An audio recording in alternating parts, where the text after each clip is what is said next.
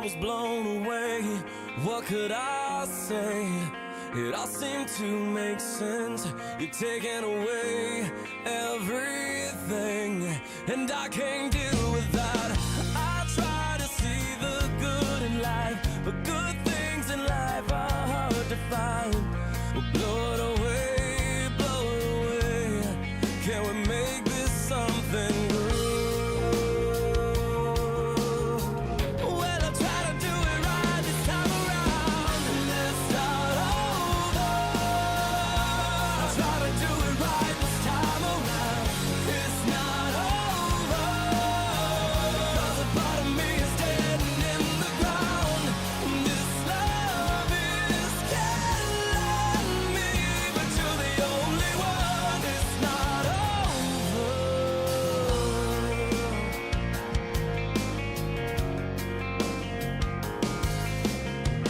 Taking all I could take, and I cannot wait. We're wasting too much time being strong, holding on. Can't let it bring us down. My life with you means everything, so I won't give up that easily. I'll blow it away, blow it away. Can we make this something good? 'Cause it's all misunderstood. Well, I try to do it right this time around. Let's start over. I try to do it right this time around. It's not over, because a part of me is dead and in the ground. This love is killing me, but you're the only one. It's not over.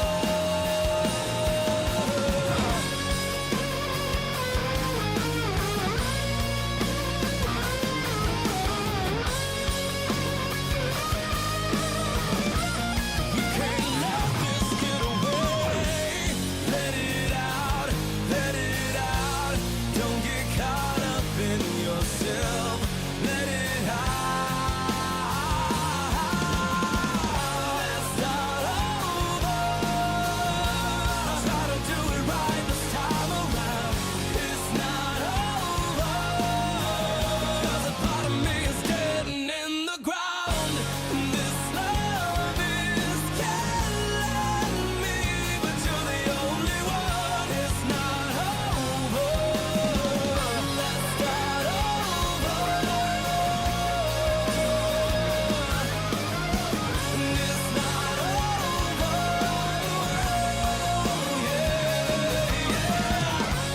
This love is killing me, but you're the only one. It's not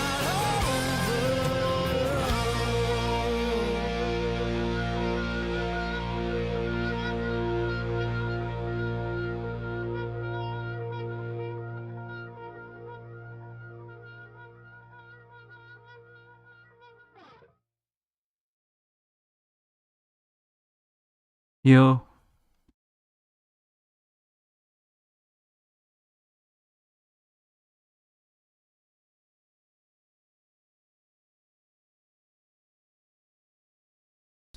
Let's try something.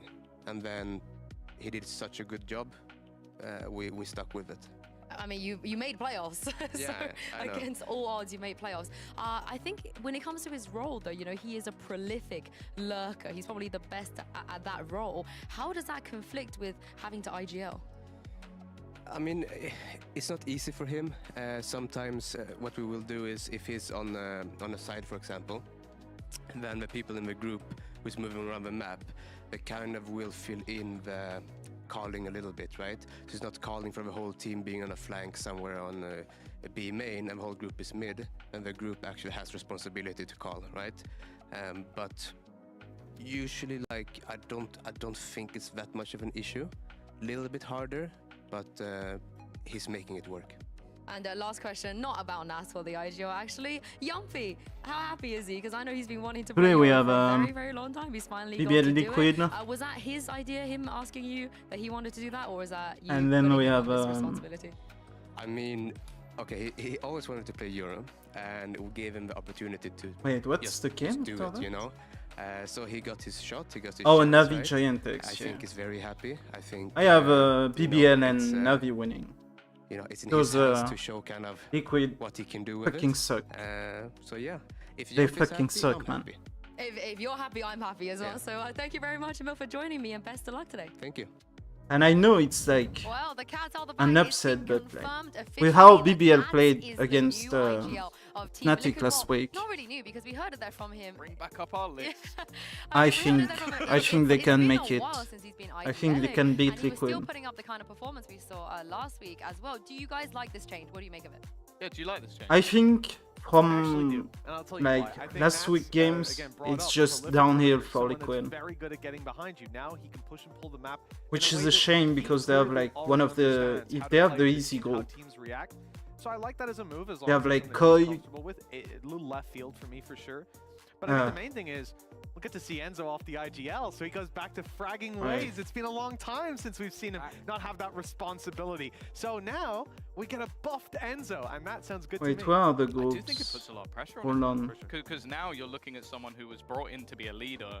You get that get out of jail free card a little bit of like, oh, he's the IGL, doesn't need to get as many kills as everyone else. Now people are going to be looking at him and going, okay, this guy needs to be putting up serious numbers. Otherwise, if they don't Fuck, I qualify, can't if find they the don't succeed groups. in the way they could, I think he's going to be the first man on the chopping block. And this is the thing, Nats, he's going to be tested because he's going to go up against But a they have lot a of very great easy group. IGLs in this league, and today that will be poorer. Someone who's been IGLing since first strike. And They had has had some Vitality, success, BBL. as well. Do you think that this is going to be a particularly difficult And I think they're in the group with Gentle Mates and The thing shit. with Pora as well is I think he's someone who likes, even though he plays supportive roles at times, he'll lead from the front. Sometimes that's good. They're in the sometimes group that's with bad. I Fnatic. think we saw it a week ago Because, where he was very Vitality aggressive on Fnatic. Lotus while playing a breach, and I didn't like it so much. But he also is very good at hyping. Oh the no, team they up have K-Corp. incredibly No, energetic. yeah, they have And the I'm hard not sure group. Nats is quite on the same like hype level Yeah, they that have, you get from someone uh, like Pora. So I think that's going to be difficult to play against. Also, they They play have a super Fnatic, explosive K-Corp, style, like where they can BBL just be direct a lot of the time. to That play. can be very difficult to call against. Yeah, for sure. I think that realistically, the responsibilities though having been taken by Nats for so And yeah, long now, it's I have thought about them this. lose I've heard every whispers, game. Thought it was more of a recent change. I have going them back to the lose demo mates this game, week that against makes sense. BBM, Now getting a little bit of a next week read for how against those games KC, flow is gonna be a big and deal the against week a team after like that, BBL because I they have can come out Fnatic winning. swinging and not give you that room to push and pull the map. They'll just push You and know. pull you. And I had Well, I hope Vitality it's not winning Java. over Fnatic this week, but Fnatic won, so it Yeah, comforts yeah. me Gravity that win. last Yofi, week. he In the finally week got 4 to of play Fnatic his Liquid, Yoru. He Fnatic was win. begging Sliggy to do it as well back in the days. Spent the longest time. But not yeah, they playing only have by hard Yoru. teams. Did you guys like what you saw? Do you feel like with the BBL changes that being came the from this easy league, one. you should stick with this agent? And they are not I like enjoyed it. I free. think he had a good performance on Lotus. A lot Especially of the with, utility like, can be used, just how- like we're seeing here for clearing some of those closer how choke poorly points, they opening up fucking opportunities look. that normally you'd have to put your life How on the line poorly, for, like, quicker fucking rotations as Liquid well, and looks. It's always fun to see I have Yuppie them push losing around the map. everything. Yeah, I think as well. Like we've got the quote that we had from Mystic where they're talking about already moving to try and use that neon a little bit more. It was something that they were testing. So I think having those two in tandem could for be what they Navi, need. Like, we have these crazy I have them explosive rounds winning from a because neon they have and a Yoru. like Giant X, Koi. I want to see the ISO though. And I fucking don't care who gentlemen. plays ISO on that team. I So just they need lost somebody against to Foot. play I had them ISO, winning probably gonna against be Foot. Kiko, or But they Yambi lost after against we Foot. saw yesterday. Oh my god, Enzo on the ISO. Let's do it. Let's do it, baby. But of course, everything is on the line here to get to playoffs. And but this yeah, is I a game think- that makes a huge think difference. Navi is Here's winning BBL and the Team 3 Liquid games. taking the stage.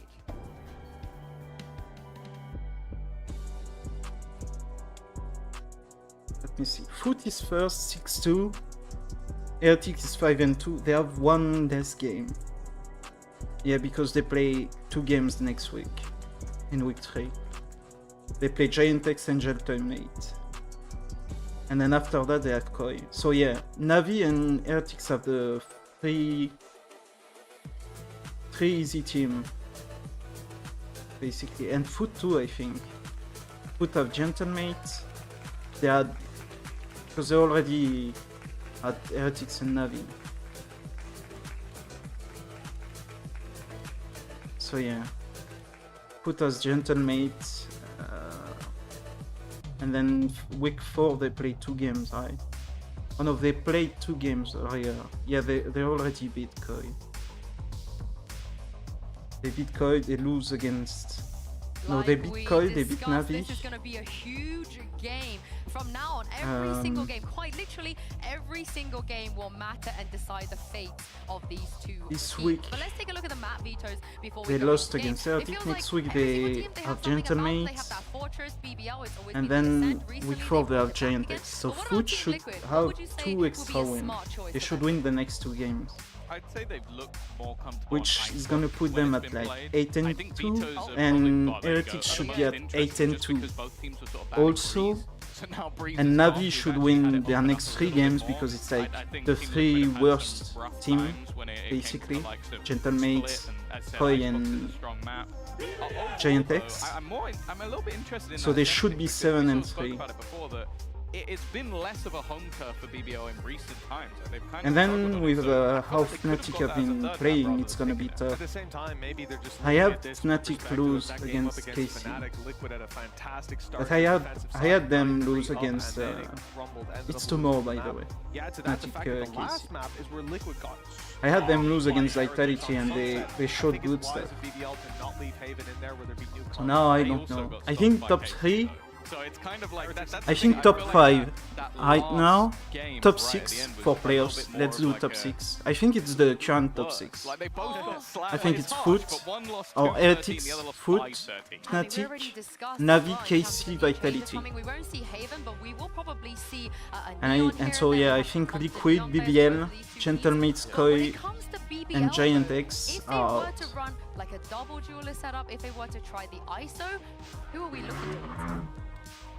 We're going to find out in just a second because we have agent select, so you guys don't have to guess. But at least for this map, we're going to have some Well, slight Kushner, changes. yeah, Kushner going over to that Neon is the change because in the past he's been sticking to the Raze a lot of the time. It's gonna be tough. I think that Because we have a like, Liquid other KC. sort of Turkish If players, KC like loses, Kiwi, who played an incredible role, and he is someone if, who's that aggressive that I think it can work out for them. if they It's lose gonna be a little bit tomorrow sad, though, to see, against that Yoru Fnatic, has gone. No. then maybe Liquid has a right, chance Jumpy playing a if support Liquid agent now. I think that, beats. you know, again, there were some if Liquid opportunities. beats We saw it in KC. some of the highlights. We saw it in the match itself as well. How Yoru can manage to open up a lot of space on the map. But I do But think other that than Breeze that, in general I is don't so see Liquid. valuable on a map like Load. It's sad to not see a Viper Make here, it. but that's this I day think and they're age. out. Yeah, and of course my eyes go to this Elite versus Nats head-to-head as well, and especially considering Nats now we know as the IGL. Yeah, for sure. We're going to get to maybe we can compare their headshot percentage towards the end of the game because I feel like Elite has been the maestro of the headshots. He's someone that I think has probably had the biggest come up in this BBL team. Like the guy has been incredible in stage 1, and I'm hoping we get a little bit more because I think they're going to need it to beat this Liquid squad. I think especially the defensive start for BBL is very exciting because I've enjoyed watching Brave with his aggressive A main control consistently around Rubble, always able to find value from there. That's going to be a big problem for Liquid to deal with and something Nats is going to have to look into in that IGL role. Oh, I can't wait to see what solutions they come up for that. And with that said, it's time to jump into the first map of this match and throw this over to your casters. What up, Pavlos and Ash? What up, indeed? Yeah, what up? We're back into this server, and this time it's a match that could have big implications to playoffs contention, right? Team Liquid and BBL both haven't had the best of runs, even though they've been closely contesting some of these teams, right? BBL against Fnatic, Team Liquid against Vitality. It's time to make that performance work on the server and end up with some wins. It really is, especially with both these teams just being right outside of that top 6 as well. Team Liquid being at that 7th place, and for BBL being at that 8th place, where they also had their super week last week when they had some tough matches, but now they got to focus down into one match up against Team Liquid, where again I think the desk was talking about this map pool here, and it really feels like they band out the strengths of each other but aren't necessarily able to pick maps into their strengths either. Let's see how this one goes. We haven't seen a Yoru be picked up in this one, but at least we've got a bit of Neon action coming over from Kushner. It's Kiko first up, looking to move on to this left-hand side, and he has been able to walk through without too much damage inflicted towards him. Now, Team Liquid are looking to back him up, but not before they want to inflict some more pressure towards this B side. Maybe more B BBL defenders can be prompted to move further backwards. Kiko isolated, not stunned up though, and crucially being able to shoot his gun up against Kushina. Reezy also having a hard time. Team Liquid. I think top 3 for you for EMEA is gonna be Heretics, Foot, and Fnatic. Para didn't have a chance in that. 2 players now for BBL. Last player standing.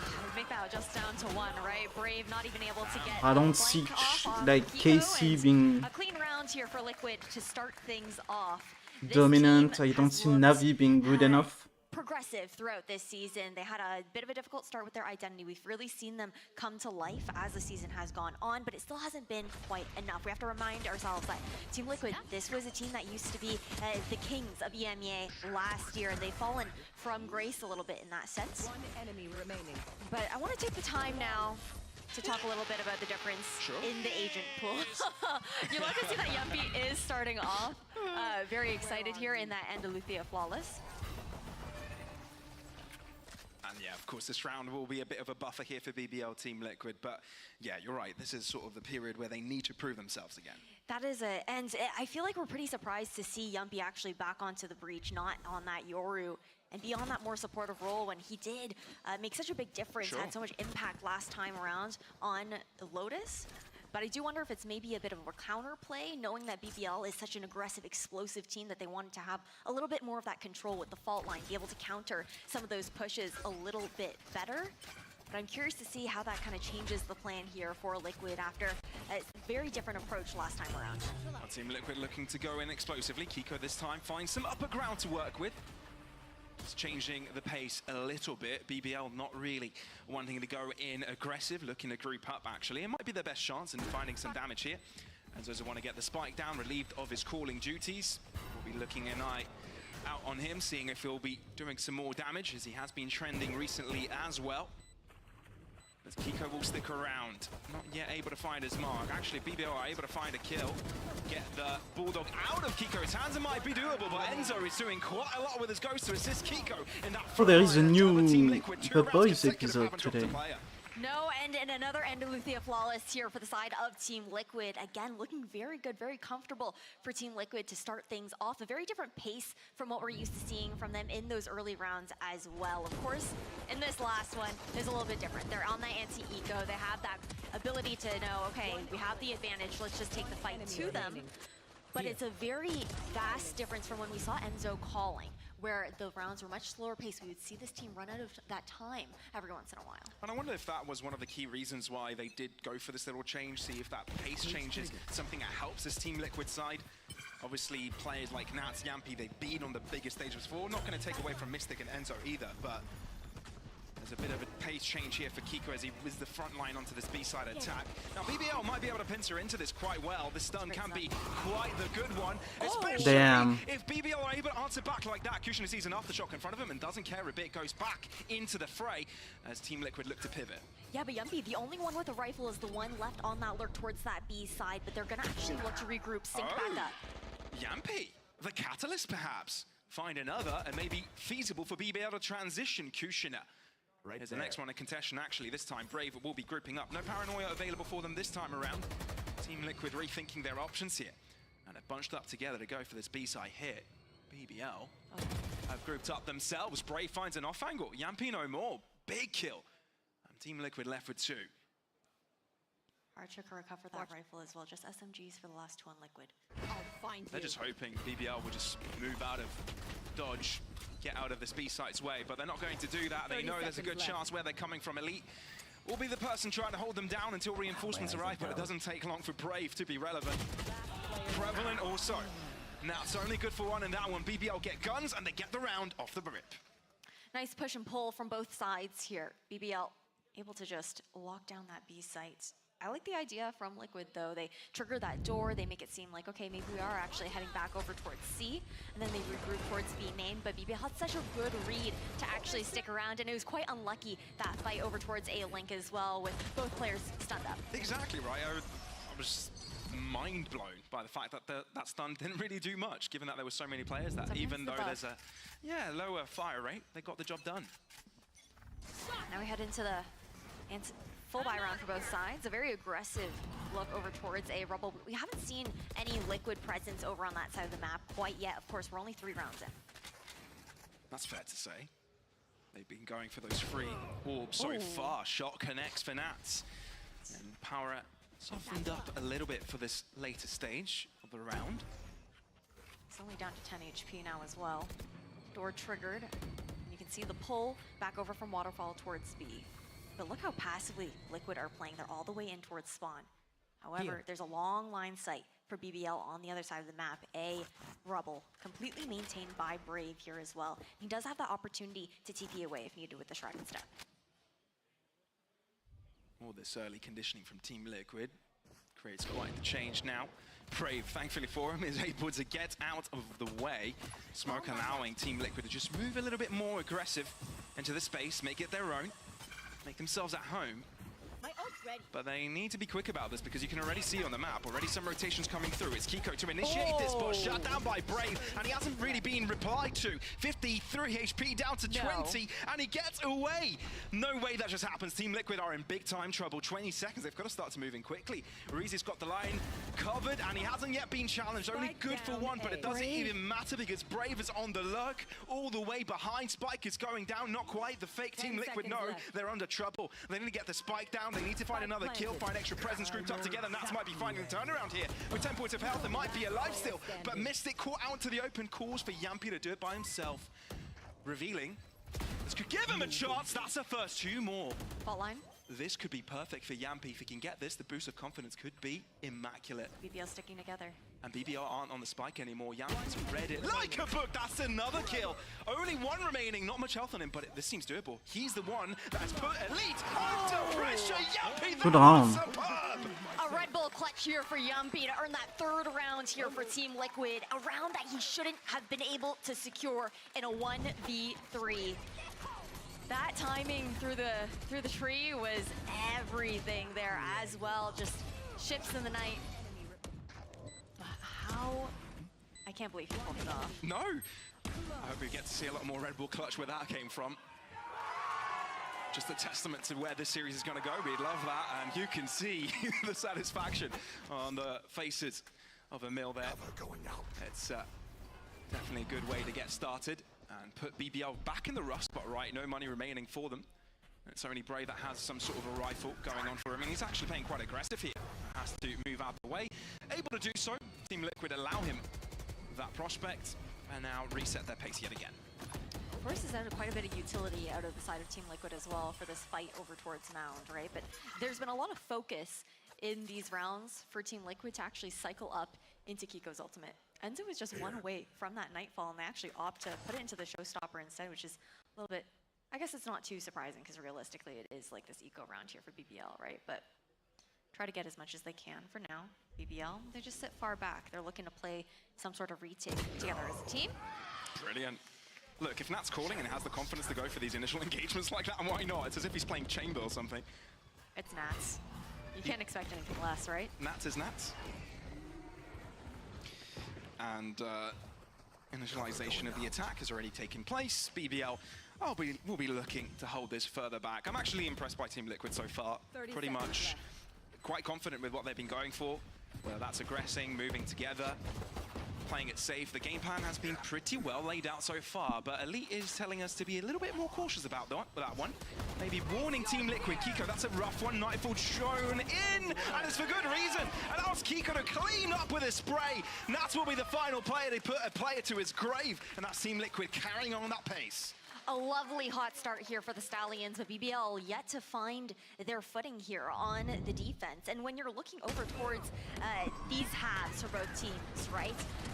Attack has always been the stronger half on Lotus for Team Liquid, and you would say the same for BBL. Historically, this team has able to find that a 56% win rate on defense, and this is getting scary to me because they don't look nearly as good on the attacking side. Of course, it's a while until we swap back, but BBL is also an emotional team.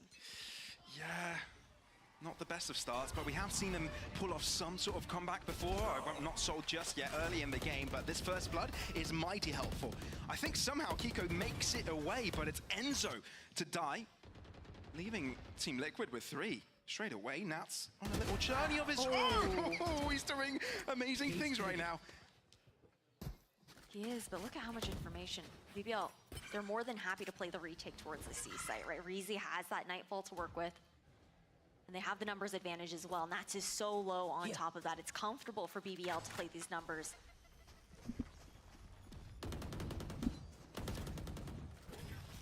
BBL, decent setup.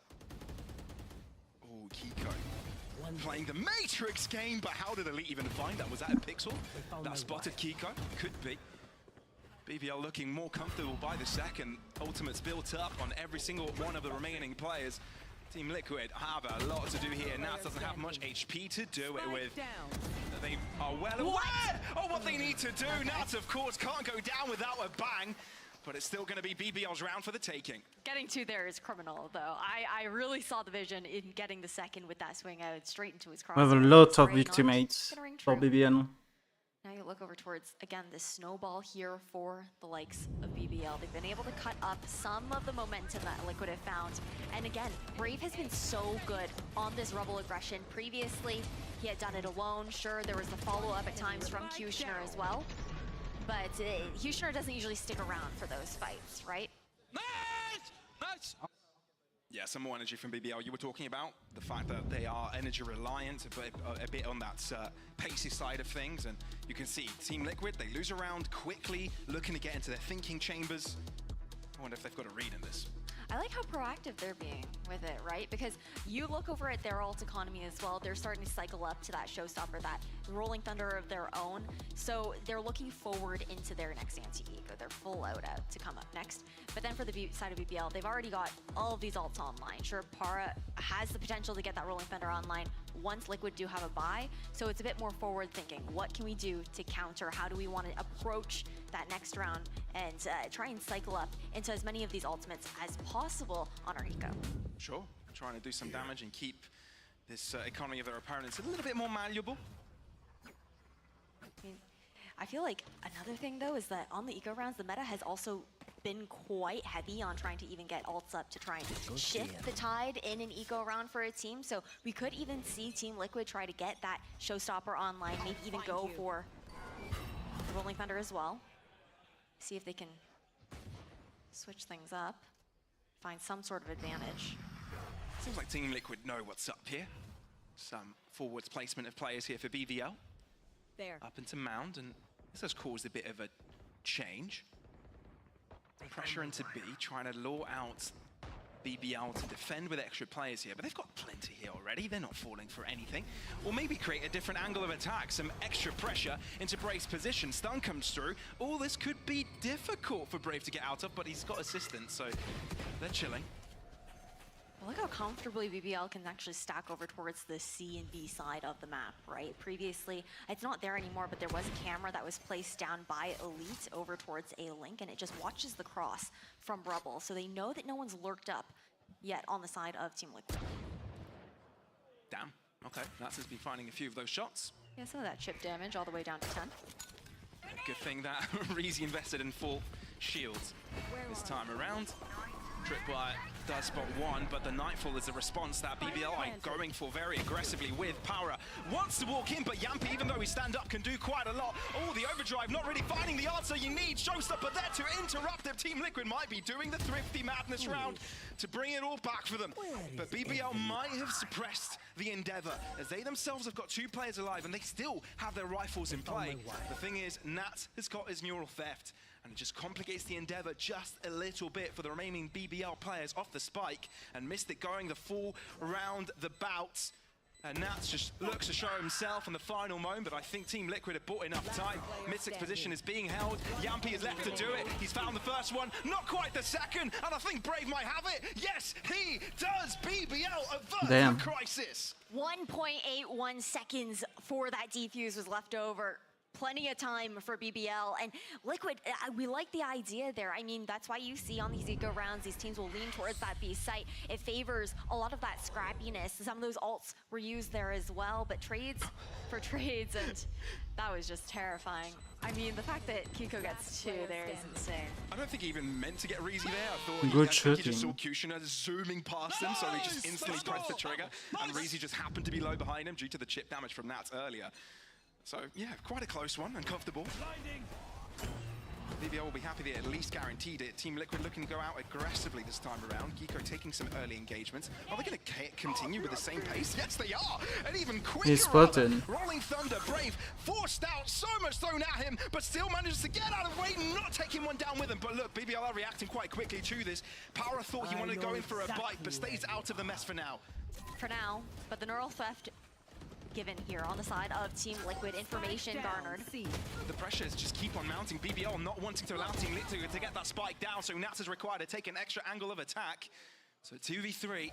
And Team Liquid, yes, they took a lot of space early into C, but now forced back. And BBL are the ones in charge in this round. They are. Para also only just 1 away from a Rolling Thunder. He's alone on that B site. But he knows the information's given. Sure, that door was triggered, but no one's crossing. This is the best case scenario for BBL because Team Liquid are walking directly into the trap. And not being quiet about this. Pinging Herd, power to the side, it's Elite to find the first kill, make it the second as well! BBL really happy with that equalizer. I feel like you never want to walk into Elite's site. No. Like, honestly, this is a player that was someone that we couldn't stop talking about during the first stage. One of the best players within our region. A big reason as to why BBL was able to finish in that 3-3 standing within Group Alpha.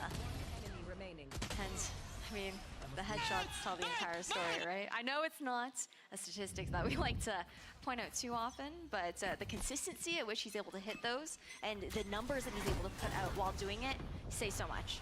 Oh, BBL actually challenging very far forwards into this Brave. A ballsy play by him, illustrated by his name as well, quite brave.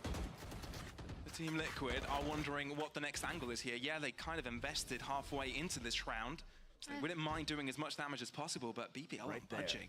They've got all 4 players nearby, posted up different angles. Team Liquid, if they're not careful, they're in big trouble. Mystic trying to open things up, but he won't account for Kushner's angle. Perfectly played. BBL catching Team Liquid by surprise. Flash comes in, a bit delayed. Yampi forced out into the open, where there are more BBL players waiting. Somehow Nats keeps it competitive, but that's going to be 2 survivors for BBL, edging ahead from their opponents. This is where BBL tend to thrive here as well in a lot of these scrappy rounds when it comes down to these fire fights, no matter how much utility is being thrown out.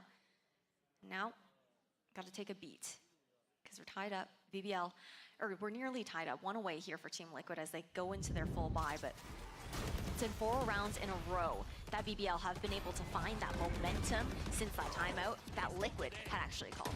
That's true, right? I mean, that's what you always need to think about with these timeouts, is that there's also the ability of your opposing team to talk with the coaching staff and figure out a lay of the lands. And you've got to be a little bit careful with these. A bit of burst of energy coming out from Team Liquid. 4 consecutive, and Team Liquid spending their 2nd timeout already. Yeah, that's kind of scary because now they have nothing to work with if we go into that second half, right? But of course, they'll be able to chat if BBL elect to use their own as well. But with the momentum that they've built up, this is not a team where you usually expect them to have those timeouts being called when there are up rounds. Conversations to be had here on the Liquid side. They have to stare the Rolling Thunder in the face for this round. It's an important one for them to be able to win out. It is neck and neck. Nearly when it comes to that economical situation, Elite is really the only one who has padded that money a little bit there. But we can also look towards Enzo into this round as well, right? He's got that Odin on. That's when he starts to frag out. That's the first thing. Second, we've got that Nightfall just off of 1 to coming to fruition. They like to lean over towards the C orb here as well, respecting the 1 way for now. But a different look, BBL, they've taken B main control. You already see Para poised and ready with that fault line in case they have contact. I'm just waiting to see what Enzo can do with this Odin. Well, we've changed the setup here as well, right? See Elites on the other side of the map. One of the first times we're seeing him sit over towards A. Well, the camera is helping him in this defense attempt. BBL confident to hold on to the other side. This is going to be a retake approach for sure. So Team Liquid will be given free real estate here. I just wonder how far forwards they're looking to go into, right? There's the option of moving into stairs as well, but I think they just want to make sure they can get the spike down first. BBL have transitioned very quickly onto the A site already, to the back of it at least. The stun comes out. Mystic is wondering, does he go away? Does he move away? He doesn't, which does cost his life. Reezy, super aggressive off the back of the Rolling Thunder. Makes it a triple kill with Yampy standing alone, wondering what the hell has happened to his teammates. Finds the same fate as them, and Andalusia flawless by the Turkish team of BBL. It was a gorgeous trap play coming out from BBL. They have Elite set up on that site for the information just to stall out a little bit while everyone else went searching for space on the other side of the map. They had the read that it would be towards that A site, and it's such a tight site to fight on as well that the Rolling Thunder just finds so much value paired with that neural theft. All Reezy had to do was shoot. Plain and simple. And the ball is just rolling right now. 5 in a row. Team Liquid need to interrupt this pace. 2 rounds remaining in the half. And if they want to keep the trend of having success on this attacking side and give them the best chances of closing out this map. Damn, look how far forward Mystic has gone into, but everyone is losing their fights in every single front. BBL has completely taken over. Again, once they find this momentum, once they find this energy, they're such an emotional team that they just continue to drive forward, and Team Liquid have yet to stop the bleeding. These rounds have been over within the first like 45 seconds. We really haven't had a long round whatsoever. BBL consistently take the fight to them.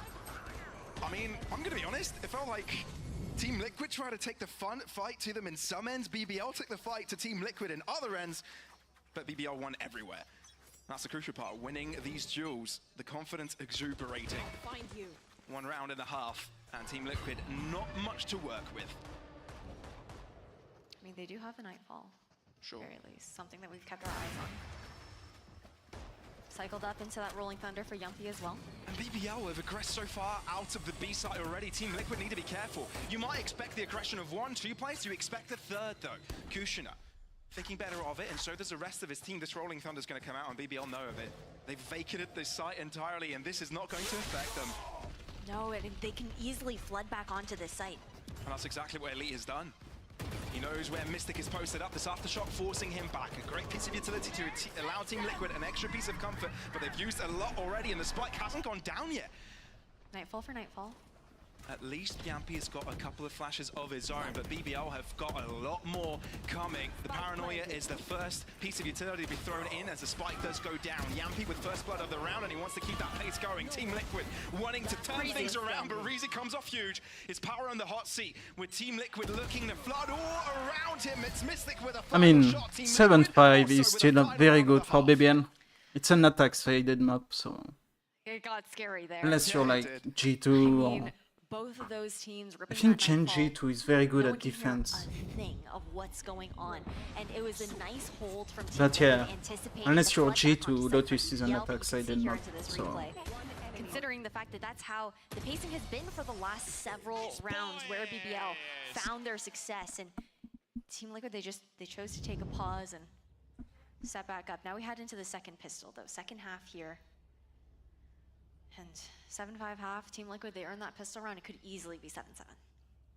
And this is where we get to see Kushner's Neon Right come there. out as well on the attack. Right there. How aggressively can break through these lines of defense that Team Liquid can set up. And it's Team Liquid that look to take precedence.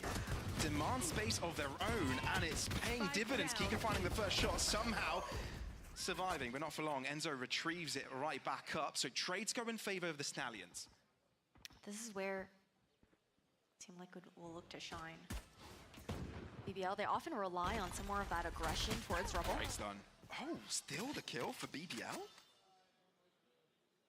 Yumpy so low. Yampy. Oh, out into the open, and I think BBL have just turned the tables around. They're the ones on top, they're the ones with the numbers. Nats caught off by Reezy's aggression. He is online today. And Mystic is in trouble. Seemingly BBL having the exact read on his positioning. All 3 players looking directly at him. Honestly, just probably looking to deny another ult orb over towards Reezy. He's so low to the point where Reezy's either gonna die to Mystic or try and take him out and just try and deny cycling up into that Nightfall as early as possible. Well, Mystic has been on the down low for quite long enough, so BBL will be checking all angles, and Elite has definitely got that one covered out. BBL finding themselves the second pistol of this game. Pistol for a pistol, one each for both sides now. But I like the contact play coming out from Team Liquid over towards B main there. And I think it may have been even a little bit of a surprise to see so many BBL players actually waiting. Typically, this team likes to favor that heavy Rebel control early in the round, or they anticipate the defenders to fight for it as well. And then we've seen them have a little bit of difficulty on attack, pivoting their plan when they actually don't get played into. I think when talking about BBL, we've seen a bit of development from that aspect, right? Being able to have multiple identities within a map itself, not being that one-dimensional. A reason why they've leveled up so much this year, gotten some good wins under their belts. Not so much this stage so far, but they have been contesting some of the biggest teams. Well, we're definitely seeing it on Lotus right now, the adjustment even from the last time we saw them on this map, which was against KC, that 6-13 loss. But again, a loss to a team like KC as well can teach you so much. It can. Gotta go.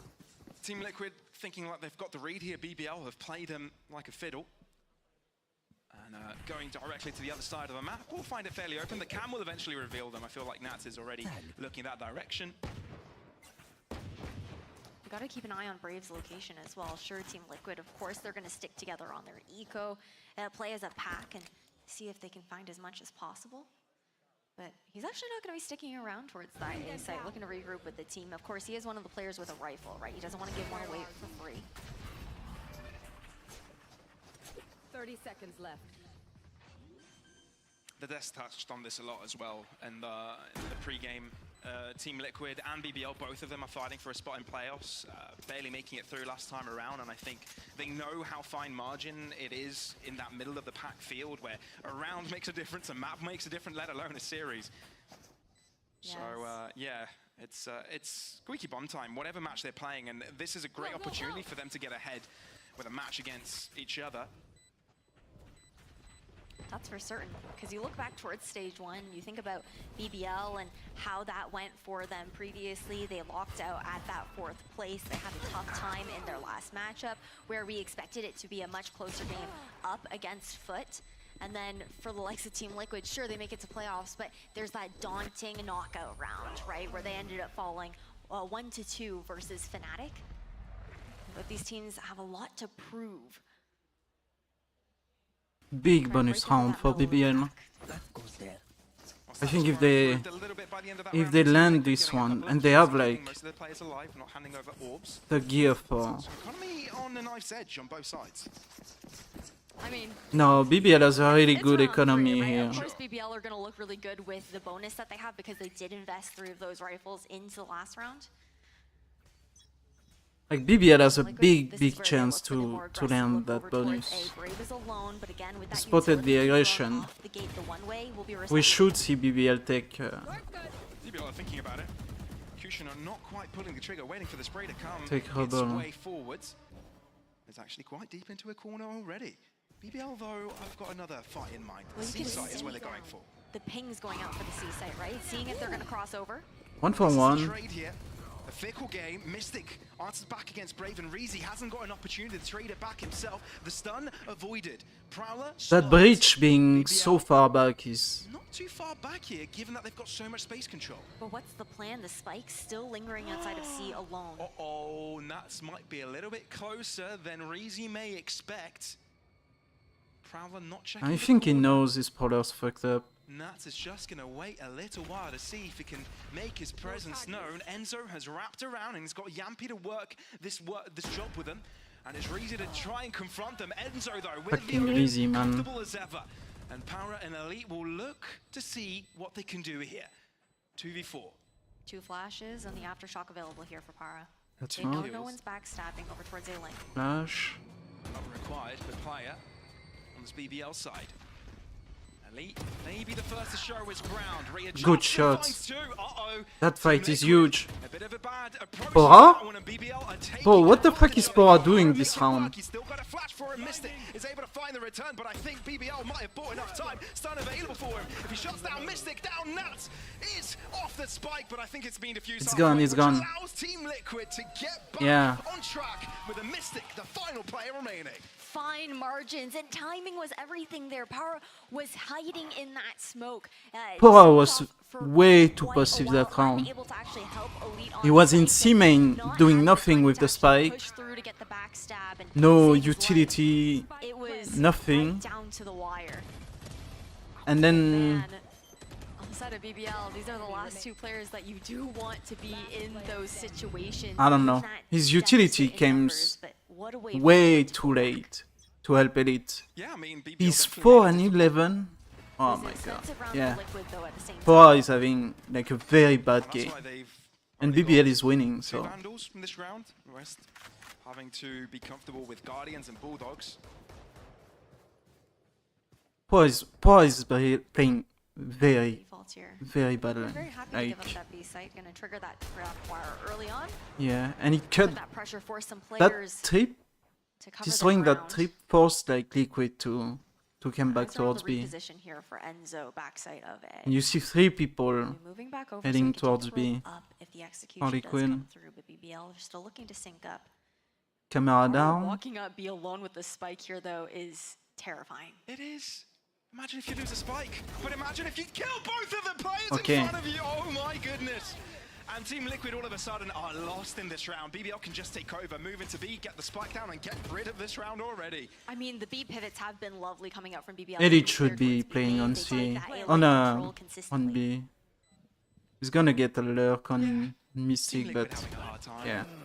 He's clear. Now his utility is dropped, A so little bit more leeway. Paranoia, it's good I don't know. to deter Power's vision for a little I bit. feel like if you have the lurk on Doesn't show A, his mark just yet. you No, don't maybe necessarily not. to Oh, also have a yeah, lurk get on the C. one shot here with a shorty, but it just isn't the case. Again. Team Liquid have to drop back.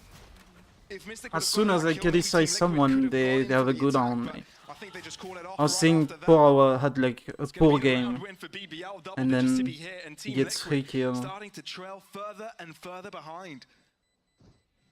Yeah, money's not looking so good. Nats Possibly really has 4. to save this Vandal. At the very least, it manages to take Q-Sure down with him. But Enzo's also stuck saving a Guardian into the next no. round. No! Guys, hold on. Uh-oh. Just at the lip. That's so unfortunate. At least they're smiling, right? Yeah. I mean, it is Yeah, I what mean- it is sometimes, Sure, yeah. right? We gotta remember also that Lotus is the map pick of Team Liquid here. That's very true. Then they have to go into the Turkish bread and butter, the Ascent. However, Pavlos, to be fair, BBL had not been looking too hot there over in Italy. I don't know, was that a bet lost or something? Still. A chance for BBL to just extend their lead here. No matter if Team Liquid can find any damage. They bunched up together, a bit of a risk to be taken this round to give Rich them ultimate, paid ultimate. sort of the best chance of gaining anything substantial out of this one. Now it's left alone onto the seaside, and that's where BBL are fancying their chances. They're looking for the camera. Team Liquid are going to start found looking it. though. They clear out towards B main. 4 people stacked there.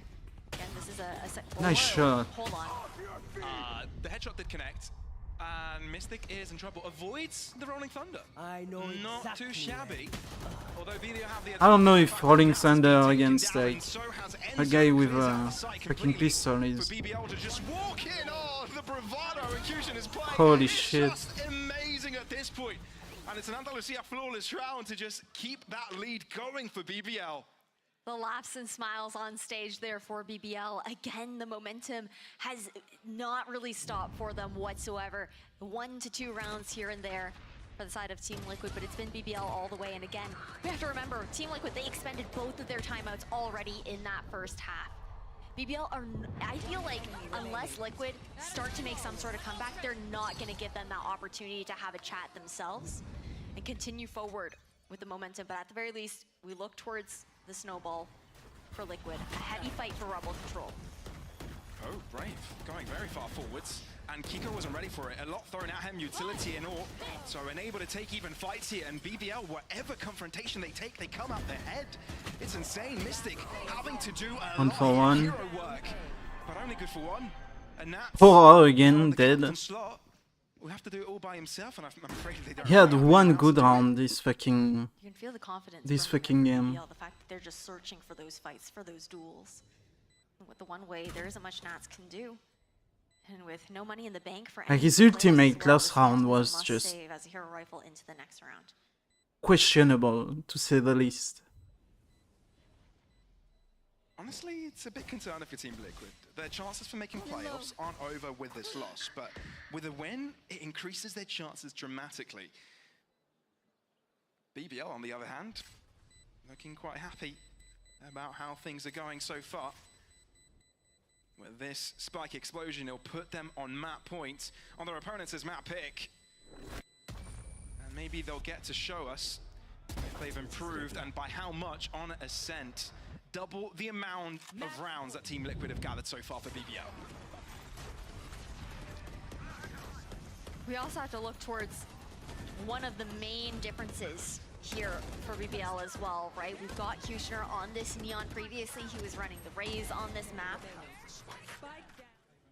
And it gives that opportunity to go for a lot more of those faster rotations, those quicker pivots towards B, the surprise dashes in towards that A link as well. But look how heavily this time 4 players on Team Liquid look to fight for Rubble.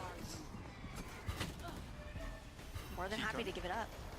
Yeah, they are. They realize that Team Liquid want to go for something aggressive here, demand that space, and they're like, sure, have it. We're just going to go directly the other way.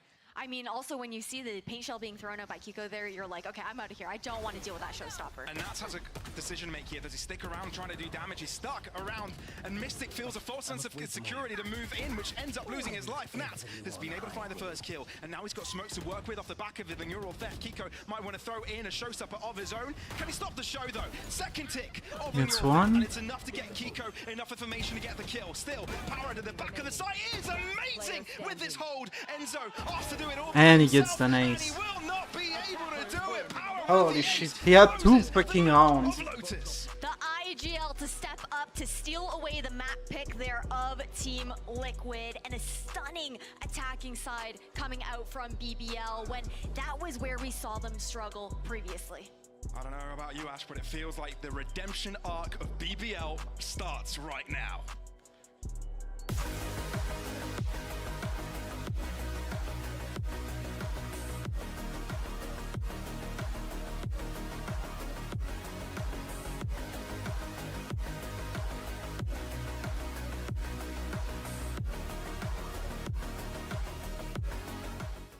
I know a place that will break you into 1,000 pieces.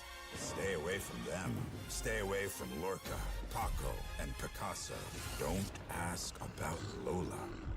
Ay, Caballo Grande. Ay, Dolor de Nieve.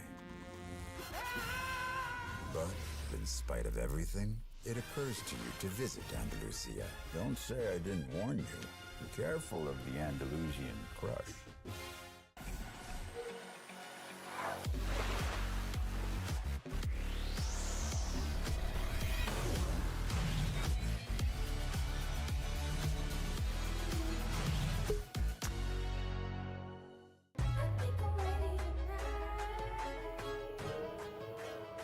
Hey guys, it's Jimmy Lin. In this series, I'm going to walk you through Attack on Pearl. Watch out for the stairs, clear this angle. You're going to be able to fight this.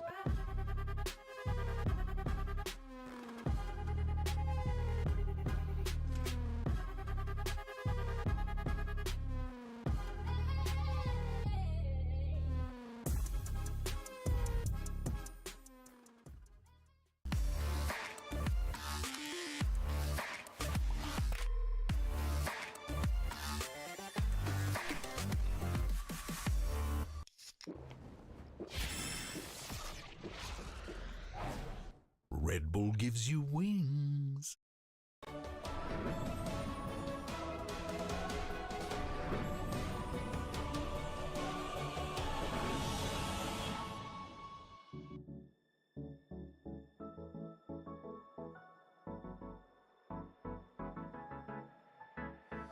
Let's do something crazy. Get a bit wild today. Cause we don't do this every day and we deserve it. Life is so amazing. Nothing is in our way. Baby, let's fly away. Do you feel it? Is your heart rushing the way my heart's rushing when you take it all in?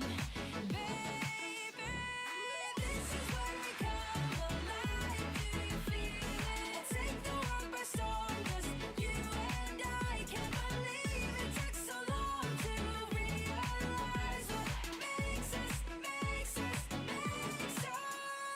come alive.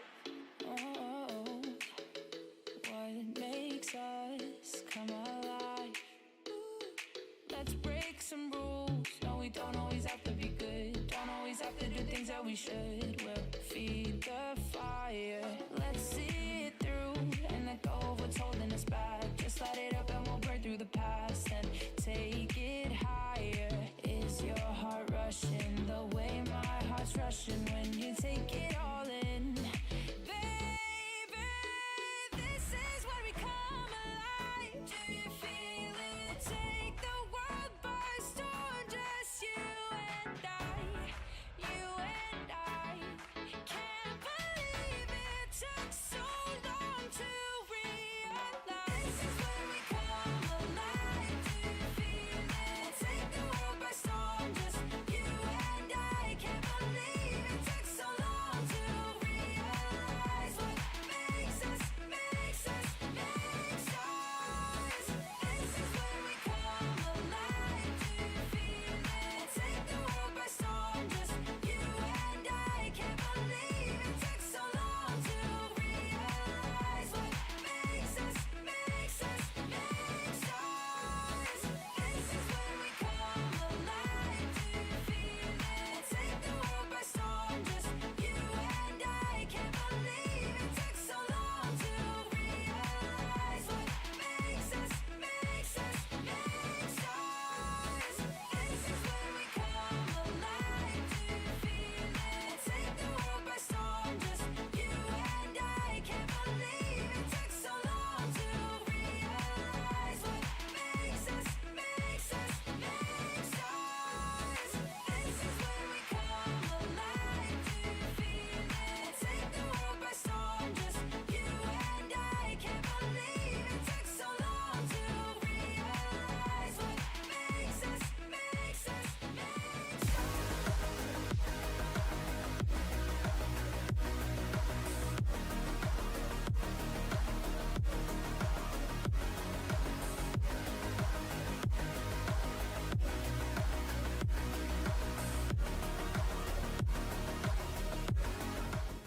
That was a fantastic start for BBL in this match against Team Liquid. I'm your host, Yings, and I'm back here with Tom and Mitch. Now, for the only team to have ever, only Turkish team, to have ever taken down Team Liquid, and it feels like the way the BBL are going, they could become the second. Yeah, no, especially the way they were able to streak so many rounds together, like in consistent fashion. They looked like a much better team in that map, if I'm going to be honest.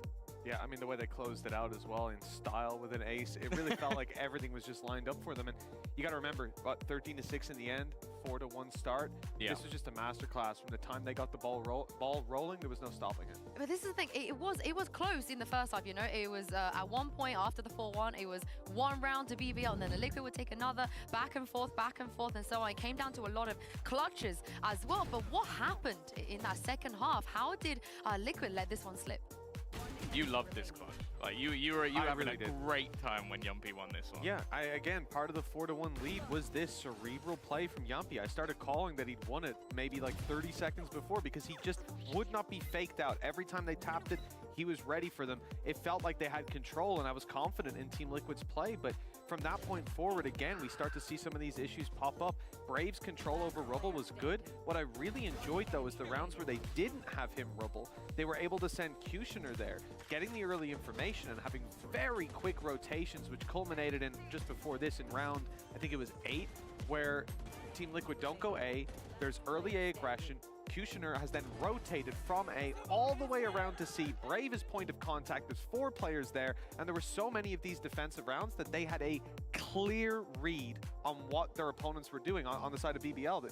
They had the playbook in front of them. Yeah, and it's the IGL that closes out as well in Pora. We spoke about this before. If we take a look at Pora in the AIM Labs warm-up, he is the seasoned IGL in this matchup. Tom, what did you think of Nats' performance there? But that's the thing, like Pora looked so confident, and especially the early rounds, Nats looked incredible. Like he was someone who was picking up on all of the early fights, but again, it's a scenario where I feel like that sort of pace of BBL was something that was difficult to call against, and especially with the quick rotations and then getting onto the attack, they just looked unstoppable, and it makes me pretty nervous because I think that BBL, although they've not been the team to make long runs in tournaments or make it to playoffs, they're always really difficult to play against. And right now, I don't know if Liquid have what it takes. I think it's going to get harder because we are going to Ascent of all places. But I like the way that Liquid were getting weird on Ascent. They were when nobody else was getting weird, Mitch, they were getting weird. And I hope they keep the weirdness today.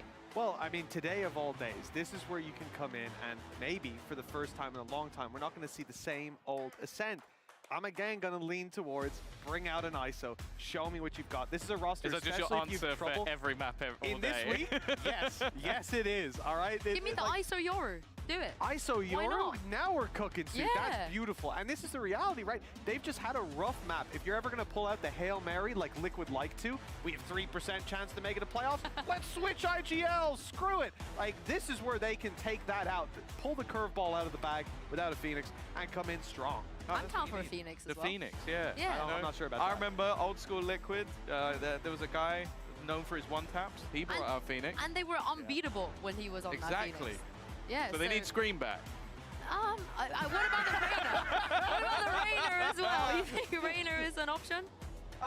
It's always an option. I don't know if it's a good option. It's available in Agent Select, I'll say that. And that's about all. That would be my choice. I still think it's a good option. I just don't want to see the bog standard, the Jet, the Killjoy, the KO, like, ugh. I also think that, in my mind, BBL, if you go standard, I think BBL win. Because I think that right now they just look better. Like, obviously, both of these teams have had their struggles on this map in general, so it had BBL, we talk about it being a home turf in the past. I think this year they're 0-4, so. Let's go! Okay, Kiko, you know, I'm with it 100%. I'm more excited about Yumpy Jet. Yumpy's return on Jet. You remember when he first came on the scene playing the Jet? Absolutely. He was running in with the Judge. But have you seen the ISO patch? Were you here yesterday? He wasn't just running in with the Judge. He was updrafting with a Vandal as well. It was incredible.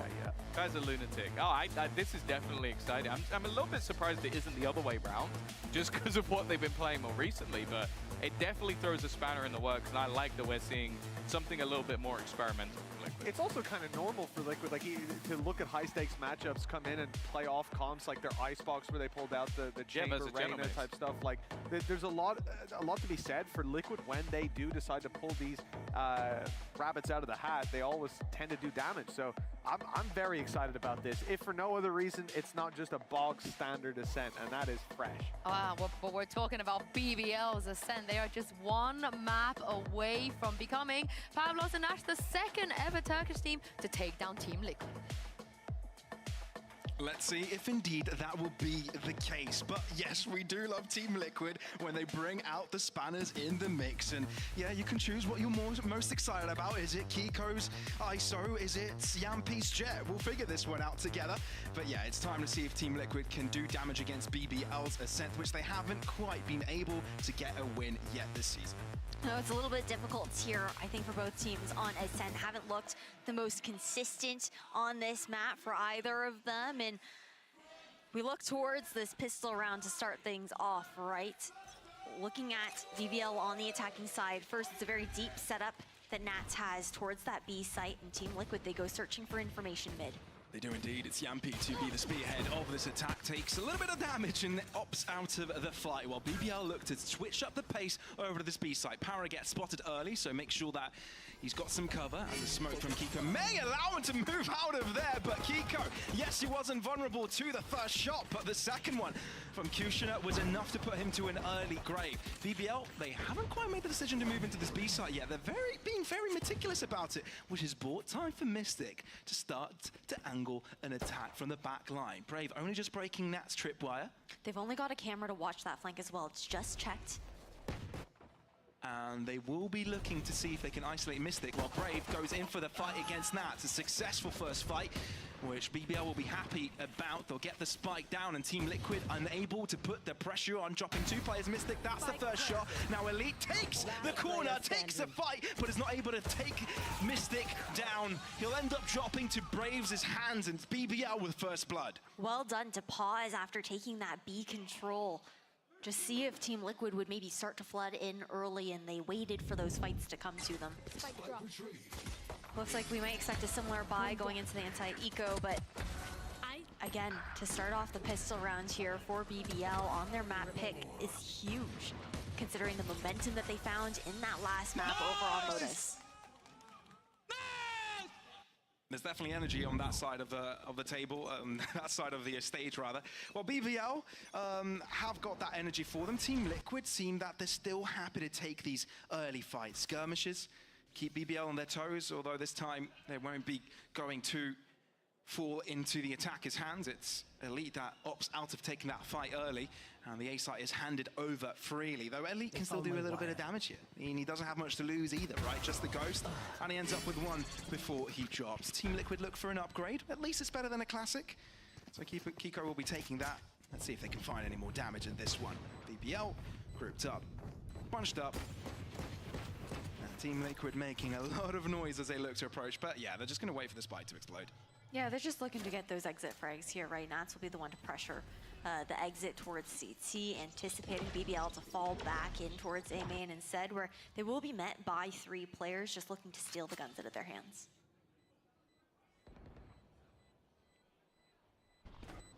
Overall, though, I want to get your take on it, Pavlos. Yeah, give I me mean, the we're question. seeing vanilla ascent on the side of BBL, right? Yeah, sure. But then, how are you feeling about Kiko being on that ISO? Because I think the desk is talking about it as well. We were quite surprised at that fact. And as I say that, all those weapons lost for BBL. That is a tough look to lose those two rifles. True. I'll answer your question though. Kiko was a madman the previous split when he was playing in Challengers North under Apex. He wasn't, you know, the best in Ascension, but he did a lot of damage. Now, obviously, you think he deserved the step up, but the fact that there've been so many high-end duelists coming in from the Challenger Leagues this season, it's been hard for him to stand out. So there's a lot of pressure on him to actually match that performance. But now on that ISO, he might have a better chance of doing that. It's possible. A lot of heavy presence already shown here by BBL over towards this A site, but Nats has also shifted over. Got a tripwire for mid and for A main. BBL, take a pause.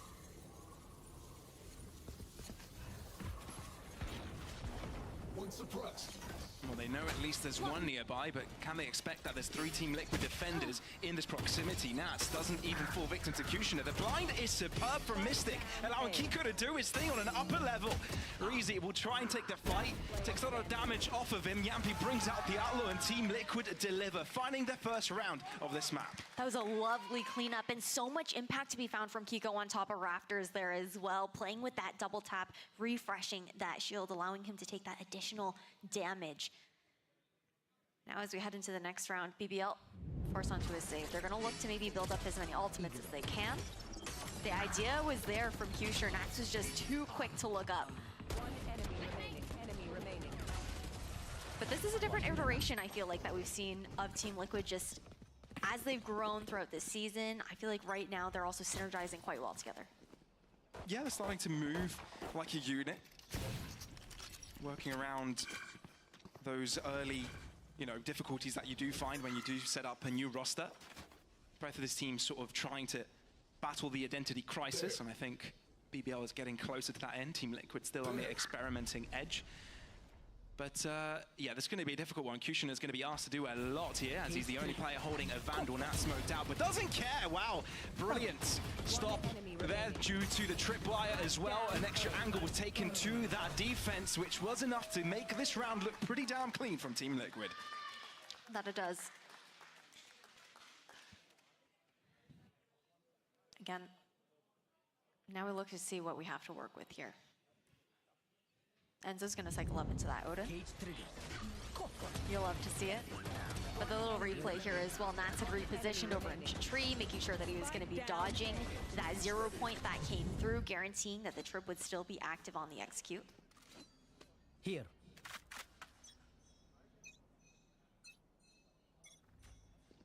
Well, Team Liquid look like they want to be moving into what makes everyone comfortable. As I did mention, Enzo, Odin time, and this is the perfect map to do it. He's already spraying some shots, warning shots against Elite, saying, don't even bother coming through B. And a spread out early attempt from BBL to gain information. And Yampi goes even further forwards. Look at that, Kiko. Can he win this 1v1? Para is going to stand still, and it's Kiko to win it. And Team Liquid play off of the advantage. Kushner tries to challenge Kiko, and actually buys a lot of space. He's moved in all the way into the back line. You can see Endo trying to challenge it, but Team Liquid have got to balance this pressure with Reezy moving up into short. It's Nats to deliver the finishing blow. But BBL have gone all the way around into the safe side. 2 angles of attack. Team Liquid try to fend off 2 different places, but it's Mystic to instantly get traded. BBL, can they draw it right back up? Kushner, low in health. Elite is the one to put BBL right back into even footing, but Kushner's aggression doesn't pay dividends, and it's Team Liquid that have got the numbers. Elite trying to close up the gap to take this fight to them, but cannot connect the shots, allowing Team Liquid to take the lead. There's a great read from Team Liquid as well, just to check back over towards that window. I love that play. We saw the smoke over towards tree, and Team Liquid, they choose to play in it, aware of the fact that Kushner was in that back line, avoiding the possibility of getting pinched and punishing whoever pushes through. And I mean, it's unfortunate for Kiko that he didn't have anyone watching his back there, but to even find the success in that duel within the kill contract made all the difference. Did indeed. I didn't notice that's how Enzo got the final kill. Just jumping Rambo style and finding, of course, bullets through the wall to end up with a guarantee. Kiko to the back of site, trying to clear out Brave, but Kushner's pretty damn quick on that approach. BBL have switched up the pace entirely, but Enzo is showing why he's so damn dangerous on the Odin. And this round has gone out of control for BBL. Team Liquid putting their foot on this B site and saying no one shall cross when Enzo is on the Odin here, and Para is left with a sheriff in hand. I mean, such a quick turnaround, right? There really isn't anything that you can do with 3K there for Enzo to tidy things up and maintain this advantage here for Team Liquid. I love that he looks at the camera and says, yeah, that's the way to do it. I mean, that is such a big part of the B main control that Team Liquid have been trying to find, right? Enzo goes for the spam, and it allows previously Yumpy to walk up, find a bit of that information, poke and prod a little bit there as well, and the recon dart there was perfect from Enzo. As we wrap up this replay, we do also see BBL calling a timeout, the first one that they've called within this series. Nice, Enzo, nice. Yeah. A few words of affirmation. It's good. Learning the ropes of that IGL. And BBL, you're right, has gone into that timeout. They've lost 4 in a row. The first 2 were theirs, but ever since Team Liquid had their hands onto rifles, it's been a harder time. Now, yeah, they've got some ultimates available for them. They've got some extra pieces to this play that can allow them to gain the early advantage, but they haven't been able to destabilize Team Liquid's defense yet. No, it's quite an important swing round here for BBL as well. 4 rounds in a row for Liquid. The fact that BBL have the Hunter's Fury, that null command to work with, and they're off the back of this back and forth economy where they're stuck on those ecos, half purchases, and having to flip-flop that with their buys. Meanwhile, with Liquid, Yumpy is online with the operator into this round here as well. And this pause also gave an opportunity to Liquid to chat about how they want to approach it, because they are going to expect Para to be popping that ultimate on the KO for that execution. And it looks like, based on this positioning, Yumpy wants to get ahead of the play here in mid. He does indeed. Let's see how free-flowing he will look here. The smoke is perfect to allow BBL to cross through, but Yampi doesn't care about smokes. The smokes are just an abstract concept for him. Kiko moves in, but doesn't matter to Kushina. Spray transfer is perfection, but Enzo wants to reply. No, it's actually Reezy's Hunter's Fury. But still, it's BBL ahead here. They've done magnificent work to shut down Team Liquid aggressing in mid. Especially because that null command could deny the Hunter's Fury in return on that plant. It's not going to be used. Spike planted. Team Liquid are struggling to find this opening. Yampi softened up from earlier. Will second guess his entry attempts. Player standing. And it's Power's bullets through the bottom end that end up killing Yampi. So this is going to be a strong round for BBL. They took the time out, they had the read, they just switched up the pace, put pressure into mid, and it was exactly what they needed to end up with a round win. That it is, and they're actually looking to hunt Enzo down, knowing that he's going to be trying to save this operator for Yampi into the next round. But at the same time, what's a bit dangerous about that is that they don't have the money to deal with, but when it's elite going for you, not much you can do. Not much you can do at all. Enzo was hoping to save that to the next round. Not going to be happening. So the 4-round streak of Team Liquid just stopped by BBL. But let's have a look at this one again, because an insane shot there by Kushina. Not only connecting the first headshot onto Kiba, but keeping that spray transfer going and getting the second to end up on top. Not only that, but he gets a second kill to guarantee this round for them. Brilliant stuff. Team Liquid not going to be so comfortable this time around. No, definitely not. Different coverage this time, too. Smoke towards bottom mid. Yampi's not going to challenge it this time, not after how the last look went. Full mid control here, comfortable for BBL. Tree contested by 2 players. You do have Mystic with a Paranoia available in case Nats gets in trouble. Kushina not quite fancying his chances. Reezy. Good. Our drone spotting out 2 players. Oh. Hunter's Fury enabled by Enzo. First tag successful, but it's easy to find first blood out in mid. Nats gets caught out. Kiko tries to reply, but in the meantime loses his teammate. That's the spike, so it does mean that BBL need to get into shaky ground to retrieve it, but they've got the numbers, and with the smoke it covers their ground. Yeah, but look at how far Yampi has walked out here as well. Of course, there is a trip to stall him. Just the pressure that he's looking to put to fall back, knowing that they are at that numbers disadvantage. Sync back up with the team towards A.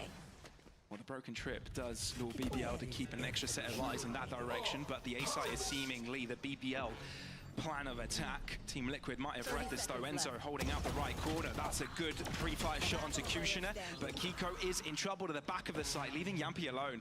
And he's got a less than optimal weapon to work with on this 1v3 clutch. What? Did that connect? It did! Okay. Elite down to 4 HP. And Odin picked up, and that's the perfect one if you want to shut down low players. Vandal in hand now as well. Para and Elite are so low. Does he know it though? Oh, I think the recon landed right on him. Not the recon, rather the attack from the cam. But it's enough to put BBL back into equalization. 2 rounds in a row. What a change. This mid control has done wonders for the side of BBL. It was a nice call from Para as well to shift over to that A site, knowing how much of a threat they had at B, that someone had pushed up so far. They didn't know how many players either. 30 seconds. They opt for the safer option. Neck and neck though. And into... Yeah, I don't know. I was just going to talk about the fact that BBL have been putting a lot of pressure onto teams, but they haven't ended up with many match wins, right? I think they're on a 4-match consecutive lose streak, which isn't quite that positive. But the fact that they put a lot of pressure on teams like Fnatic begs the question, yeah, there's a bit of improvement here. It's just a matter of fact of matching it on the results page, right? Trying to guarantee that player spot. We are seeing a slight technical pause here, and we'll be relaying the information as soon as we have it. Hopefully it's just a quick one. I mean, we have to keep in mind how important this match is for both teams as well, right? BBL, again, they had their super week last week. They lost to both teams. That 0-2 to KC, that 1-2 up against Fnatic. So they only have one more match left aside from this one. If they lose here, it's not looking so good. They have to rely on the other teams to underperform in theirs. Meanwhile, for Liquid, this is the opportunity to try their best to tie things up and maybe overtake BBL or continue to maintain their standing at that 7th place with BBL in 8th. But I'm gonna take this tech pause to Sure. Yeah. chat about something I know. Okay. BBL. They're starting to get that momentum back, right, Pavlos? Yeah. They're up one map. Mitch is on the analyst desk. Ah. I'm just saying. You're just putting 2 and 2 together here, I see. I'm putting 2 and 2 together. Okay. Team Liquid haven't won a series with Mitch on the broadcast. Well, at least he's not casting, so maybe it gives him a little bit of a chance, because I believe most of the time No, it on was the when he was analyst desk casting. too. On the analyst desk too. Yeah, he's cursed all around. I can sense Mitch's face right now. No, he's upset. I know he's upset in the studio. He's upset in the studio. I was He's been actually called told. out. I was actually told that I was supposed to come up here with a mirror and say Mitch 3 times with the mirror, and he might appear. Ah, yeah. Yeah, don't do that. I But apparently, the reason of the tech pause is because there was a light on stage that was shining in one of the players' faces. So we're just taking the time to make sure that is no longer the case. So the players, there's no disadvantage on either player's end. Well, sounds like a change that can be quickly fixed up. So no worries there. Team Liquid look relaxed, and that's the sort of tone in change that we've seen throughout today, right? Even though they've lost that first map, there's still some smiles. Even though they've had some difficulties, there's still a little bit of that energy. And I think that's what Team Liquid are trying to battle here, because for the first stage, as well as kickoff, it felt like they didn't have that comfort. They didn't have that confidence. They looked a little bit worried entering the server. You can see a little bit of sweat, a little bit of worry in their eyes. Now that's not the case. So maybe that's an attempt here, try to get some pressure off of Enzo here, allow Nats to do his own thing, and the players play in their comfort roles, which is why we're seeing Yampy get in the jet. He can do his own thing, enabling their players to play the way that they know they can perform in. Again, I think it does come down to that focus. I believe it was Tom who was touching on the desk as well. When we look back to Lotus, that 6-13 loss there for Team Liquid, again, already the way BBL was playing in that second half was very difficult to call against. The speed and pace at which they were going. But I think it gets even more difficult when it is your Sentinel player, when it is Nats, who is a little bit more disconnected from the actual pushback in with the team to make those quicker pivots. Of course, Enzo is going to be that loud second voice as well, that secondary caller for the squad in those scenarios. But BBL, they didn't really give them that room to actually make those adaptations. You know, it was a split second of a moment that you got here on Ascent. It's a different story. The pace has slowed down quite a bit now on the attacking side of BBL. Team Liquid, they have that opportunity to kind of regroup and take their own pace. I see what you did there. Yampy back on the opportunity to see what he can do with this one. Very far backwards. Back in his own spawn. Only Zhao now making his way into mid. Team Liquid fancying maybe a move out into short where Kushner has his sights on. Spike left behind, so no real intention of going anywhere aggressive just yet. Yampy spots out some movement. Kushner takes the chance, and it works out wonderfully. Kiko getting out of trouble here. But is this enough to just launch BBL ahead? And the double tap about to expire here as well. Well, Kiko trying to aggressing out in short. Now we'll do it outside of A main. This time with assistance. That's having his back. Oh, Brave gets away in time. Team Liquid are going to clear out A main here and realize no one is there. Is that going to allow Team Liquid to move to B on time? There's only one defender. This crunch at mid could be a little bit damaging. Mystic won't be able to stop it all from happening. He will be able to cross, but he needs to be there to help Enzo do his thing to the back of the site. Odin, the perfect opportunity to keep things going. He tried to keep things quiet at the start, but Kushner, it's just threading the needle. And it's a fucking headshot too, kills like. to nothing. And BBL take B-side control without a casualty to spare. I like the idea. There was a great reposition from Enzo when they were collapsing on him, but now in a 3v5, Team Liquid need to find an opening. Well, they do find one, but it's not without the trade on the other end. Reezy just closes that back up, makes sure that Team Liquid cannot breathe up against the wall. Nats, good little transition on the Brave. But I just wonder if BBL are going to be going for this one. They might want to go all the way around to try and pressure him. The economy isn't that bad on that end, so it will be BBL to gain the lead. But I think it's all down to Kushner there, really, right? That mid-fight as well as the hit onto Enzo in B. Too confident to just move inwards without being punished, as if there's no trouble at playing aggressively with that operator. I mean, even just the ability to walk up mid there as well, right? Because it was Yumpy alone for the first time. Typically, we saw him paired with someone else and just not having that space, playing it so far back and giving it up very early on into the round. Enemy remaining. But that's the other thing with running the double duelist here on the side of Team Liquid, is that you are going to be lacking that information comparatively to when you do have the KO on the side of BBL Esports. And I get scared a little bit, I think, for the attacking side there as well, because Kushner gets that op online, you have nothing to flash him off. True. But at least now with a Vandal, he'll try and open things up a bit, and it works. Like a charm. Yampi wasn't able to see the bullet that was coming directly towards his head. Kiko is in trouble, spotted, able to get himself into cover. Kushner aggressing with his smoke and dash, but it's Brave to find the shot in. Doubles it up as well. Mystic desperately trying to keep his team alive in this one. Shock Dart doing some splash damage, but Enzo exposed with his smoke dissipating, and it's BBL to keep the tempo up. The shift in these rounds as well with that pace is massive for BBL. You look at the fact that this team isn't afraid to just step on that gas. And again, I think Para is such a big part of a lot of these plays as well, whether he's on the KO, whether he's on the breach, on whatever map.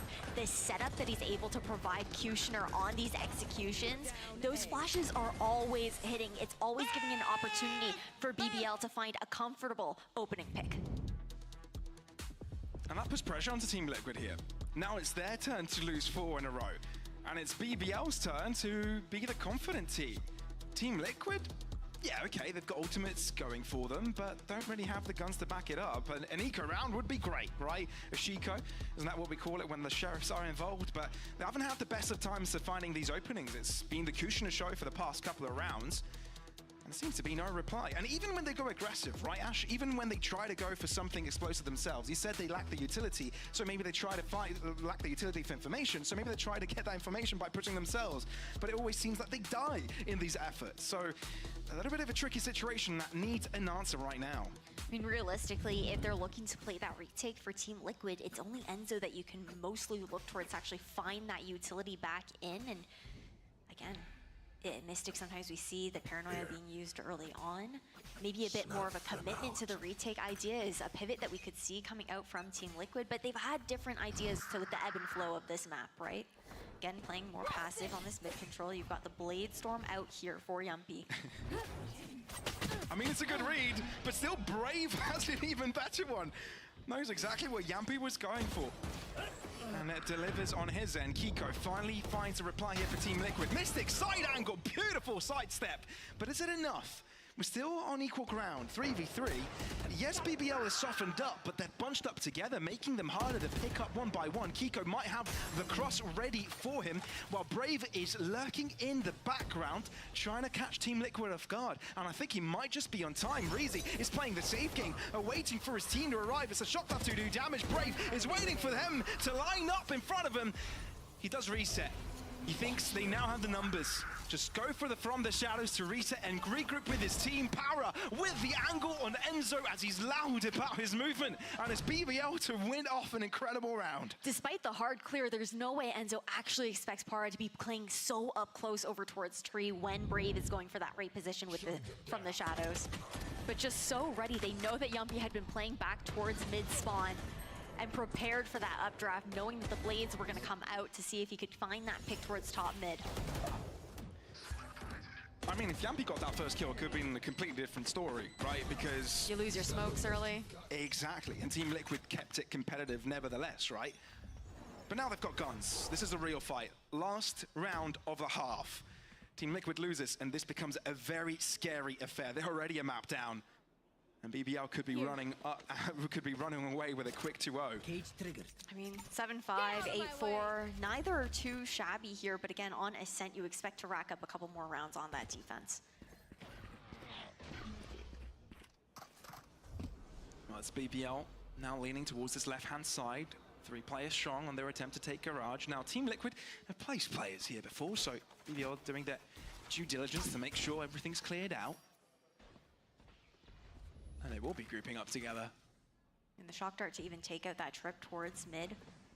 side of Team Liquid to add that pressure. It's important Kiko gets here on time. The updraft from Kushner isn't quite enough to stop Nats from shooting at him. Kiko looking to move out of the smoke. That's a ballsy move. That doesn't pay dividends. Hunter Shuri, though, tagging up a lot of the players, but not quite the finishing blow. One more chance, and it does pick up Razy.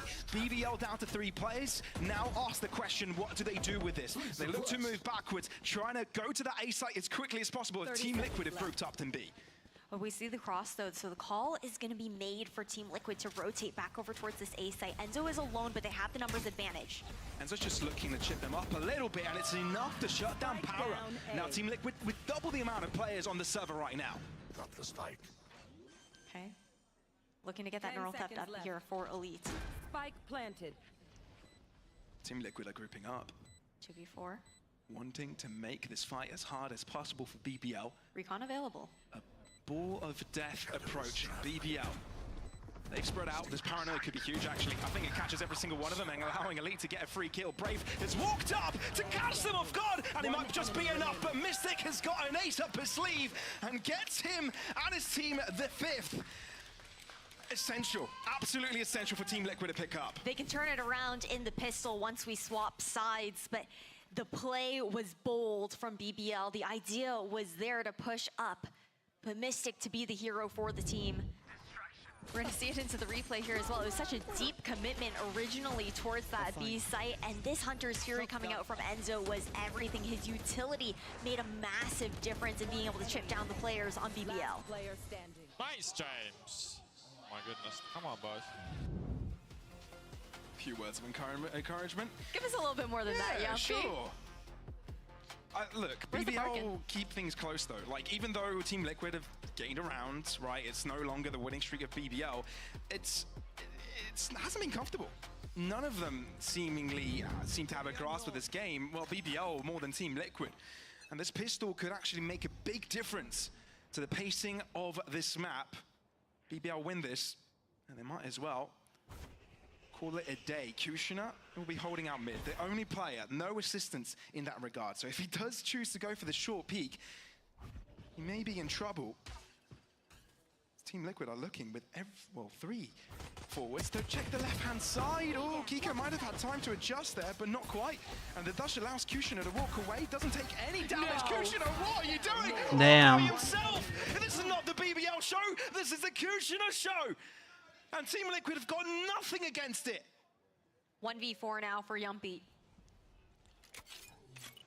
A little reload on the Sheriff, a little reposition towards that A site. Pora is playing so far up though, tucked into Wine now as well. This is, let's see, hard clears out that spot here on Pora. The timing should be perfect for a clean round for BBL. That's as clean as it could be, honestly. Kushner would have loved the ace, but he already did a big dent on Team Liquid's mental after that. Well, I think the thing is you don't expect him to dash out, reposition into the exact same spot, and the shots were just so good. He was spotted out as well by the Raptors player, by the Cat player. On top of that, Spike down. it just looks so One good. enemy remaining. Little aim-labs moment, you know? Yeah, I mean, if the ace came his way, that might have been the play of the year, honestly. A proper 1v5.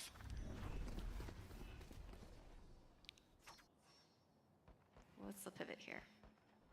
Walk up contact here for Team Liquid. On towards Cat. Power there and waiting. Yeah, I mean, well, he can just slow this down with the molly, right? Sure, but he doesn't have the molly out. He's got his gun. We'll throw the molly out eventually. He doesn't keep the jet back. Enzo dies already. And I think BBL have got a clear idea of what is going on. Rotate around this area. A smoke has been placed to maybe allow Team Liquid to find multiple angles of exit, but no. One enemy remaining. BBL just crunch upon them, close the map around them, and just inching themselves ahead. Only one casualty for them as well that round. Really nice response from BBL on towards Tree. Sure, the fragment comes out a little bit, I mean, you can't even say late because it's right off the back of contact, right? It just takes a little bit of time to pull that out. But then you also have Brave backing up Pora in that situation. You've got the paranoia being thrown out there as well. And such a quick pivot on the rotation from the rest of the team to clean up. And this is where we gotta have our eyes on Team Liquid once again. The buy to come through, haven't been able to find much cycling into any of these ultimates early on either, with how dominant these BBL rounds have been for the last two since we swapped sides.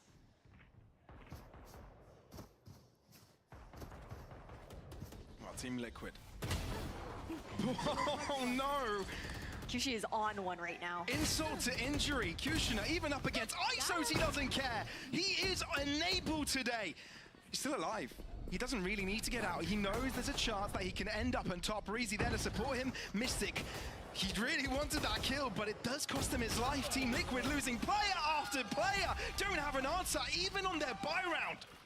I mean, you look towards Kushner's positioning, right? Previously, he was playing over towards bottom mid, over towards arches, and at that point, he was often running it solo, but he had two players to back him up into that market position, and they didn't reveal themselves until Team Liquid continued to funnel and push themselves forward.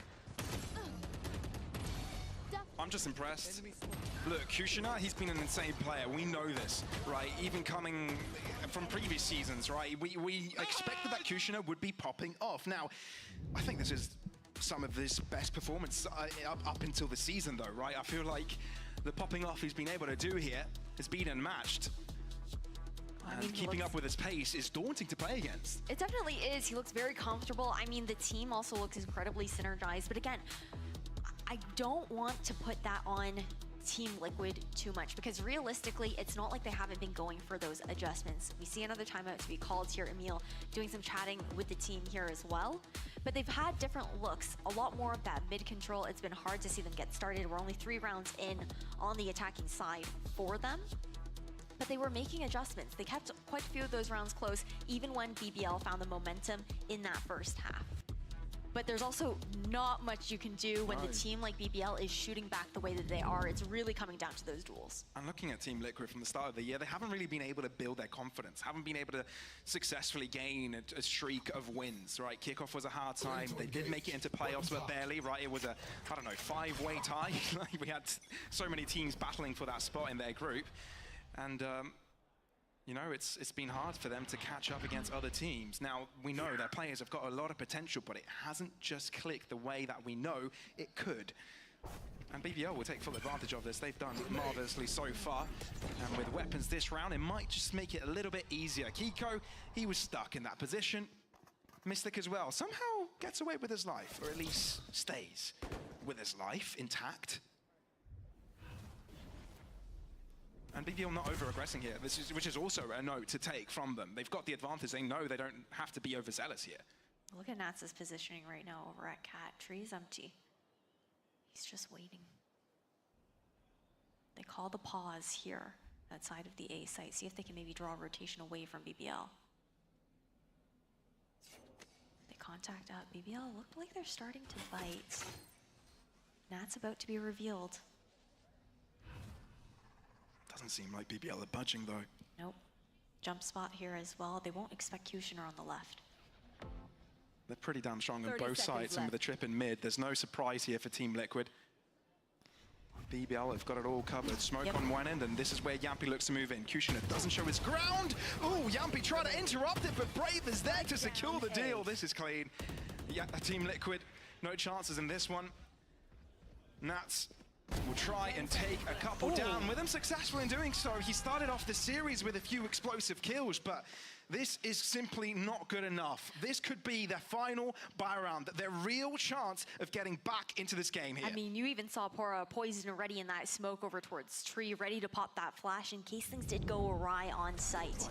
1 away from match point now for BBL. They've had 4 rounds in a row. They stole away the bonus, and it's looking tough. BBL just want to make it their home ground again. Make everybody know why this has been the Turkish map since its inception. I think something that we've been missing as well is, sure, okay, we just saw the vulnerable being thrown out there by Kiko, but we haven't seen much of the contingency, the wall to come through. A lot more of the util that we've seen on that ISO pick has revolved around that double tap.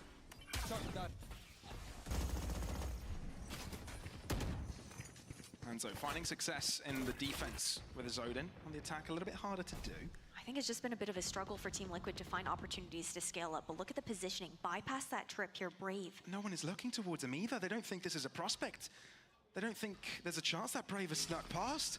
So Team Liquid, focused, tunnel visioned in mid. This could be a big deal. Brave has even got a second chance to shut down Kiko. That's 2 kills to nothing. Team Liquid, this should have been their chance. This should have been their round to bring them back into this game. But I think it's just been smashed onto the wall. No way to flash Kushner off this angle. And Kushner will make this hold his own. Team Liquid losing players left and right and center.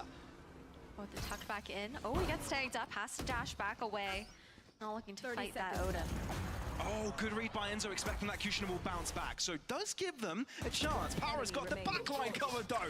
Not allowing them to move anywhere. Spike left behind as well. Mystic in big trouble. Even if he does collect the spike and end up on site this round, it's not going his way. They can hunt him perfectly. BBL not know what to do. Oh, they're lying down. Yeah, you've put a smoke to give you a chance to keep this weapon. But I wouldn't be surprised if Power actually goes for this. Mystic won't be able to survive. BBL have not dropped a single round on their defense so far. Match point here for BBL. Team Liquid, tough looks with their economy going into this round. Sure, might be able to muster a rifle or two, but we look into this replay here as well, right? The idea was there, but the response was so good from BBL. That positioning, the walk out of A main like that for Brave was everything. Not even having someone close enough to hear the TP over that trip. I mean, it seems to be some positive mental attitude there, at least in words, but in their heads, this can't feel too comfortable. They know this is not where Team Liquid wants to be, where any of these players wants to be. Look at this high-low setup over towards A as well. They're maybe expecting Team Liquid to have pushed over towards A main, try to deny the control that BBL were previously taking from them, so they make the adjustment. They pull a little bit further back. Yampi assisted with Mystic, moving into short. Kushner has got the perfect angle for this. Sideline covered. They're baiting them in. Funneling them exactly where they want them. Slight adjustment to avoid the cam. And goes in for a bite. No good smoke, but he can be above it. That's a quick kill for Kushner. Kiko trying to bring a 1v1. He's won it last time, and he will win it again. Brave on the backside. Team Liquid eager to get around on the board, but surely they need to take it a lot further than that. Kushner looking to cause more trouble with his blades, but unable to do so. He can opt out of this. He can just walk away and hand this round over to Team Liquid. They've got many more rounds to go for, but they don't care. They just want to give this a fight. Because if they make a 2v4 work, now that is a statement and a half. BBL aren't a team to play around with, toy around with. Nat's at half health as well. There is the Hunter's Fury here for Enzo, but he's not in position to use it. Well, the Fencer was out in the open there. That could have been a potential kill by Kushner, but Nats has got the angle right. The pre-fire comes in from the Jet, but Elite has to trade it. Not much time on the clock. Elite will try and find the kills. Is there time for the defuse? No way. No way there's time for the defuse. There's plenty of time for the defuse. There's plenty of time for the defuse. BBL, a 4v2 clutch to start their redemption story. A Red Bull clutch for BBL to close this out 2-0. The second Turkish team now to take down Team Liquid. And what a way to do it. A 2-0. That ascent is back on Turkish ground. Able to muster that back up, right? Kushner with 8 first bloods in that map here on Ascent. It was a gorgeous showing coming out from BBL, not to take away from the adjustments that Team Liquid were able to find, but again, I think it came down maybe just to the composition. It may have just been the case, right? Team Liquid saw what happened yesterday and thought, wow, that ISO can do so much. And maybe this was a plan in the making for a while. They just wanted to spice up this map, knowing that it's probably going to be picked up by BBL. That's exactly what happened, but BBL were the team to come out on top. Tremendous performance, getting themselves their first win in this split. And a mighty deserved one as well. Taking a bow here for the boys. BBL on stage. Their first match win as well here for stage 2.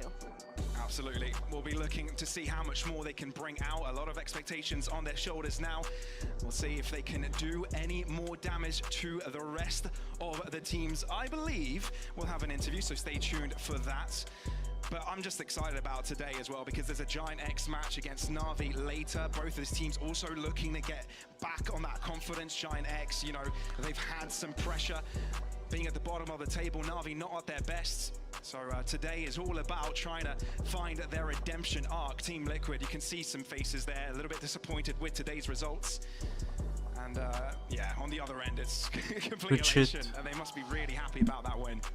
That they And again, are. And on top of that, Liquid I is harsh. I love seeing this BBL where they have that energy going into these matches. The question is that can they carry forward into the next week? Well, I believe we do have an interview ready with Yinzu. It's BBL's coach that will be staking the stand. Take it away, Yinzu.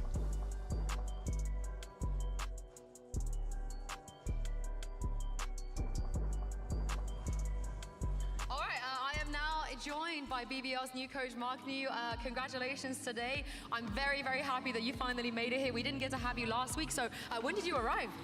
Today morning. This morning? Yes. Oh my goodness, what a trip it's been. Now I have to say, this is not an easy job to take, you know, with how heartbreaking things have been for BBL in the past.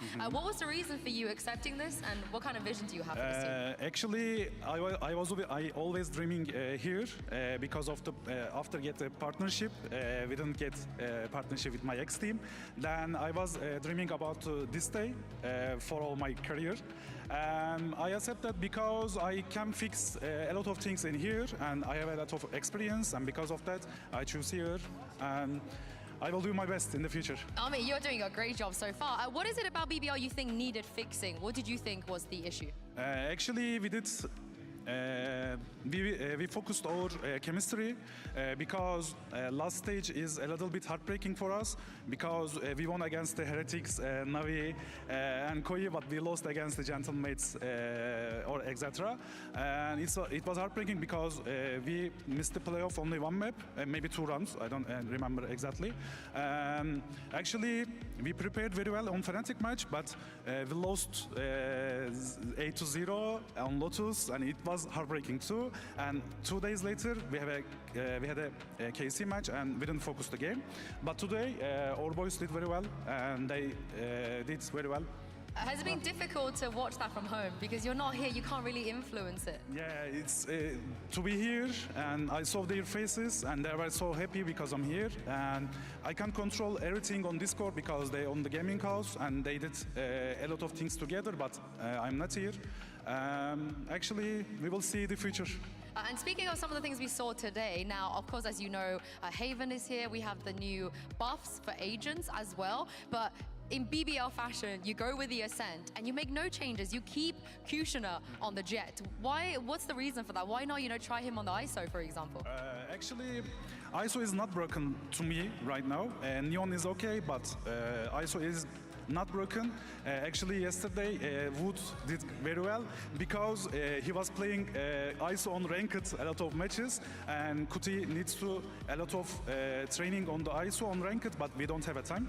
And because of that, on Ascent, we decided to keep our comp, and we did play like this. Kuti's kind of broken though, right? Yeah. He's insane. Yes, he's insane.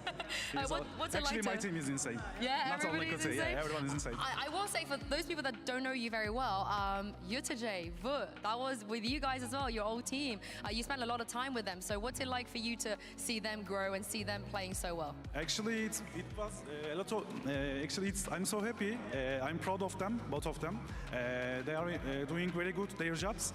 I met with them when they for 15, I guess, 15 years old. And actually, they're 18 right now, and they are here. And also, Wood is played Masters final in the first season, and Yetujay is also a lot of good things on his team. Actually, I'm so happy, and I'm proud of them. You have your eye for talent, right? You can spot the talent. You can spot the talent. Thank you very much for joining me. Congratulations once again for today. We have another match coming up after this break. GX will be taking on the stage against NAVI.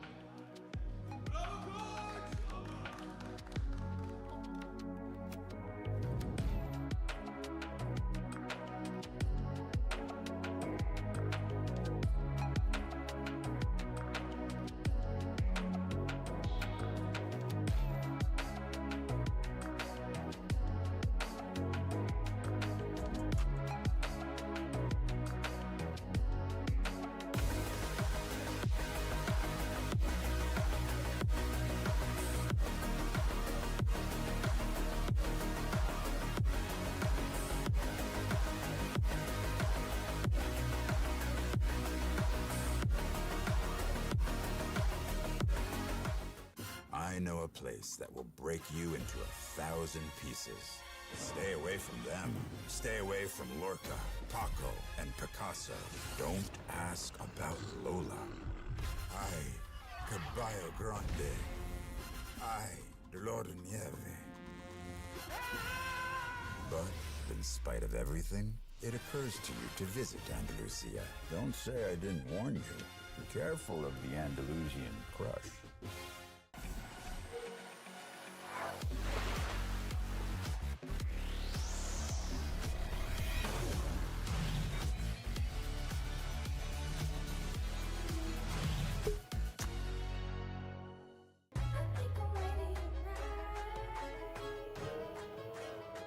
Hey guys, it's Jimmy Lin. In this series, I'm going to walk you through Attack on Pearl. Watch out for the stairs, clear this angle. You're going to be able to fight this.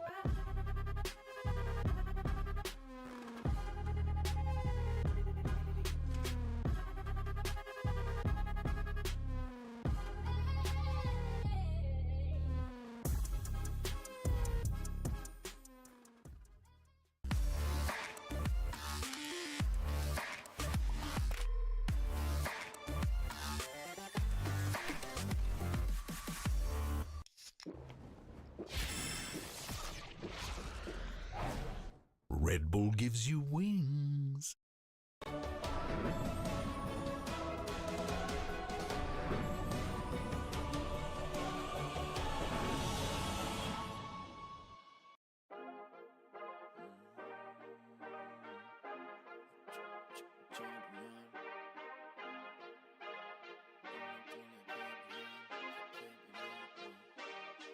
feel like a champion.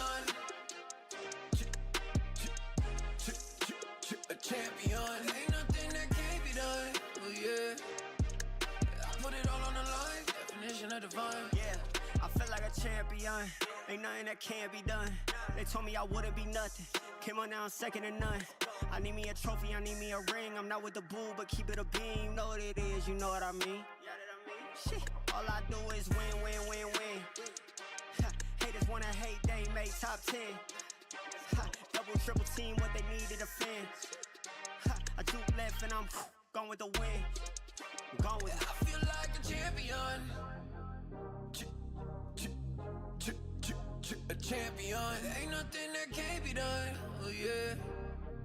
I put it all on the line. Definition of divine. I feel like a champion. A champion. Ain't nothing that can't be done. Oh yeah.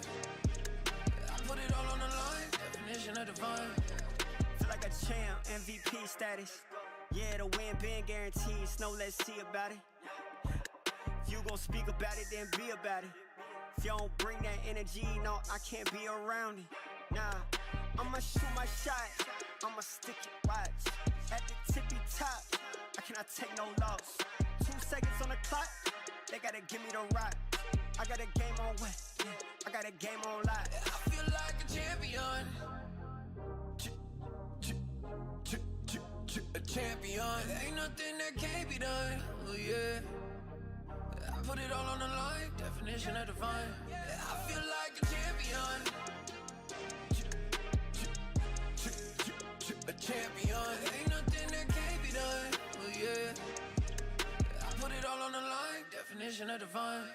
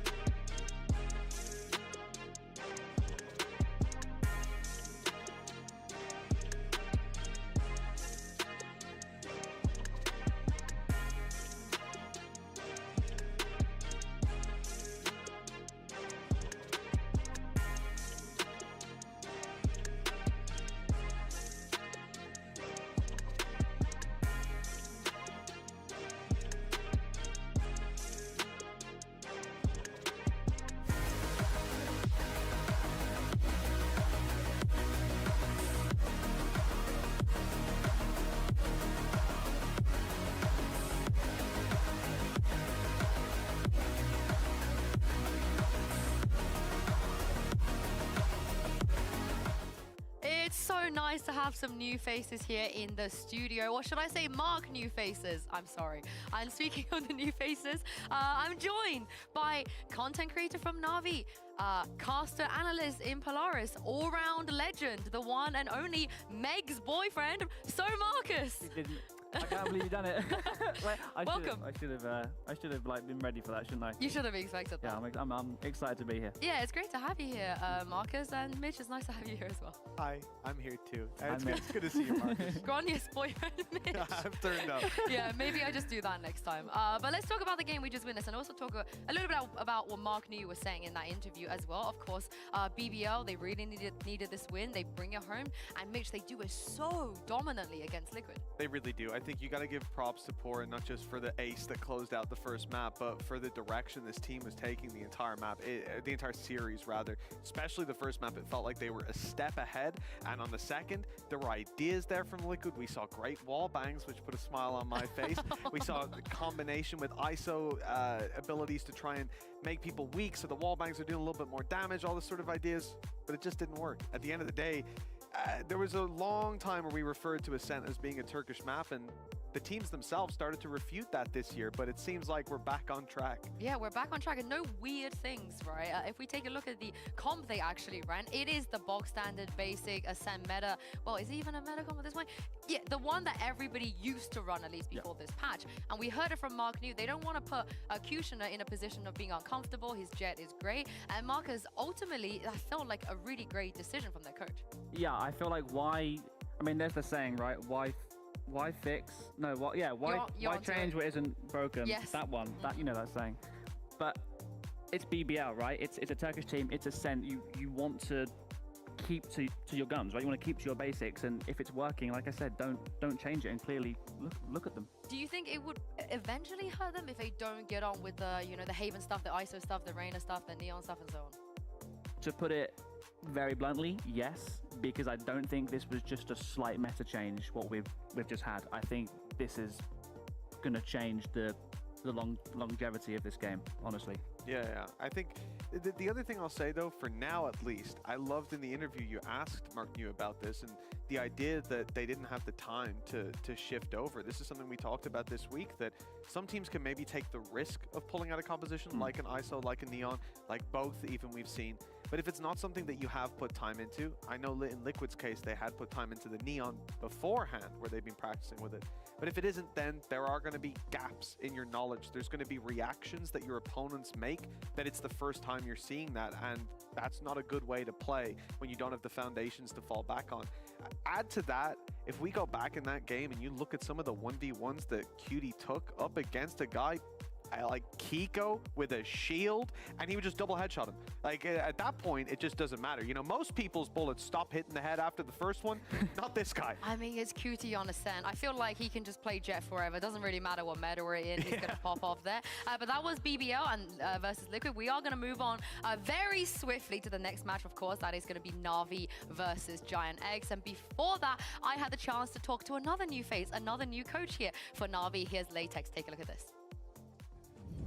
I am delighted to be joined by NAVI's new head coach, Latex. Thank you so much for joining me. Now, for those people that don't know you, you've been around for a long, long time as a coach. You know, you've been on various teams, and especially on NAVI. So would you be able to tell me just how long have you been with NAVI, and what were your responsibilities before you got promoted? Right. So with NAVI, like I've been basically since franchising. I joined together like with CNED at the start. And before that, like I was a head coach for Giants pre-franchise, and before that I was playing for various teams. Yeah, you're an OG. You've seen it through. Beta. Definitely. You've seen a lot of things throughout your career. And speaking of that, what would you say is your personal philosophy when it comes to being a coach? Like, it's personal philosophy. I'm not sure. Like, I guess it would be like making the players play to their strengths. Like utilizing the players to the maximum value. If you have smart players, like you should use them and not force them into a like set system. And I also think in order to be a part of NAVI, you gotta be creative, right? It's a very, the environment is creative. It allows you to try a lot of things, risky things. So I wanted to ask you, what would you say is your most kind of controversial take when it comes to maybe the meta, the comp? What do you think is something that maybe other people won't agree with you? Like right now, I'm kind of in the pool of everything works if you're playing like to your strengths. Like you can see Casey playing weird comps, and it's like fits them, it works. And you have like Fnatic is starting doing like more like mixing it up, but you have teams like Giants that's playing like more standard. But yeah. That's so Navi of you. I feel like that's a very Navi answer. And speaking of this team, it has such a strong identity. You know, since the beginning of this game, we know exactly how they play, what Navi do, who they are. So how difficult do you think, to maybe implement some things that you feel like they need to do or change when a team has such a strong way of doing things? I think it's hard. Like it's hard when you have like a team with a strong identity, like you're saying. Like one part of why I joined this team and why I got signed is like I share a lot of visuals with Angel and Eric before that. And lastly, I'm gonna have to just poke you a little bit here. Are we gonna see Angel on Clove maybe one day? Is that happening? I mean, one day for sure. One day for sure? Today, maybe not. We'll see. But it's possible. Okay, I'll take it. Thank you so much, Latex, for joining me, and good luck today. All right, no Clove for Angel today, but this is the thing. Latex saying the most Navi thing you could possibly say, Marcus, which is anything is viable, everything is doable, and I feel like even you have that little bit of creativity in you. I feel like you have to as part of Navi. Yeah, but I feel like we've branded ourselves like that, right? I mean, we've seen some wacky things come out from our side, and I mean, like Breeze earlier on, was it during Split 1, right, when we brought out the Astra and the Yoru? Yeah. No one else ever played that comp ever, you know? I had no say in that. Breeze, I mean, it's just so many tight corners for you to use those abilities in. It makes sense. Is that what you think is going to happen in this meta, this patch in particular? Will we see them quickly just go straight into the ISO stuff, or does it get more weird?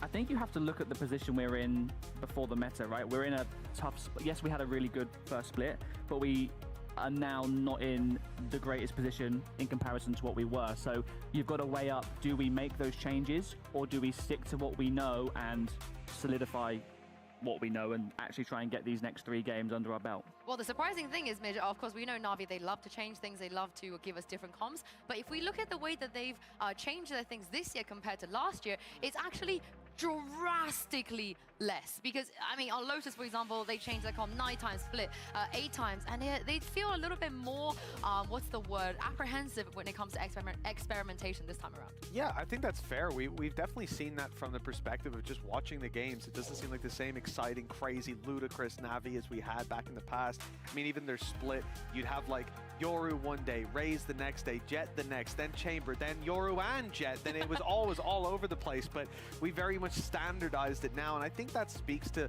the level that we're playing at, the consistency in which there's constant tournaments going on, the same tournament, a lot of the same teams, and I think you're rewarded longer term for, like you're saying, instead of building new foundations, trying new comps, to actually focus on the fundamentals of how your composition works, what are the things you've learned in your previous games, and continue to build rather than rebuild. Yeah, I feel like they need to do that now more than ever, because for the first time ever in this Navi core of Angel, Shao, and Zipan, they've managed to go 3 matches in a row, Marcus, without getting a single map. That is very uncharacteristic.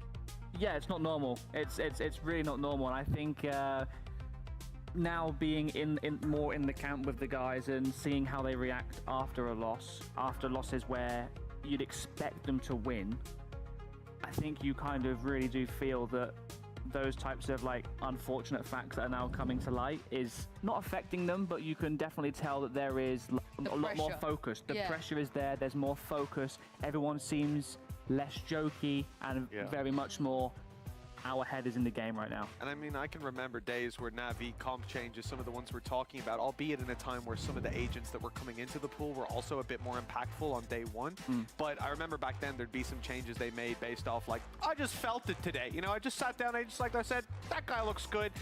And I don't think we get that anymore to the same extent, at least. No. But what about Giant X though? Because if you're in a slump, Midge, at this point where, you know, for Giant X, the chances are looking a lot more slim than Navi. How big of a chance, I guess, it is for GX to pull off an upset? Well, this is it, right? First of all, they need the upset. They need the win. Navi are on weaker form. Like we say, they're not picking up maps now. There's a good streak for them. But I'm going to say the same thing I said in the last game, Sue. It's your time, GX. Pull out the ISL, pull out the Neon, abuse the current meta, and they're the ones that can take those risks, and hopefully it'll pay off. Well, I hope they can hear you, because this is going to be a huge game for both of these teams. GX, they need this to stay alive. And NAVI, of course, they want to finally get out of that slump. So it's time to bring the teams onto stage. Here's Giant X and NAVI.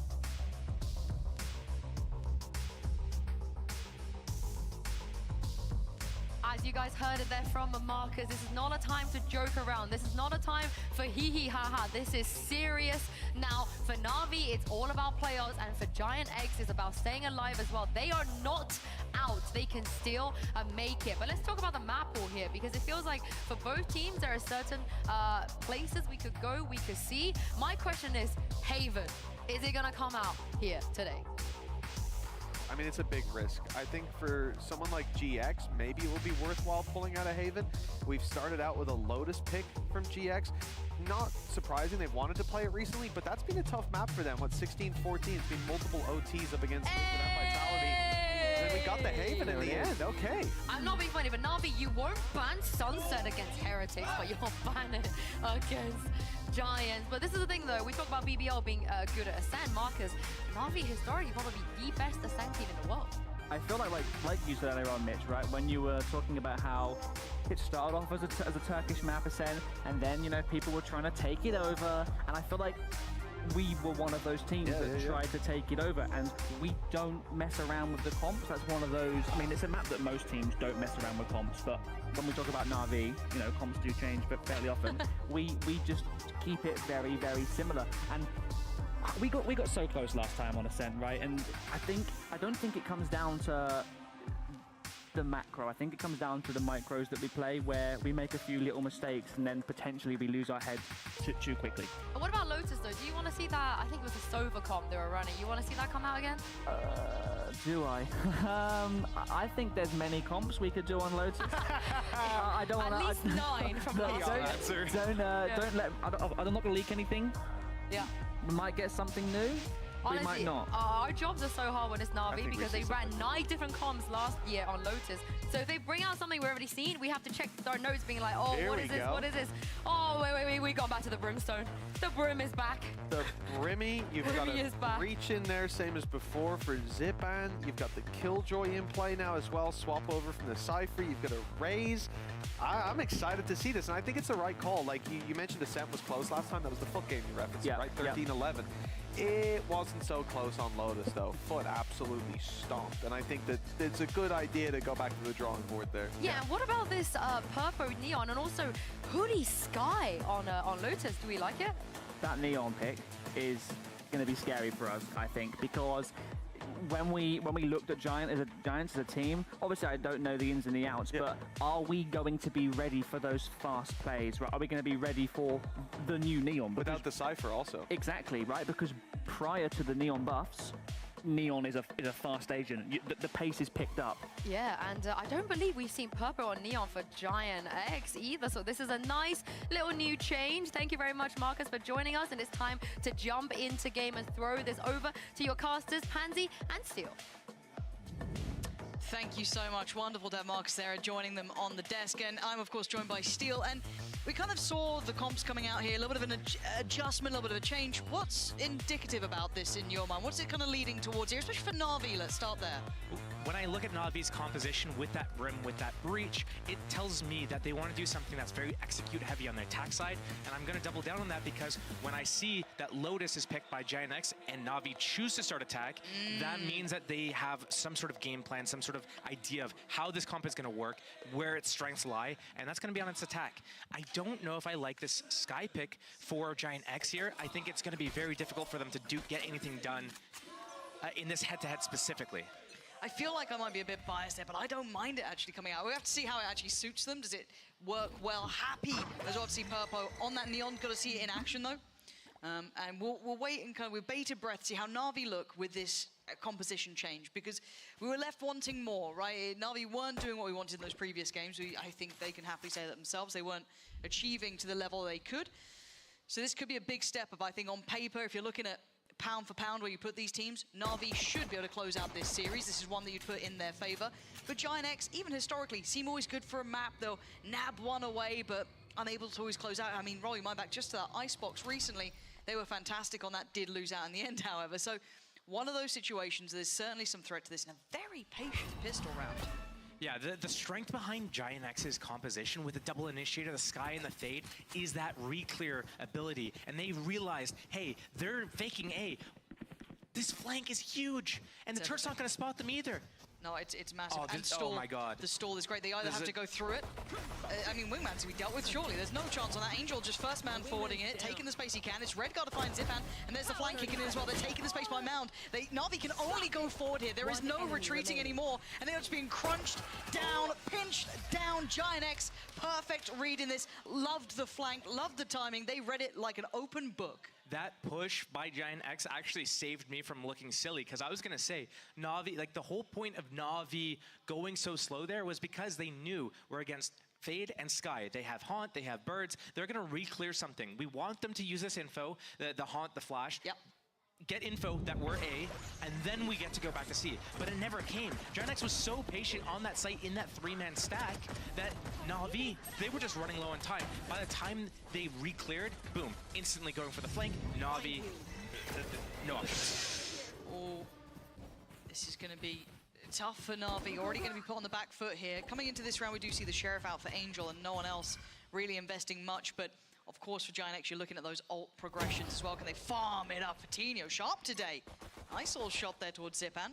Easier targets, of course, but again, he'll be happy with that. Get that confidence building. I do still feel Giant X can be one of those confidence-based teams. They need some of that push in the right direction. Sometimes once they get it, they can look pretty deadly. But now Na'Vi have to kind of somewhat suffer through this. You're looking to try and take some of these rifles away. There's some prized possessions out, right? 3 Guardians, 1 Bulldog, and just that Ghost for Cloud. But again, very, very reserved with the utility investment. Nothing too early. Could be a pop flash here and the Horn in combination. Do they get to walk up though? Cloud might be on the chopping block. No, really nicely handled. The Paranoia does come in. Might be in a bit of danger. No, they fight as 5 almost. It feels like beautifully handled there, Josh. They didn't look too threatened. No, on this Andalusia Flawless for this round 2, getting that opening pick with the Guardian, I do wonder kind of what Navi's intentions were there. You can't win every round. No, of course. So when you're on eco rounds, you have to have a specific goal. It's not necessarily to win the round, but you have to get something out of it. Whether it's a spike plant, you're getting towards orbs, you're damaging the enemy economy, something like that. Didn't look like they had really a cohesive plan there. No, I feel as though Artis has been building towards his ult. I think he's made the furthest progression from the Na'Vi side. Yeah, 4 points gathered so far. A big ult, to be completely honest. So not to be fair, he has a kill on 2 deaths. That's 3 right there. Yeah. Cloud doesn't get... He got a little bit of chip damage. Okay, so Zipan and Angel both getting a little bit of chip. Spamming this out. You can already see the support is there. You've got the flash ready if needed as well. That's going to be with Hoodie and then Door.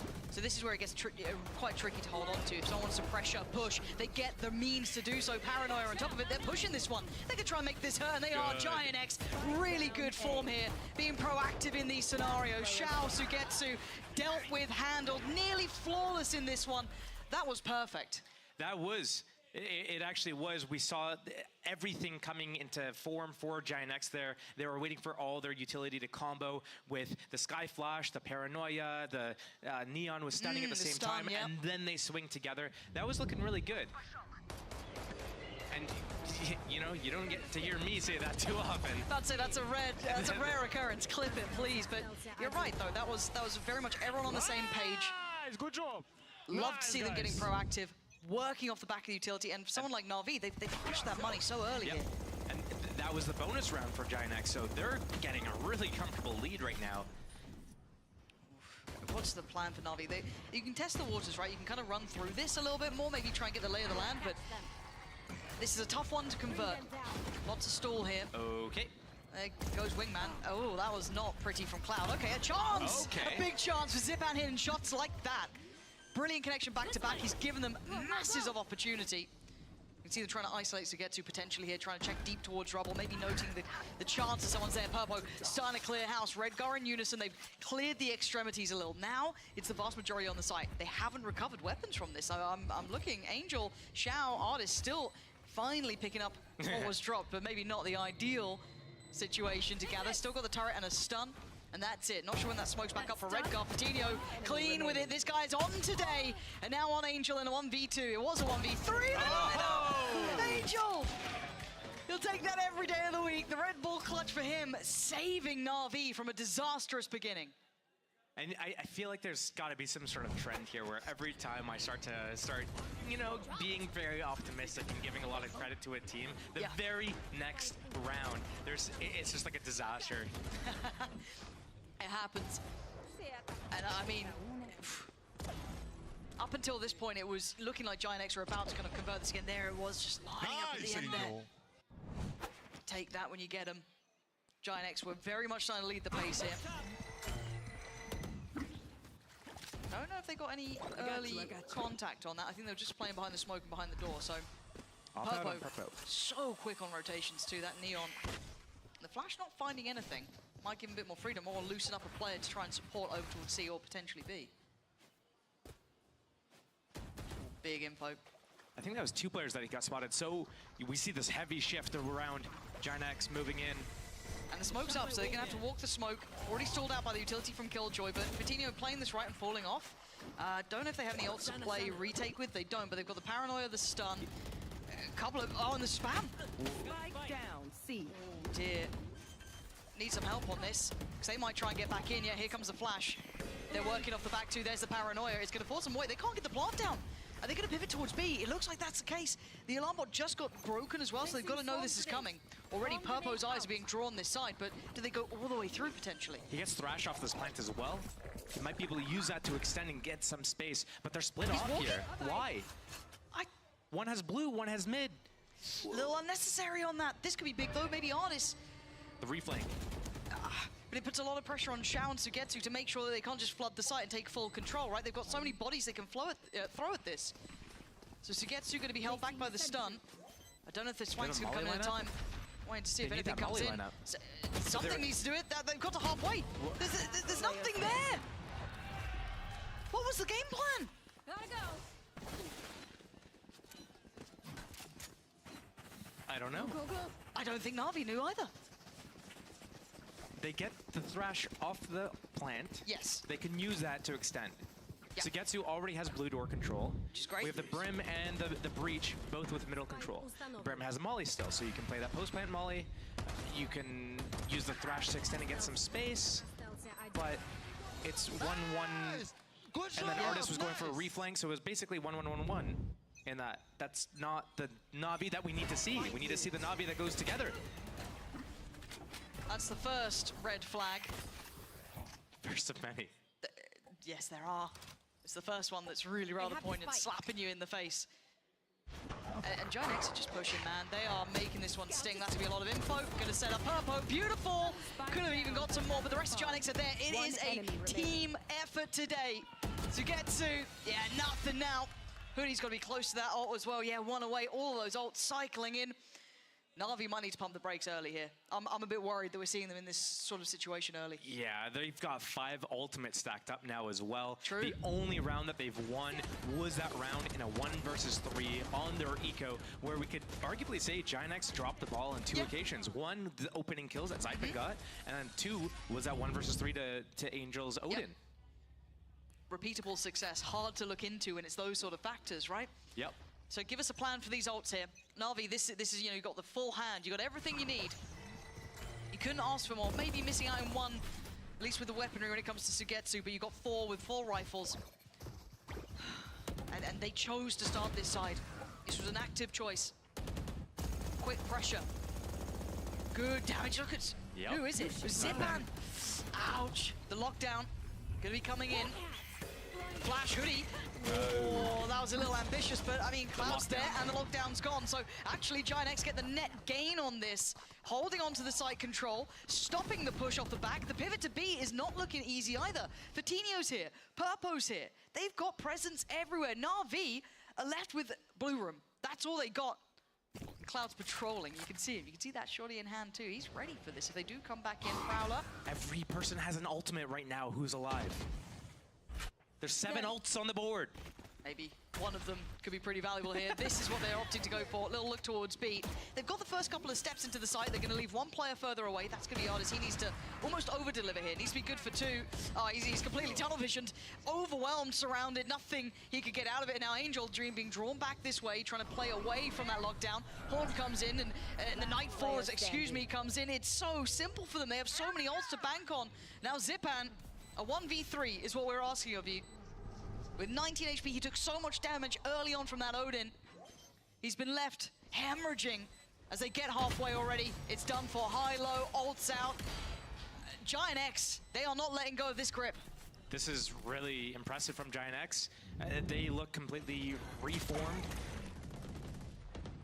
Loving to see how they're rotating around on their defense side. It's not just like a matter of Na'Vi making mistakes that GiantX is capitalizing on. They're in the right spots at the right time. They are doing stuff together. They're waiting for confirmation, communication. Hey, this is what's happening right now.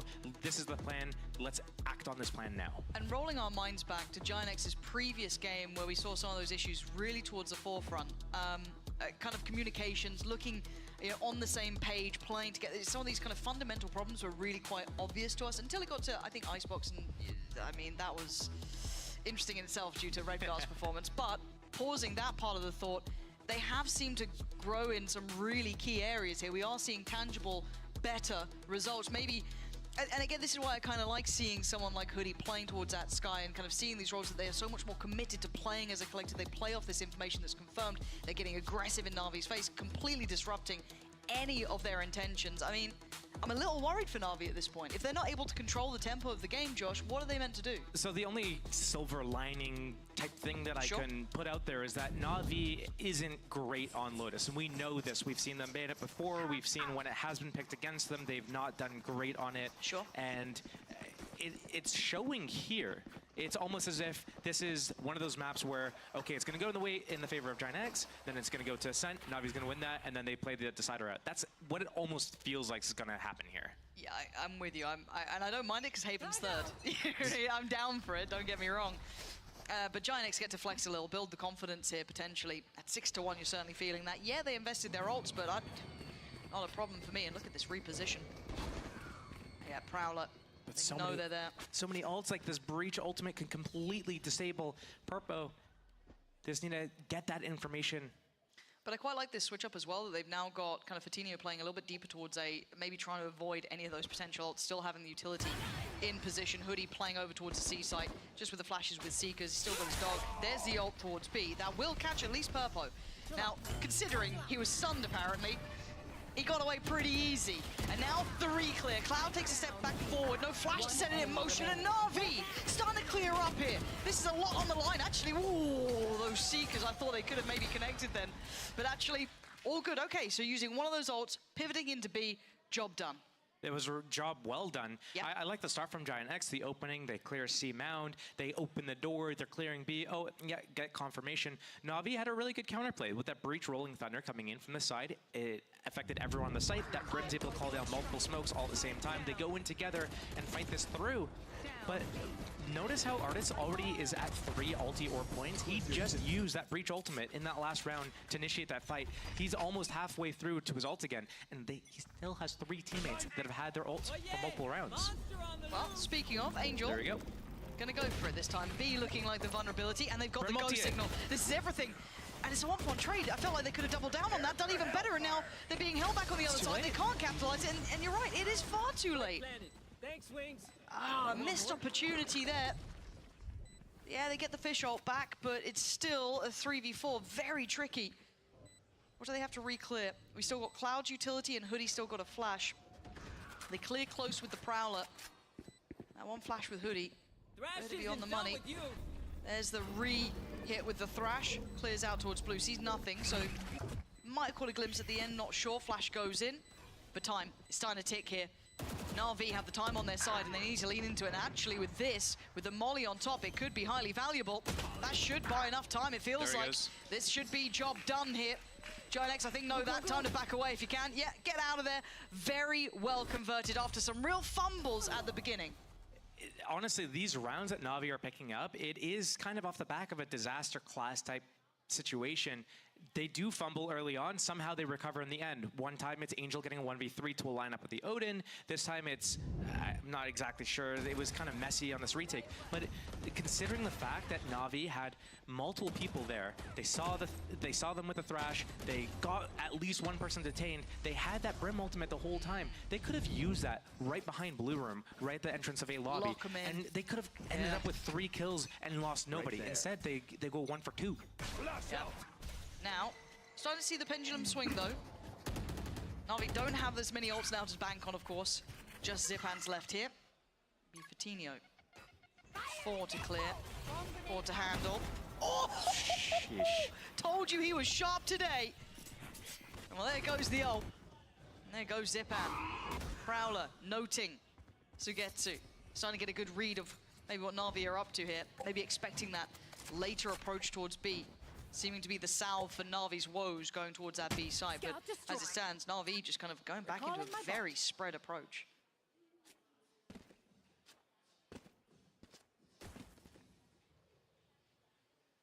That's one spotted. This guy's got the cross. Be a little paranoid about B, but he can focus on this. Yeah, turret's got B. He's even got Redgar on top in case they need additional help. Now, there is the Dizzy and everything. Oh, this is nice. That was a really good attempt there to try and close down here. Dizzy does get dealt with, and so does Angel. A quick turn, a quick glance. He could have had faith in Redgar on the turret there. He could have focused towards blue, but the trade's going back and forth, but it is on, is still alive. A 1v2. A man so capable of these things, but he's got a lot of work in front of him, and only 20 seconds. Prowler sees in play, trying to disrespect it. Oh, it was a valid attempt to try and get that 1v1. Not gonna happen now. The Seas comes out, Cloud in control, looking calm and composed. And Giant kind of picked back up. The only reason why I could think that maybe Giant was confused about could they sneak in front B there was because the Killjoy was positioned here. I wonder if it was out of range, maybe? Out of range, but that's the only thing that could really make any sense to me about why there was that sort of confusion. A little bit of doubt, right? It was just that kind of look back. But they keep control in the end. They kind of stop any sort of rebuild from NAVI, who, as said, had that one-off round when that Angel had that 1v3, and it's been 3 off to the back of that, and then now 2. But still. 7-3. This could close up the scoreboard here. Dizzy gonna force away Fatinho. Purpo with a quick rotation. It looks quite similar to last round now. Sugetsu, I think, has gone unnoticed. This is gonna be huge. Massive. Opening. Yeah, that's an issue now. They were kind of almost gamble stacking the third body towards C. Now they have to give some sort of credit to this pick coming in. The rotation's actually splitting Giant X up here. They've been rotating so well all game, but now it's kind of one of these things where we're seeing 2 people playing towards C, including the Killjoy with all the utility. Omen's on B alone, and then just 1 on A. They have to play for the retakes here. Stance there. Whoa. Redgar. Okay, well, he's bought time, I don't know. It's and they're just going in 1 by 1. NAVI will lap this up. They'll love a bit of that. Couldn't quite get on the same page there. Spike planted. And Fatinho found. 1v4. Got that slow creep from Sugetsu as well. I don't think Fatinho's going to be able to get away with this. No, absolutely not. Yeah, Sugetsu's going to try and find him. But, I mean, NAVI have found some safety here, Josh. They've got themselves a couple of rounds now to play with. Timing. That's so sad. That's unlucky. But yeah, I mean, this is where... Okay, so where we saw Giant X towards the beginning of this game, the first 6 rounds, and we're giving them all these props and praise, the game plan, look at how they use the utility, how they're fighting together, all these things. That looks good. But this last round that we just saw was so reminiscent of what we saw earlier this week when they played. This is when they have no plan. They're going out one by one. They're just bleeding out. That's all that round was, bleeding out. I'm not going to say I forgive Redguard, but if you even saw then just even Hoodie and Purpo able to get on the same page, that could have been a different fight. But as you said, it was so one by one. Yeah, it's hard for us sitting here looking in to know whose fault that was. Maybe Redguard was saying, guys, come. I'm going to flash, we're going to run through it, and we're going to fight together. And they were slow to like react and move. Maybe it was that they were like, hey, we're coming, don't go yet. And then he goes out. We don't know without the context of the communication. All we can see is what happened, and what happened was not good enough. No, you're right. Now we're looking at the odds online here. Angel's got his back and ready to go. And they're looking like they want to try and fall towards to get to. Now, there is support this time. Last time, we saw Giant X overwhelm. The flash was good. It forced them away, but Zip out with a fair fight, but he loses it. Purpo going to carry on forward. The timing, good enough. Hoodie keeping those scales tilting in their favor. Angel and Xiao now. The problem is where the spike is. Oh, Xiao.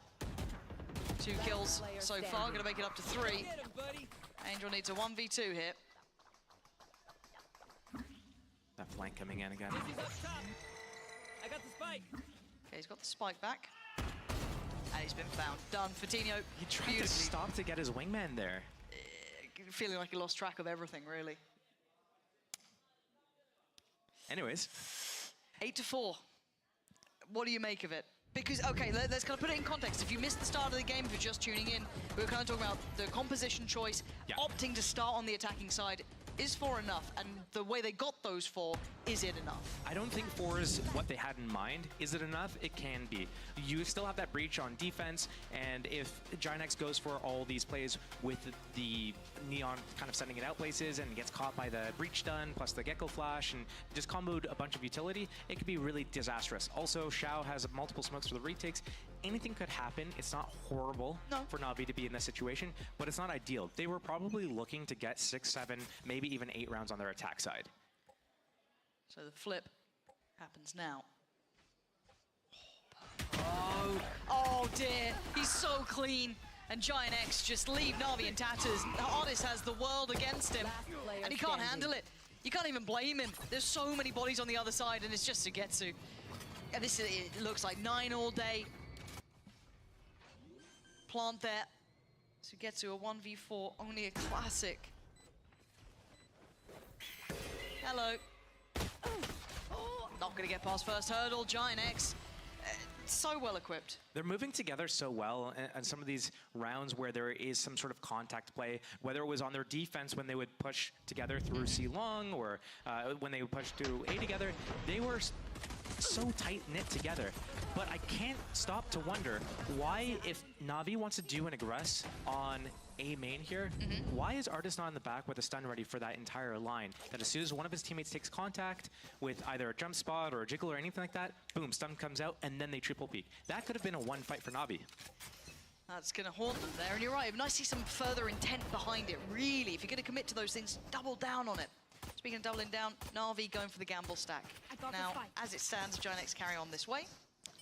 There is no one waiting. It's an all-in from Navi. Just the Sheriff with Xiao. Everyone else on Classics. Artist does have his util at least, so he can try and find some impact. Oh, well this... Oh, don't tell me.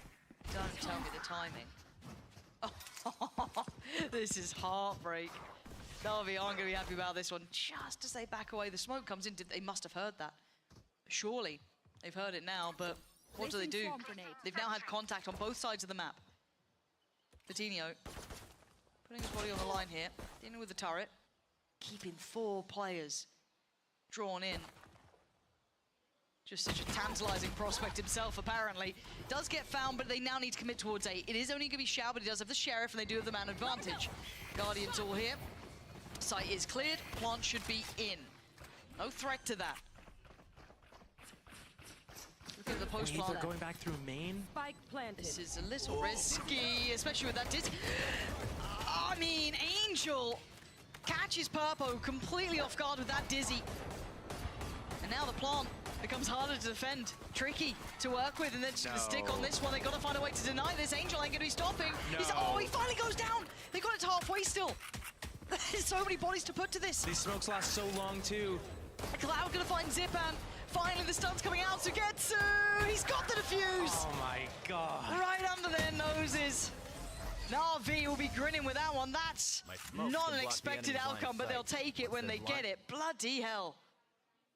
Oh, Giant X is kicking themselves after that one. Such a good job to go towards C, keep them all occupied. Just Vitinho is there, alone, keeping 4 people there. Give that hug to the X. Stop, pause. Oh, we're too serious, you know what I mean? Gotta bring it back down to the ground. Oh, and it's rinse and repeat here. You saw a little bit on that first half. We're seeing it here on the second. Very proactive over towards Rubble. Happy to brawl out on it. Of course, on the other side, it is the Sheriffs that they're coming in with a lesser purchase. But NAVI pulling no punches, making sure they keep that control early and shifting away.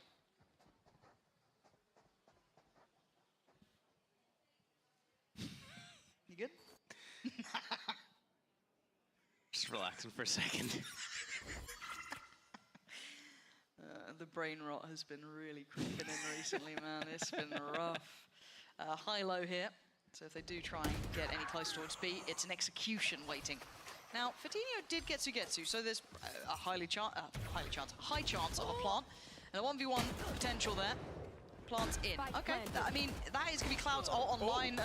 Hoodie, you got 4 HP. You shouldn't be doing any of this. And there's still a Haunt with Cloud. There's still a, Prowler coming in. But it's Vandals, right? Any more is not good. Any more is actually very bad. Uh-oh. Okay.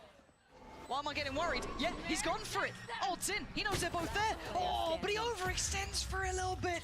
Maybe trying to play that together could have worked out, but Navi's so prepared. They get left in ruins. They're down to 2 alive. So Giant X will be happy that they've done so much damage in this sort of round, but still, Navi walk away with a round under their belt. Hey, a round's a round. And I thought that Haunt could have been useful there in that situation. Surprised that that wasn't used. But scoreline getting a little bit closer. 9-6. The gap is closing.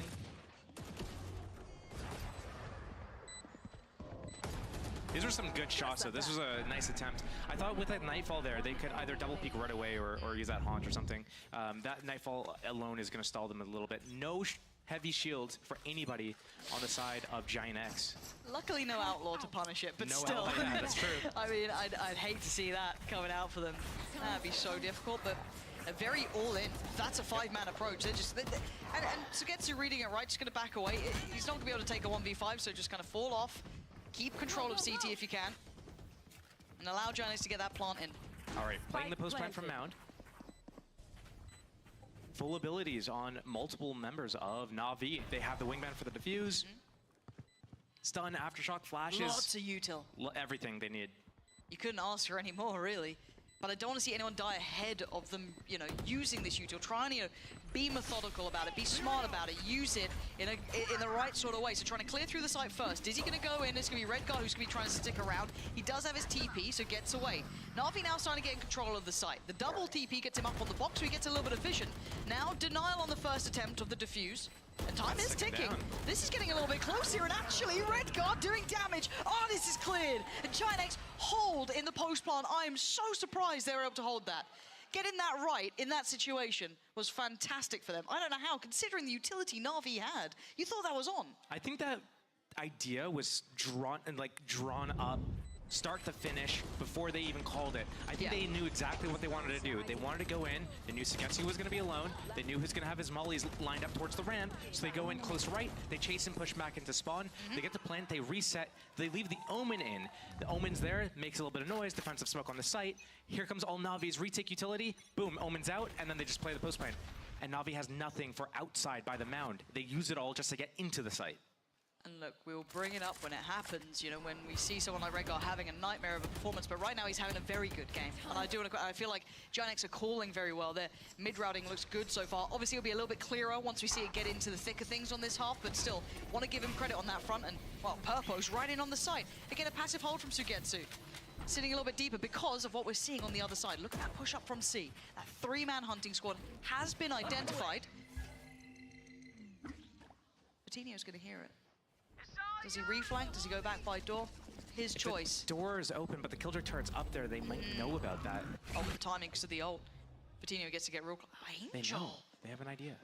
They're thinking about it. They're definitely thinking about it. But time. Na'Vi are going to start running low on time here. Yeah, the flank's slowly but surely coming, but Na'Vi are running this real late. Coutinho's probably going to not even see the end of the round. Finally gets to pull the trigger. Shows his hand, but overextends a touch in my book. Could have maybe played that just to be a nuisance, be a threat on the side, but maybe worried. Redgar, though, again, safe pair of hands, readdressing that approach. Wingman on the spike, they do need to deal with this one. Oh dear, this is now a problem. This plant is for him, but he falls.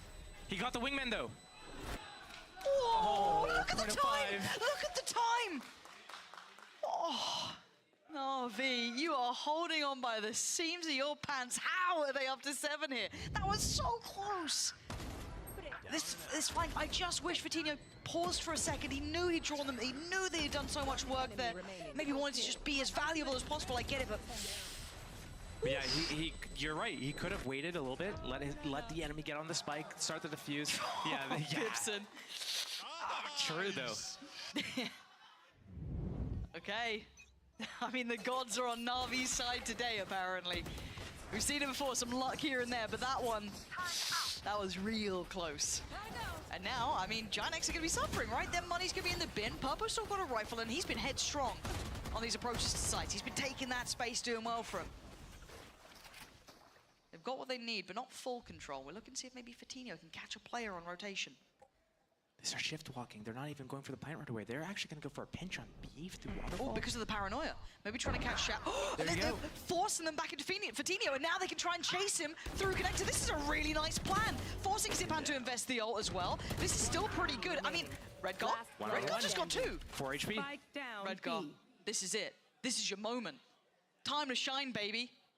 Show us what you got. 45 HP, 50 seconds, and Shao 4 HP on the other side. But out of all the players, Shao can be so cold. He got 3 this round already. He's starting to read the timing. He's starting to consider where the hell has Redgar gone. Has he guessed right? Now Redgar gets to take a step closer. Missing each other slightly, but the 30 seconds left. Swing around. This is nice from Shao around the world. Maybe giving Redgar just enough room to make an issue for himself. Doesn't make noise. It's all about timing now. Now he steps, and Shao has played this so perfectly, but his HP is so dangerous. Oh my god. Oh, he can TP top side as well and get the plant insta. Big man. Oh dear. Time? There's nothing you can do. I think he's out of time unless he tries to tank it. He can't do anything. Shao has just galaxy brained him out of that one. Went all the way around the world, playing the clock perfectly, allowing Redgar to feel he had this freedom, and he had the ult. To be fair, I mean, the 1 versus 1 by both players were played pretty well. Pretty well, yeah, pretty absolutely. Well. That was an eco round for Giant X. Yes. They did that with Sheriffs, with maybe a Stinger, 1 Vandal purchased, and they were able to kill 4 players, destroy the shields of the 5th player, and also get 2 ults. Get ults out. Yep. Redgar, he's having a game. Left. Oh, this is nuts. Look at it. Okay, 10-8. The scoreline closing in again. Ult starter hit for Giant X, so they're still stuck on that 10 round. What is their solution? Close isn't good enough though, right? These rounds have been close. They've been winning those silver lining moments. They need a round on the board because Na'Vi getting a little hot on the heels here. They're trying to bait out a trap at C, and also disarm at B, the Killjoy trap. Here comes a little bit of a fake at B. Almost traded out there, but Coutinho's drawn his blood. He's done well. He's got his this round. He's taken away Angel. And it makes it so difficult to Na'Vi. Where do they go now? Do they try and just play together, kind of 2-2? Or do they try and continue this hold? Everyone kind of congregating back towards that C side of the map. Quick little hill, get Coutinho feeling good. Still got his lockdown, still got Neon's ult, still got the Seekers. So many options. Seeker's going to be pretty good on this, followed by the Flash as well. Counter lockdown in. The Purpo's there, but he better win this fight because that lockdown is ticking. Purpo has found Sugetsu, but now it's Shao in the case. They've got to respect this one. The lockdown is in, and it might just catch. Did it get anyone on that side? No, they all got away from it, and the re-hit. So almost kind of drawing away from each other to re-aggress again with less utility. Still with the dog there. Ult now coming in off the back of Artis. This time they've got to commit to it. Purpo greets it with a smile, takes down Xiao. You're going to hear that ult coming out from, I think, Purpo here, trying to get in the back lines. 10 seconds now. Zipan, he can't get away with a 1v2. Giant X just about squeaking past. These rounds are heating up. That round was like a schoolyard fight where someone like gets hit accidentally or something in a certain way and they get hurt and they're like, wait, pause, and then they just completely reset and they're like, okay, let's go again. Yeah, it was that kind of like gentleman's agreement almost. Yeah. Just like, hold on, all right, we're coming back. Woof. But you've got to say this half still, even by hook or by crook, it doesn't matter how they got there, still has been determined by Na'Vi. They've closed this scoreline pretty well. But Na'Vi deciding it's time to just take a second because, I mean, their money's not good. See a couple of players down on 1.9, 2.7, 2.3, 2.7. It's not perfect. They don't have any ults to bank on. Closest one would be Zipans and Angels, and they're not, you're not imagining they'll be next round sort of hitting. So it's time to get to that crunch time, right? Because 11 is looming. It's a big score to play up against. When I was looking at this composition coming into the game, I'm thinking, wait, Giant X doesn't have any utility that can destroy the Killjoy Molly setup. So the Killjoy could set up with Molly's, turret or alarm bot to initiate and trigger a trap, and then you have Artis in a position maybe towards B, the center of the map, where he can use his stun on either side. We haven't really seen any of those sorts of traps from Na'Vi yet. We haven't even seen Giant X really worry about those Killjoy Mollies. The way that they enter the sites with the double initiator, finding out the lane of least resistance, and just running through. They know that Sigetsu's alone a lot of the time. They don't even care. They don't go to clear the site. They just run in. And they run into spawn, basically. They just run at Sigetsu. I'm seeing where they're pinging. I want to see if that's where they're heading. It's going to be Xiao then with 5 against him, maybe? Maybe starting to read into the aggression over towards Rubble and trying to just cut through. Not sure. Let's see. Again, the buy here for Na'Vi is going to be lacking quite a few areas. And this little bit of a potential off the back of it. No one got caught too deep, so they're able to get back around the corner. But an early tester for Giant X. That's both attacker smokes used right then. I don't think we're going to see another smoke for another at least 15, 20 seconds right now. Yeah, I want to know how long's left on that. I guess they have Purpo's wall to kind of maybe apply some pressure, but thank you, they observers. just used that already, yeah. There's one smoke back up for Redgar. But again, this will cause a pause in the game, basically, because as you said, they invested 2 very early on. I am just concerned that Giant X is about to play themselves by playing it too slow right now. They used a lot of utility. They didn't use like too much. They baited out a lot from Na'Vi on that little pump, and they only sacrificed their rechargeables for the most part. Is the smoke coming in now? Next one's up in 2 seconds. Paranoia towards kind of tree, kind of backside left. Looks like. That's cleared through. Zipan had a chance. It's actually going to be connected in the end. Redgar's gone down. Don't know if he got that second smoke in. I don't think he did. So now there's problems. Paint Shell going to go through Cloud. Should be able to get the plant here. He does. No threat to him.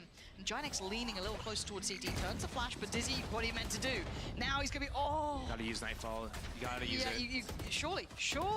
You're feeling the strain. You're feeling the pressure. Apparently not. Apparently Giant X don't think it's necessary, and now they've lost out on the chance for it. Hoodie and Purpo. It's mostly Hoodie they're holding on. And there, in the end, it's going to be Purpo to get across the line, but that was around with so little. That was Sheriff's bits and pieces, a stinger or 2, and it still got damn close, but it's 12 now for Giant X. All of the ecos all game, both sides have been taking it really to the end of the line. Like right here, it could have gone either way. That lineup from Hoodie on those 2 players, that was an advantage for Na'Vi for a brief moment, but right here, that was where the tides changed. I thought for sure that Nightfall was going to be expended on Heaven, maybe stabilize there a little bit. You have players up there, anywhere really. But now they get to keep it for this round. Yeah, I guess, and there's still a buy here for Na'Vi. The purse strings are certainly being pulled at this point, considering they've Guardians out for Artis, bits and bobs missing here and there. Whenever Giant X hits C, they always path up through this lane. I'm surprised that we haven't seen any mollies placed on that lane yet. It's always in the same spot towards that ramp, that elbow part of the site. They're never there. Here comes the rotation back to from Giant X, though. This isn't the first time that Navi's played this, so there should be utility to clear it. And now seeing the Paint Shell as well, they've got to know there's more here, but Purpo's still fallen. Nice follow-up from Angel, holding the choke point well. And now Giant X left with 3, Redgar, Cloud, and Hoodie. Still 2 flashes, still kit to be played in, so it's certainly not without threat, but the numbers so good for Na'Vi. You've got to be imagining 9 here. I think Giant X just needs to work the next 30, 40 seconds looking for an opening pick, not even necessarily forcing the execute onto the side or trying to get the spike planted. They just need to get an opening. Yeah, a couple of question marks being made, though, with the door being opened, the smoke coming in. They've been able to close in. Hoodie again. Getting close. Na'Vi none the wiser. They don't know. They don't know about how far they got, but Xiao's been holding the angle, but the flash was good. Overwhelmed in the end. The numbers trading very well here, and Cloud copping a whole load of damage. 20 HP is not enough to really do this with, and I mean, I'll eat my hat if he does.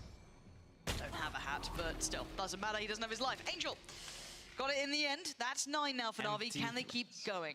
Empty threats. Don't even have a hat. I can buy one. Okay. They pay me enough for that. I can afford one singular hat, thank you. That's about it. That was a real close-up on Angel. Thank you, cameraman. It was a good counter setup, though. The nade ready, Angel taking contact. As soon as Angel sees them, here comes the nade. They double peek together. And I'm seeing these offs starting to come back in for Na'Vi, so they have a couple of options. They still got, you know, the fish op for Angel there. You've got Showstopper for Zipan. The Nightfall has been left with Cloud for some time, and we see 2 rifles kept in hand for Giant X. One with Purpo and one with Hoodie. And the early attempt just seems, you know, test all the extremities, show a little bit of presence, see what we can get. Last time they did this, they had this wonderful crunch kind of towards that BC connect. Ardis, even he's a little stun locked by that one. But does it get Fatinho? Oh! Fitty is on form today, can't say it enough. He is hitting like a damn truck here. Surely not again, he looked close to that, but luckily, well, I'd say who flashed him off there? That might have been a little unfortunate for him. Sugetsu makes a mad go of it. This is falling to pieces. Xiao and Angel, the last 2 hopes, and they seem none the wiser as to what the plan is. Angel's still over towards B. This is falling apart right in front of their eyes. There's a Nightfall. They use this as a fake as well. It scanned nobody, though. They still choose to go to B, even though nobody was in A site, because they knew the rotation came A. And they stopped her. He's got the info. Do they have anything else? Okay, they still got the Dizzy, the Wingman, Mosh, Molly. 2-on-4 though, and everyone's got a gun from GX. And no chance of the back of Dizzy either. And seized, slowed down. It then falls onto the shoulders of Xiao. Smoke's down. This is so uphill. Especially with the angles, you're going to have kind of high-low setups. You still got Cloud to clear on a dirty angle, being kept safe by the smoke as well.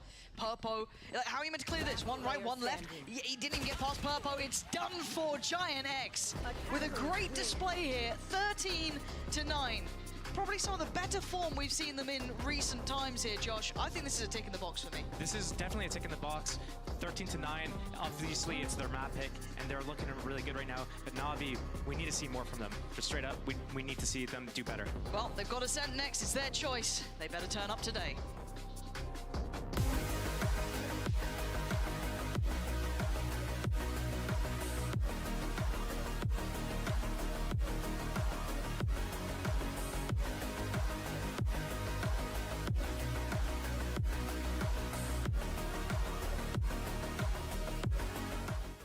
I know a place that will break you into 1,000 pieces.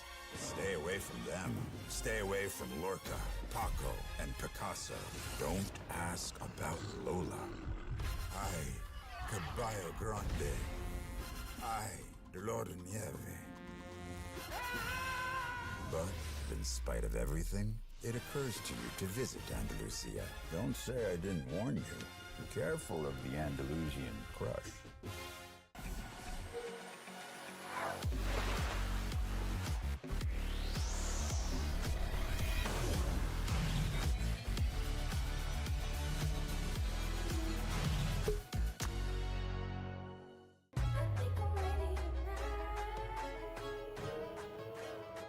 Hey guys, it's Jimmy Lin.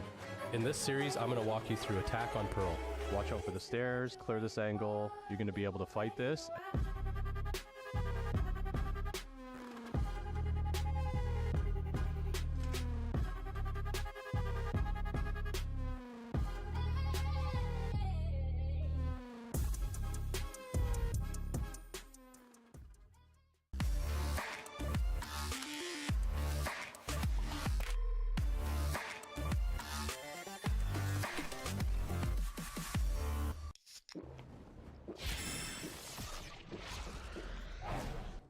Red Bull gives you wings.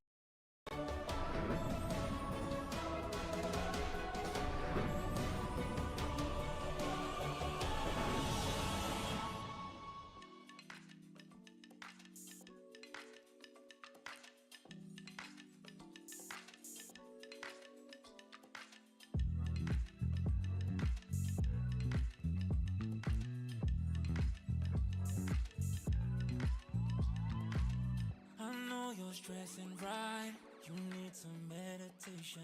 Don't let them ruin your vibe, no time for rumination. Let's leave it all behind, take a flight, aviation. Want you, girl, by my side, let me show my appreciation. I want you here with me, I miss your body, baby. No, I cannot believe that you're still single, lady. Wishing I could retreat. I want you here with me. Be my lover, be my trophy, be my woman, be my lover, be my trophy, the only one I want. Be my preliminary. Let me caress the way I think it's necessary. Monday, Tuesday, Wednesday, babe. 7 days, are you ready? I don't need to say you know it, girl, you're extraordinary. I want you here with me, I miss your body, baby. No, I cannot believe that you're still single, lady. Wishing I could retreat. I want you here with me. Be my lover, be my trophy, be my woman, be my lover, be my trophy,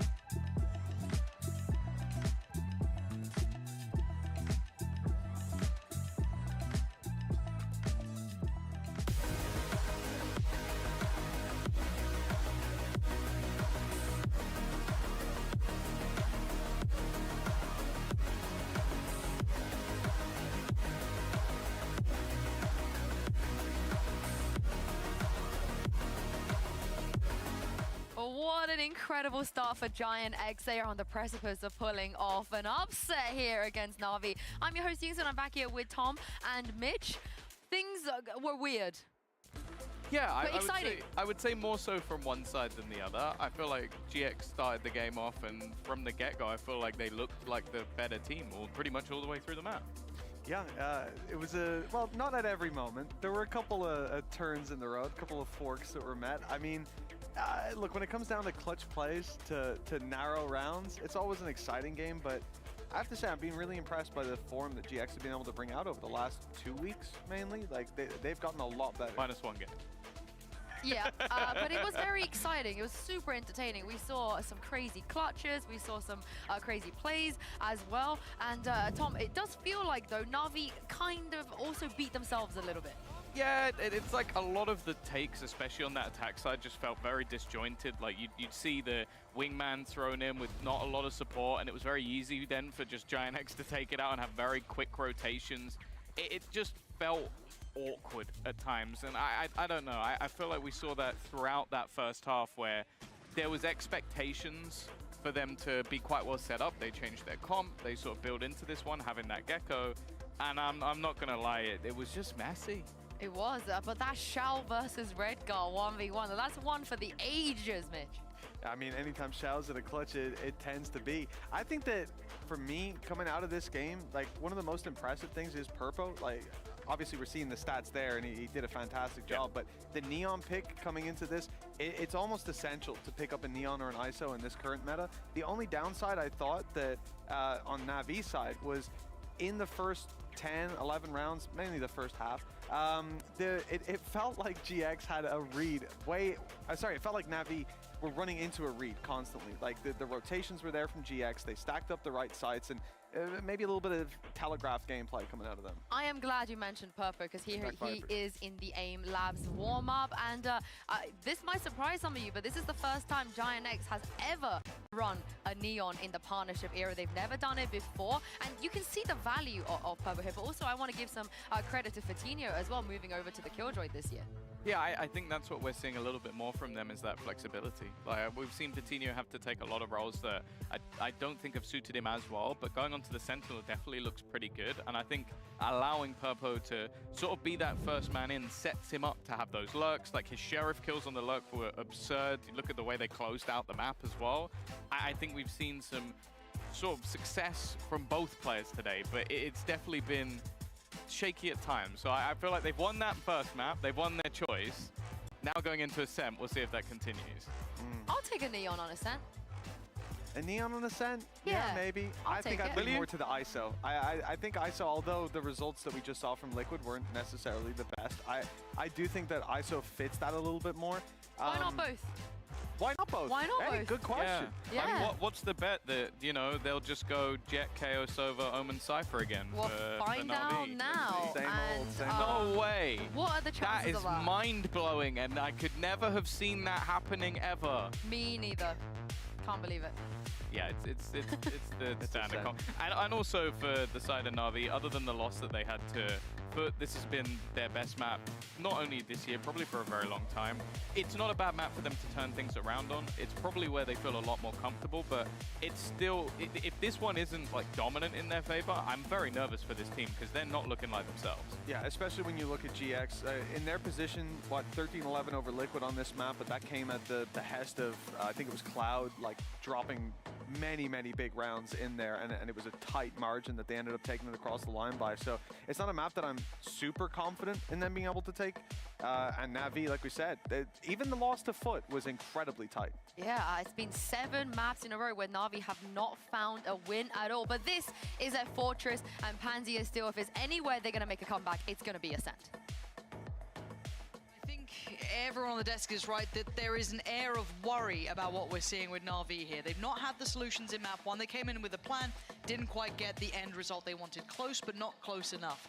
Now map 2, yes, it is their map to play. It's what they often lean towards when the chips are down. They still look okay. But it's looked shaky recently, and I think that's a fair assessment of where they're at. I think Giant X has done a really good job of showing us what they've got and kind of where they're going, the trajectory they're on. I think if Navi lose here, it's unacceptable. It really is. It's nothing short of unacceptable. Yeah. They need to post up a win. I think if we're going to look at Navi still as a team that goes to internationals, you're right. We have to hold them to that standard. It's only fair. Cam's looking a little different. Ardis looking a whole lot like Cloud, but still, all good. Get that fixed up for you as soon as. For now, Giant X on that attacking side, of course, Navi on the defending side. Giant X going right up middle, looking for a challenge potentially on Ardis. Flash did go in, and the first fight found on towards Xiao, but still right up middle there. They're not stopping anytime soon. Yeah, and they've got the smoke there to cover them off. They can pinch towards the A site. Angel needed to bail them out here. They're being surrounded. The only benefit here is that Sugetsu's a little bit safe. I mean a little bit, right? A real little bit, because there's a whole lot of players there. He couldn't outstand that, and some really unorthodox approaches from Giant X inside these rounds, and I really like what we're seeing. It's well crafted, it's creative. So they have to get past the rest of the storm here, which is going to be Ardis, Xiao, and Zipan trying to find value, but what do they have to play in with? A flash with Zipan, and that's it, really. It's better be a damn good flash. There it is. Hoodie's already taken down Ardis. Looking like Raps here. There's the knife coming back through, but still they're just standing tall. Giant X with a, as said, very creative but well-considered pistol there. I think it's not just the first time that we've seen this as well from Giant X. We saw a lot of it on Lotus as well. Some of their drawn-out plays, whether it be pistol round strats, whether it be some of their gun round strats, or even ulti-based plays. We're seeing a lot of that innovation, and I wonder if maybe that is something indicative of where they're at as players, that when they have this really well drawn out plan, they're really good at it. They can execute that. But when things don't go exactly their way, that's when things get a little bit weird. Artis, that's no outlaw. But we saw what he did before. Roll your mind back. Do you remember when he got those mad shots there? I think he got 3, yeah. But that was against the Eco, okay? He was That's true. They won pistol. Fair. Look, I see Artis, I see Ascent. I'm always on his side.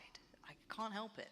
They're actually taking a good amount of mid-space here. This could get a little tricky for Giant X. Got to be careful with how they try and path through this. Had a glance towards that B site. Leaning further away now. And, well, Outlaw against Marshall. That connected. Oh, it did. He took 25 damage. That could have been the Ghost, though. That's exactly the damage the Ghost does, right? You tell me, mate. I'm a play-by-play caster. I just say the words loudly. You think I can do math? Wild. Big knife. 4. That's pretty much as telling as you can get. And Giant X is going to be kind of bullishly going into this. Taking fights, taking steps. Purpo, wait on the flash. Nice. Really nice. The only unexpected element was Xiao. Gets cleared. Purpo on the tear now. 30 seconds left. 3 this round for him.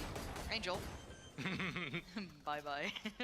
And Sugetsu is over towards Cat, so maybe already looking to try and catch one on the way out here, do what he can maybe, but there's no good options when you're up against this. This position's a bit... Oh! 2 tapped. Oh! Always looks so good, doesn't it? Nasty. With the classic, it's satisfying. Yeah. It's just like, you never know what you're gonna get with it. Sometimes you just right-click burst across the map. Sometimes you're right in their face and nothing. Any more? They get one more. That's pretty good. That's pretty good. I think they're already. I can't quite remember what Giant X came in with, but they might have actually lost a rifle off this. I'm trying to remember. And Sugetsu gonna just opt probably to try and catch one on the heels as best he can. Nah, no more. Off to the spike we go. And I want to remember what they came in with. Do you remember if they came with only 3 or if they had another Guardian, perhaps? On Giant X, I know that they had a Ghost, an Outlaw. I don't 100% remember. No, but still.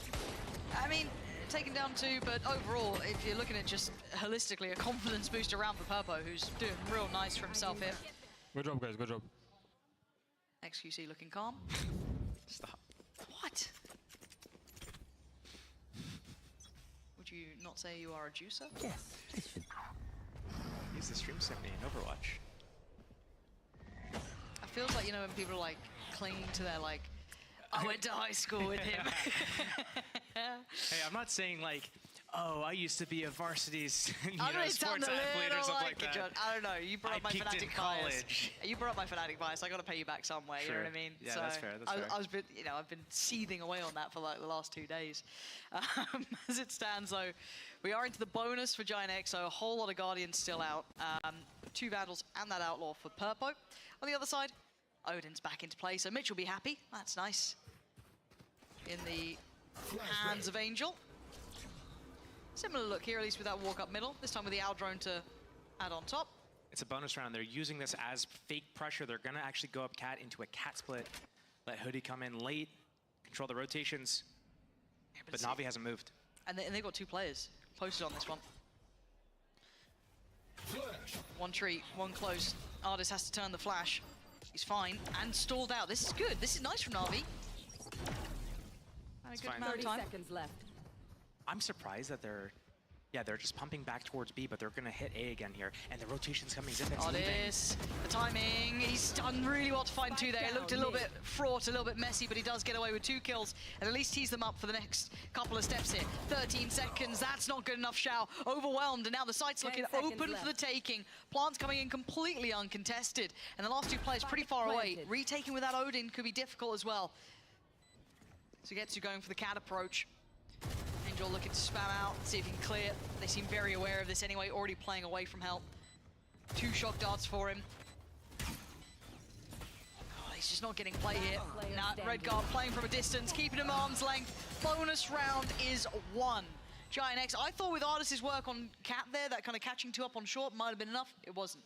I think this is where we're seeing a lot of things going wrong for Na'Vi. In that situation, you're absolutely right. Artis is here, he gets 2. You'd think, hey, this is actually a winnable situation. But the problem is, they keep the same setup that they had the whole round, except Zipan is leaving Cat. He's leaving Artis's side to go rotate towards B. So they're not on the same page, and they're all trying to lock down so many different parts of the map. You can't control everything. Control what you can. Just focus on 2 or 3 spots, and then lock those down. And now they're going to try and do it with far less shares. Light armor as well, so it's not completely without threat, but let's see what Giant X do on their approach now. Going in towards the site. At least test a little here. Can't. Oh, where? I don't know if he saw him above the smoke or just saw where it came from. Just shot towards market, and Angel's walking out the door. Well, he's walking out of the round. Knocking on heaven's door.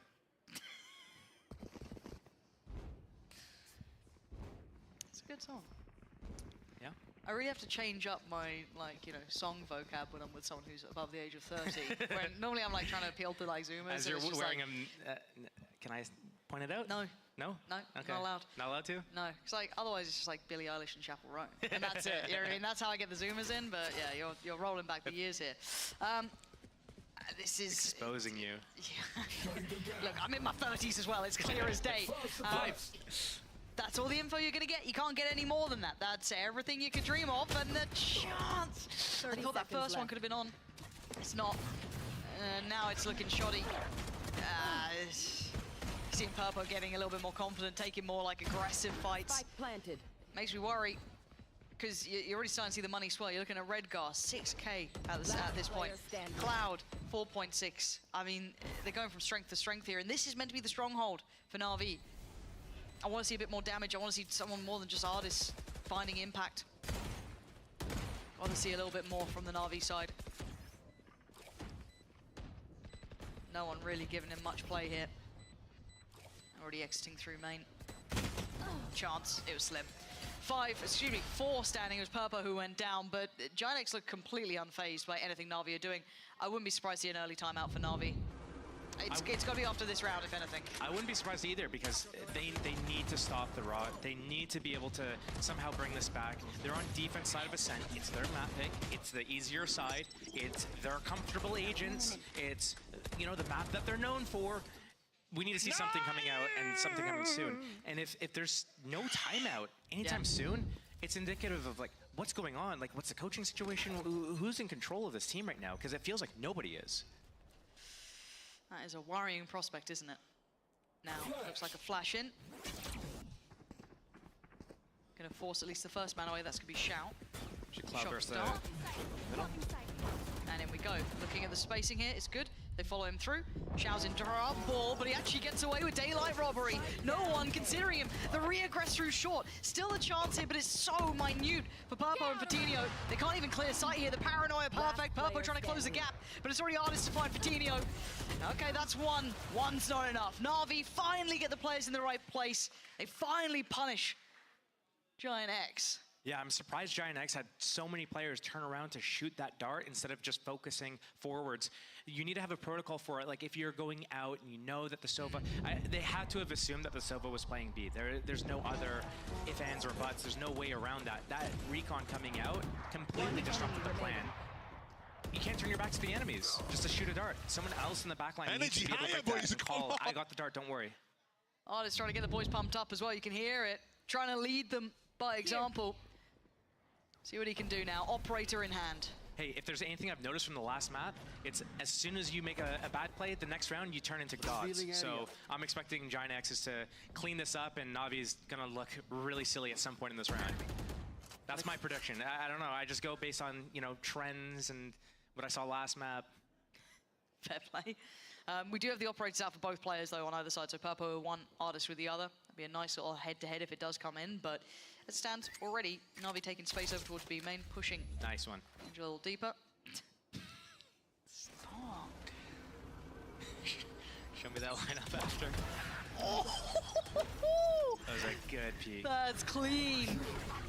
And Purpo's been punishing over here as well. He did that to Artist before with, I think it was the Outlaw, but in we go. Happy to be the one to go forward. Waiting on his boys to then back him up here, the second to the third man in. They now know that there's one on the side. That's clear. That shout down. Oh, what Purpo is hitting today. Looking right on the money. Angel's got no options here. None. All of those removed. That was big work from Purpo there. Like I said, they turned Looking into like gods. gods, yeah. Oh, that's a bitter pill to swallow for Na'Vi. 5 HP, he's just gonna try to save his life. But he's getting hunted down. These guys smell blood. Sharks in the water. Don't think the knife got him, so see if he can live. He's hearing him close in. It's a sinking feeling when you start hearing the steps. You're like, oh god. They start chasing so early though. It's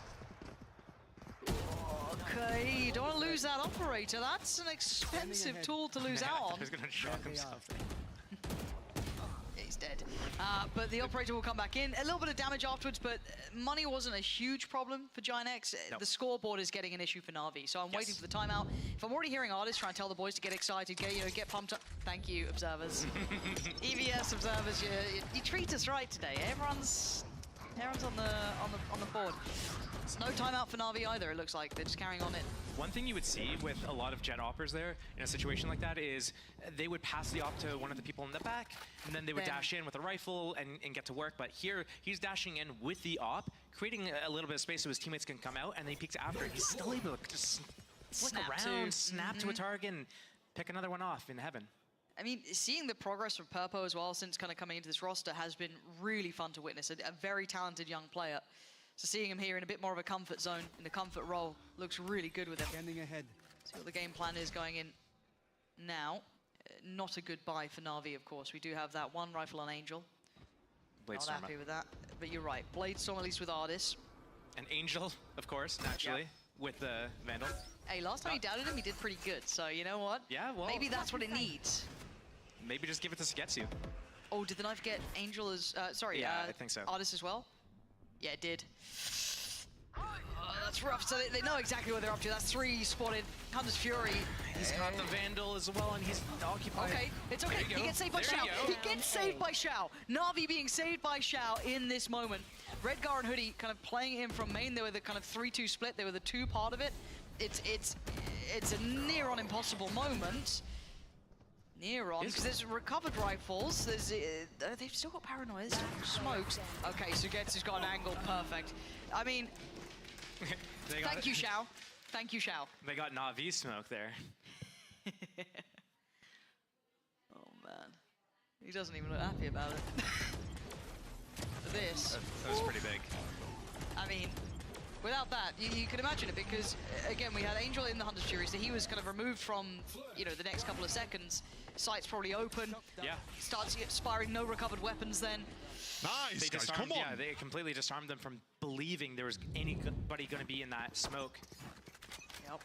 Okay, they're back on a buy here, Na'Vi. Can they string a round or 2 together? Just back on that operator. So much pressure on him early. Identifying where he is part of, it seems like, the plan. Find him as quick as they can. That flash, yeah, I was going to say, they know he's there, they need to use a flash, or they need to avoid it. Are they challenging? Oh my god, Purpo, you're feeling yourself here, but Zipban dives in head first. Straight off Cat, Na'Vi going for the crunch here. Just going in for a straight up brawl, and Redgar and Fatinho finding the players on the other side. Sugetsu tries to walk on the side of the cage, and it's all just gone. Oh, Pete Tong. Xiao, 1v3. You're going to be spotted no matter where you go. Watch them run. Redgar just going to make sure they've got safety on the back of the site as well. So they should be comfy here. Shadows traveling. Xiao's going for it. I mean, he got 3 before. He's got 1 now. He's got a second. Xiao is on this. He's absolutely on this. 2 rounds now he's given them. Out of the 3 that Na'Vi have, he has given them 2. Xiao, finally a smile from him. It looked like Giant X felt like they'd already won the round. And a stark reminder of who these players can be. Na'Vi, no slouches individually here in the Red Bull clutch. You get to watch it back from start to end. And it was a brawl in the beginning. It was a big brawl, and this is the second 1 versus 3 that these guys have gotten this series. Angel getting the first one on Lotus. Spike planted. In those situations at the start of the round, when you control that brawl, that 3 versus 3, you're not looking to end the round there. You're looking to go and take that fight, get whatever kills you can get to get your advantage, clear it out, and then you're supposed to reset. These guys kept going, kept going, kept going. It's like, stop at some point. No stop, only No forward. stop, only go, yeah. And Purple trying to get past Artist. The pace change here, they're going quick. Hunter's Fury being sent in. Will he consider Shao again? The Danger Man himself. It looks like he's on for another. He is. Denies Purple a step forward towards the side. Redguard gets a great shot to get to, but Shao still firing on all cylinders. Na'Vi now in the right place. Hoodie on the clear, but it's a 1v1. Angel against Cloud, and it's Cloud this time. Whew, we are getting some high-octane rounds between these two. Giant X just looked like they just shifted gear there. Yeah, I mean, they sent basically just one per layer up cat alone. That was Purpo going for that cat split. They had the Hunter's Fury behind it as well. Ults going off left, right, center. Players flooding out every single hole. Heaven, door, everywhere.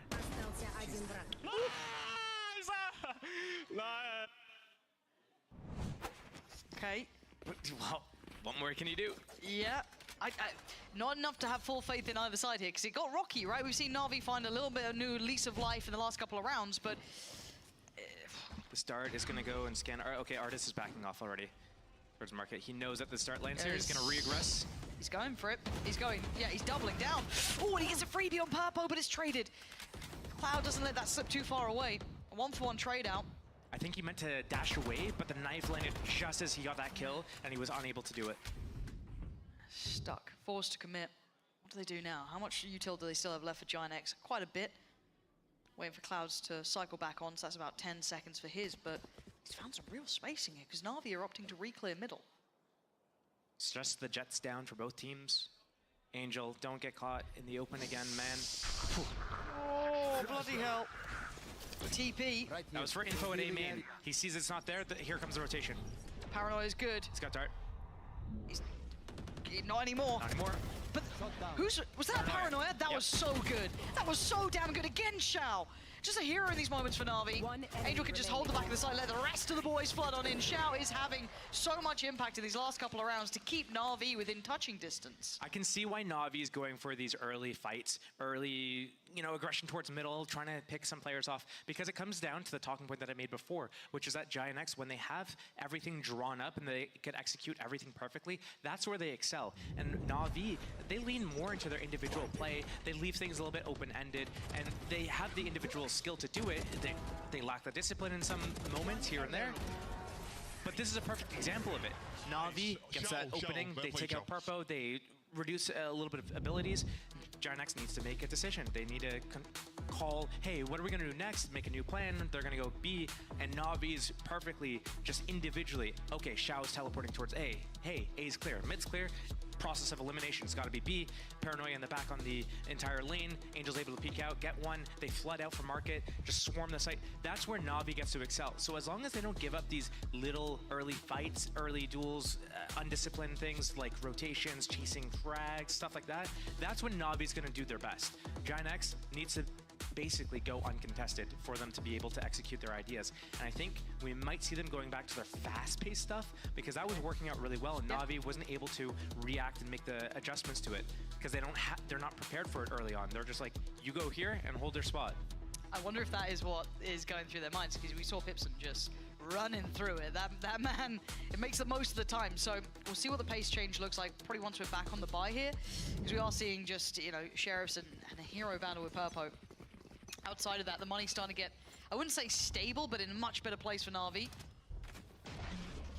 Revealing area. There's pressure over this side. Lots of info coming out. We got scanned by that. At least 2. Artist up for the challenge. Holds over towards B main. Looks like a 3-2 split potentially. Again, you're looking to kind of play in Purpo if you can. Still got Redguard with all his kit. Still got Fatinios as well, so they've got a couple of bits they can set in motion, but it's going to be tough. Already Zipan's watching towards this. They're aware that they've given up that mid space. They're faking piss around strat here, where they actually won A, but now they're going to use it and go B with it. Yeah, you can see the Chow trying to gap close a little bit, but it's hardest to take down Hoodie. Again, you're looking for when Purpo falls, if he falls, and he does. That's the Vandal gone, and Zipan clean. Down on 15 HP, that's fine. He's done his job here. Trying to toy with their expectations, but Na'Vi in control. And just last man alive now, Redgar. Sheriff, 40 seconds, and spam. Does he get anything? Nah, Ardis, clean, sharp. Andalusia flawless, and another round in the right direction for Na'Vi. They're starting to close this scoreline. This round is what the timeout was for, though. What can they get done here? You want to see me show my age? God, go on then. Eggs, bacon, and spam. Spam, eggs, bacon, and spam. Oh my god. Was that just the OG Monty Python, or is it the... Which way do you take it? Yeah, we are aging ourselves. Josh, please, they'll find out. They'll find out I'm not one of them. Shush. Keep it to yourself. All right, KO ulti, Bladestorm. Yep. And the spam battle. Hello. But you're right. It looks like Na'Vi leaning back into these strengths, trying to find those early fights and take a brawl. Oh, this is... Hello. Bye-bye. You know, Ponytail giving it away. And Purpo. Oh, how is he alive? Sugetsu tries to quickly look for another target, but actually there's support here. The rest of Na'Vi crunching in on this. We've seen it before. It's almost like they don't stop on these fights. Where is everyone? That's huge. There it is. Big info. One more kill and he can Omen ulti as well. Oh, it's just slowing down though. Angel. No, Hoodie. Don't be a bad boy. Hoodie. Hoodie. Oh, okay. He wins it. Just disrespecting Angel there, walking on in. They're so split though. Where is He can't Redgar plant here? yet. He can't plant yet. He needs Redgar to get closer. Redgar, please. Did he get caught by the knife? I don't know if he did. I don't. He had to have gotten caught by the knife, but it doesn't matter. There's only one place that this guy can be. They seem confused, dazed, and now they're in trouble. Flashes there. It's Redgar up against Zipan. Doesn't spot him on the first try. Smoke goes in. Paranoid does not land. He gets the spike back. Still one off from that ult. He'd have loved to have that now, but he doesn't get it. Zipan creeping closer. Redgar gets spawned in. TP. That's all he's got. Where does he gamble? Oh, perfect. He's taking a chance. He's taking a risk, and Redgar with a lovely reposition. That's gnarly to have that in the 1v1 late round. It's just, you don't know where they've gone. You know that they've done it. That's all you can know, though. Did they go boathouse? Did they go lane? Lane would have been a really risky play, though, right? If Zipan's up there, he just teleports right into the Zipan, instant loss. So that's a huge risk to take to go up there. I'm surprised that Zipan red lane instead of boathouse, which would have been, I think, the more common choice for an Omen player. Oh. Yeah, you can see the frustration there a little bit as well with Angel. It's just like, you know, it came down to a coin flip. An unfavorable one, but we go into the half at a 5-7. Gianx still in the lead, yes, but it is close between these two. No raid bosses made, just a couple of ghosts, a couple of bits and pieces. Let's see what Na'Vi look like on this attack. Enemy mark. It's going to be a cat split. That knife is a big tell. They used it to scan this area, close cat, realize that nobody's there. So they're going to think that they can go Fatinho spotting them, getting the nade off in the rotation on the way as well. 3 suppressed. 3. Caught on cat. See that trip? Just a little bit deeper. They'd have to fully commit to this. Oh, it's causing pause for thought here. There's the pressure. Paranoia comes out and a little bit of a reclear, but you're right. But look who's waiting. Purpo's not really moved from this. You still have support from Hoodie. Sugetsu gets one in the end. Cloud goes down, but they now know the Gianx are hot on their heels. They've got to speed up the pace. Purpo just gets caught. Holding for the off angle. I don't know. Ardis on the punish, and now Hoodie left. Oh, okay. Shao wasn't expecting it at all. Hoodie's given them a new lease of life. If you still have Ardis with that Sheriff, you still have Zipan alive. Can they work together? Can they hold this crossfire, create pressure? Yeah, he sticks around for that shot. Goes in for more. Zipan, it's all on Fatinho now. A 1v1 and Ardis, 25 HP. Tag, no frag. Both are one-shottable. This is so dangerous. The timing, Ardis has it. Looking like they can close the gap now. Bloody hell, that was tense. You can see it on Artis's face there as well. He is sweating bullets. Everyone was tense up there. Me, you, them. I'm surprised. I need to see this back from Purpo's perspective. Why did he leave B main there? He had a 1-versus-1 against Angel. He didn't know it. We know it because we can see. But that doesn't matter. The fact is, if he leaves B main, he's getting pinched from Market and B main at the same time. If he stays in B main, he only has to fight B main. So there's only one area he has to look at in that situation. I'm very surprised he left. That could have been a big give up to that round. One suppressed. Now, Na'Vi get to enjoy this. Looking at the buy, though, we are seeing quite a heavy investment behind it. Just Sugetsu down on the Sheriff, and that's it. Vandal in for Ardis, Guardian, 2 Bulldogs. On the other side, just the Frenzy and a Sheriff here. Oh, Purpo. Bye-bye. Just cleared so easy. Giant X hoping for the best and probably expecting the worst, but for Na'Vi, just going to be taking, hopefully, very careful steps throughout this. Yeah, we've seen them time and time again losing these types of rounds. In the last week, last 2 weeks, round 1, they win the pistol. Round 2, against an eco, just falls apart. Right place for it. What value do they get? It's going to be late presence towards B main, which makes Hoodie's life harder. The chance made and just swept through. Nice work from Na'Vi, and no real problems in the end. Yeah, Shao goes down, but hopefully Sugetsu can pick up that rifle if needed. He does, so no real losses there overall. All things considered, against the stack on the B site there, and some of the Giant X players even having the jump. The lane player had a jump, the B main player had the jump, as Navi's coming out of market there. So to only lose 1 player in that round, pretty clean. Good stuff. I always wait with bated breath with Na'Vi. I don't want to get too excited when I start seeing them do the right things. It truly is the bare minimum, but we're like, oh, okay, maybe this is the one. So we see, I think, is there an upgrade in here? I see another Vandal coming out, so that could be a little bit of an upgrade. So that's going to be Sugetsu, and still obviously Ardis with his. On the other side, of course. Giant X with their first chance to get the real weaponry in hand. And the bonus round here for Na'Vi. Looking like they want to put a lot of pressure on this middle plate. Purpo could be in a little bit of trouble. In market? Yeah, it is. And somehow Purpo still gets value, still finds Ardis. And they can't springboard fast enough to try and punish any of these players backing away here. Already the smoke comes out, already the stall's in play. Na'Vi looking for a little bit of a gear shift, pace change. Purpo's gone down, but Cloud on the trade. Still being held towards market. They haven't been able to work the... Shao, I mean, you've got to hope that someone's trading that. I mean, Zipan yet, next step in. And then it falls to the likes of Cloud, who's already down very low. His HP is probably the roughest part of this. Still has a dart, but he's cleared. Oh, no. This is nice from Na'Vi, step by step. Good unison. Plant there. Coutinho stalls it out. Or Redguard closing in as well. Only got 1 on the knife, so they don't know where the second player is. This is going to give it away. One's planting, one's spamming. Paranoia still for Redguard and a smoke. He can smoke off one side of the boathouse, use the Paranoia to go in, combo with a flash from Coutinho, and they double swing. Let's see it. There's the Paranoia. And Redguard, the first man in, just takes steps, walks it forward. Angel, a 1v2 is tricky, and look at his position, swinging together. Giant X taking no chances in that final moment there. Really robust, and managed to do what they need to. Still good damage on a bonus round, though, for Na'Vi. That was good. They had a bonus round. I think Na'Vi did invest in a decent amount in the rifles in the second round, but they didn't lose too many shields on that round. So I think they're still going to be okay here. 4 buy. Expensive for Giant X, but I do like how they approached that retake. It was really, honestly perfect. They smoked off the right side of the boathouse. They used the Paranoia. They KO flashed at the same time at lane, and then they paused. They waited, and that caused... You saw Na'Vi was like looking the right way, and then they're like, wait, they're not in yet. Looks the wrong way, gets flanked. Well played.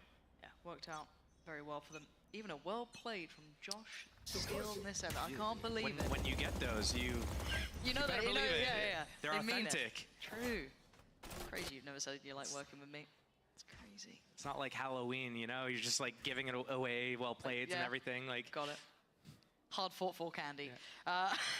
On the other side, we got to see what's in mind here. Purpo. Trick or praise. Easy. Oh, wait, he didn't get caught by the Paranoia? I thought that was on it. Apparently not. Now, Zipan will be able to get res, so it will only be that real pick on Ardis that gets transferred to later value. Cloud is... Oh, yeah, there my you God. go. Oh, What? How? How did that happen? How was he alive? I don't know. I couldn't tell you. Hopefully we get that on the replay. Just watch it one more time because the HP is dreary. Look at the state of Na'Vi. Shambles. But still standing and still with guns in hand. 18 HP on Sugetsu, 11 on Shout, 21 on Zipan. This hat is going to give away all the information that they need. Paranoia and 2 KO flashes to move in. And all the players are so low for Na'Vi. I wonder if Sugetsu can maybe find something from his position, maybe.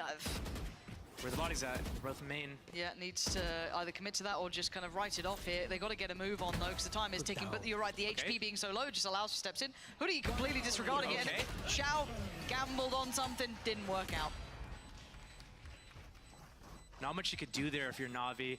Maybe you could do something like a high-low setup, or it's just so risky to be in certain places. Behind the tall box, you get spammed, one bullet, you're dead. You stand on the box by Dragon, one bullet, you're dead. So you have to pick your off angles and your double peaks, your high-lows very specifically.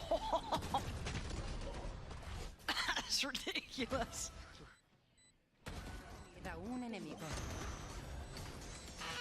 VCT insane! Nice! 7 to 9 now. So Na'Vi, after losing 2, going to be left dealing with whatever buy they can fashion. Ardis. Oh, the counter spam. That's so sick. And he's got his Blade Storm off that too. Yep, and he gave the Guardian to Sugetsu. What a guy. So good the camera stopped working. Truly looking like Jesus right now. What can we do, though, beyond that? You're looking at Purple. Again, this angle makes me a little nervous here that he's banking on this.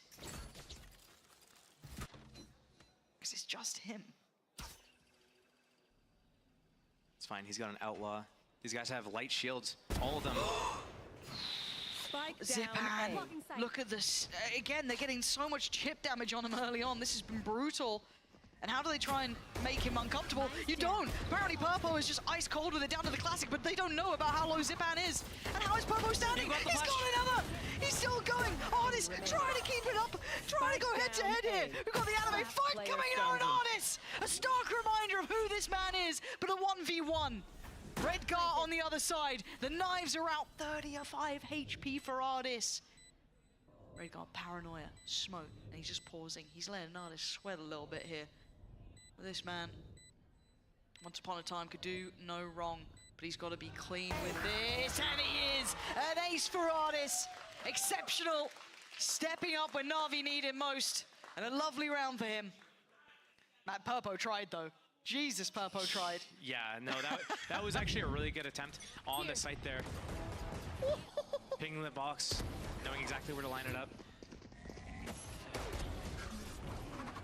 Taking his time, lining up the shot before he pulls the trigger there.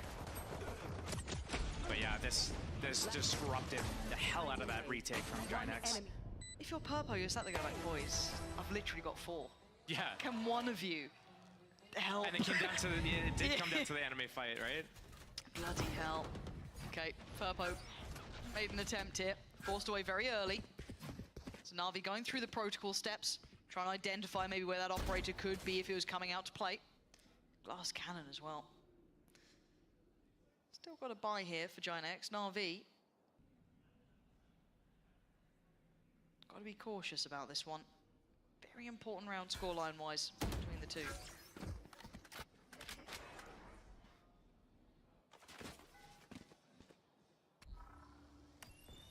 Scanning ahead. What are they going to do with this dart? Scans if they're close, maybe if the jet's out of position, but feel like not a lot of value from that. Okay, that's 2 attackers spotted. Towards B, that's the jet and the KO flashed. Seeing that, Fatino is still leaning towards A. They're putting a lot of stock in the 2 players holding on that B site and maybe just having a decent read on how Na'Vi like to approach, but Well, we saw the other round, Fatinho in this position was able to throw flashes over the heaven wall, and his teammates were able to fight with it with a defensive smoke in the middle of the site. I think we might see the same thing again here. And they're in trouble, they're in so much danger. The split's coming in and already the damage being done pretty heavily. Purpo, actually it's Redguard to succeed on one, but now you got to see Purpo find his value, find his man. He's already got one down. He knows there's pressure coming in through by Tree. He knows that this is not going to be an easy fight here. He's still alive. This time, his teammates are there with him though. Giant X hold together.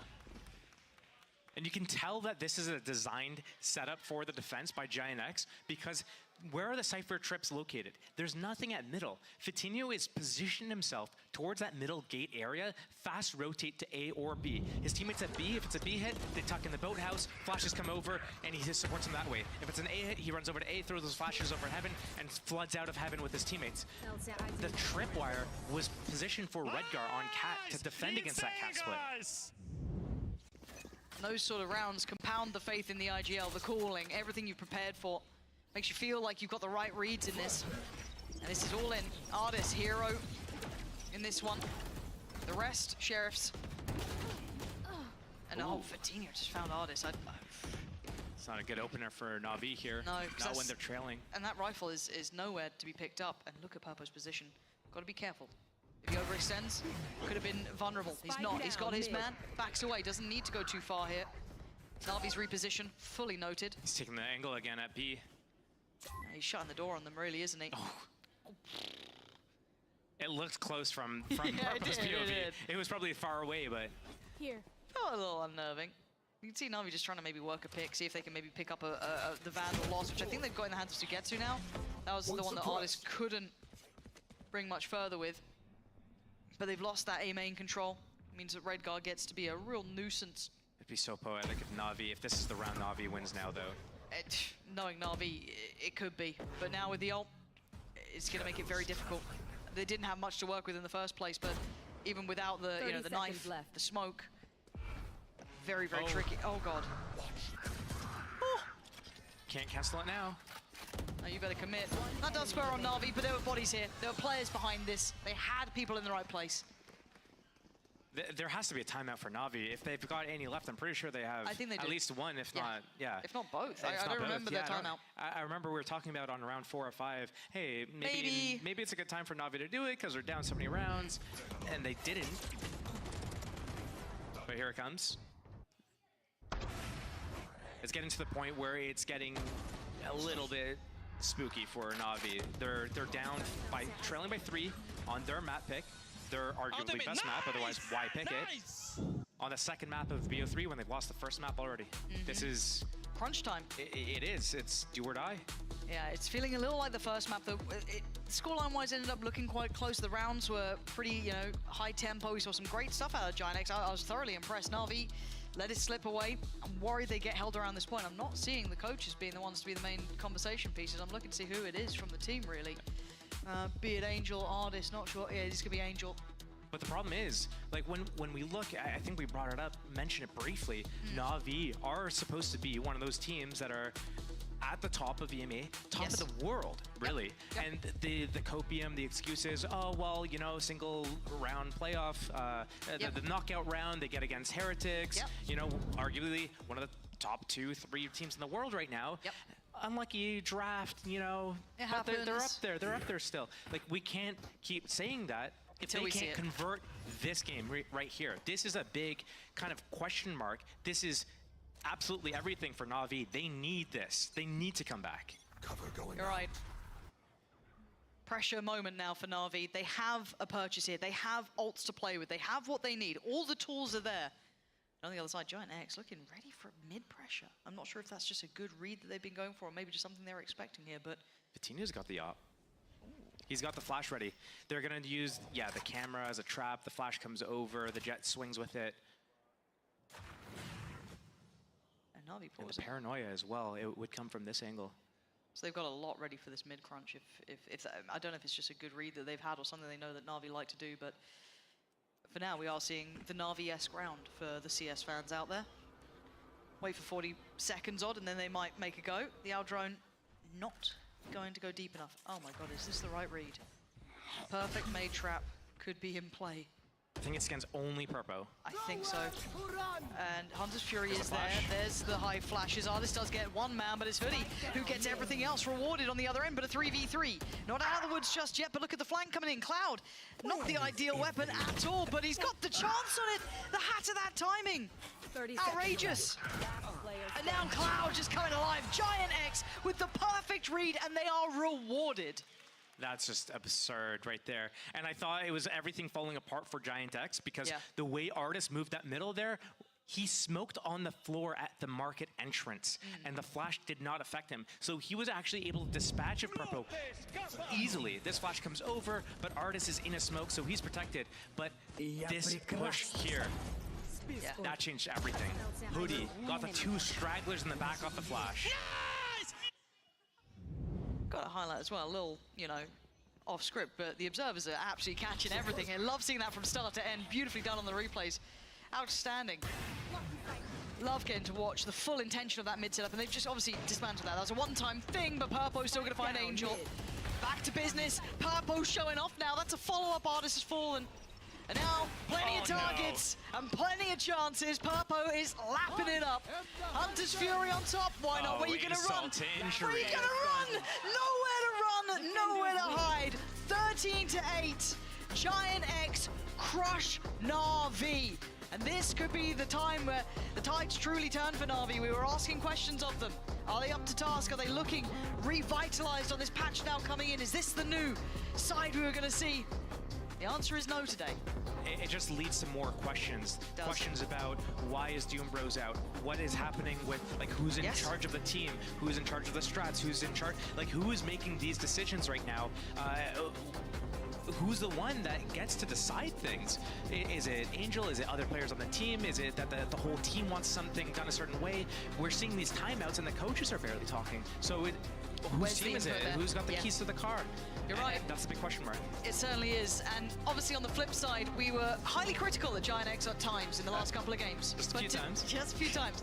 But today, some of the set pieces, those little trap plays, their approach to the game, Josh, I'm really impressed with how good they look today. Yeah, like I said before, if they're able to execute the game plan that they have, whether it be one round or whether it be an entire map and the entire series even, if they go uncontested, we can see the good things that they have under the belt. It's when it comes down to little itty-bitty things, getting players a little bit more experience, getting them more equipped for making decisions on their own at an individual level, that's the next step for these guys. But they have a solid foundation for now, and it's only that they can move up from here.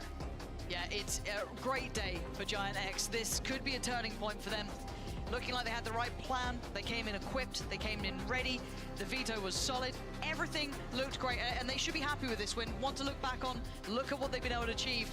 They managed to topple NAVI on arguably some of the better maps. They're having Ascent as one of the keys to the castle, to their compositions. But again, enough from us, I think. It looks like we are ready to head over to the post plant that you don't want to miss.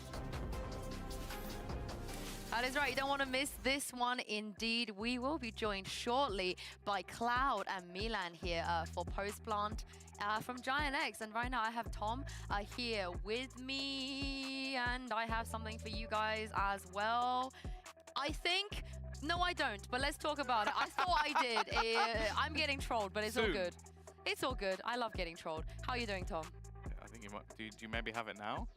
No. Oh, no, it was there, and then it was gone, so we're getting lost. I'm doing pretty well. I think that for GX, that is a huge victory. We know that obviously they're running out of lifelines, so to be able to have that sort of victory versus Na'Vi, I think a victory that many wouldn't have expected going into today. With, even though Na'Vi have been out of form, it's like they lost a foot in Heretics. We were giving them the benefit of the doubt.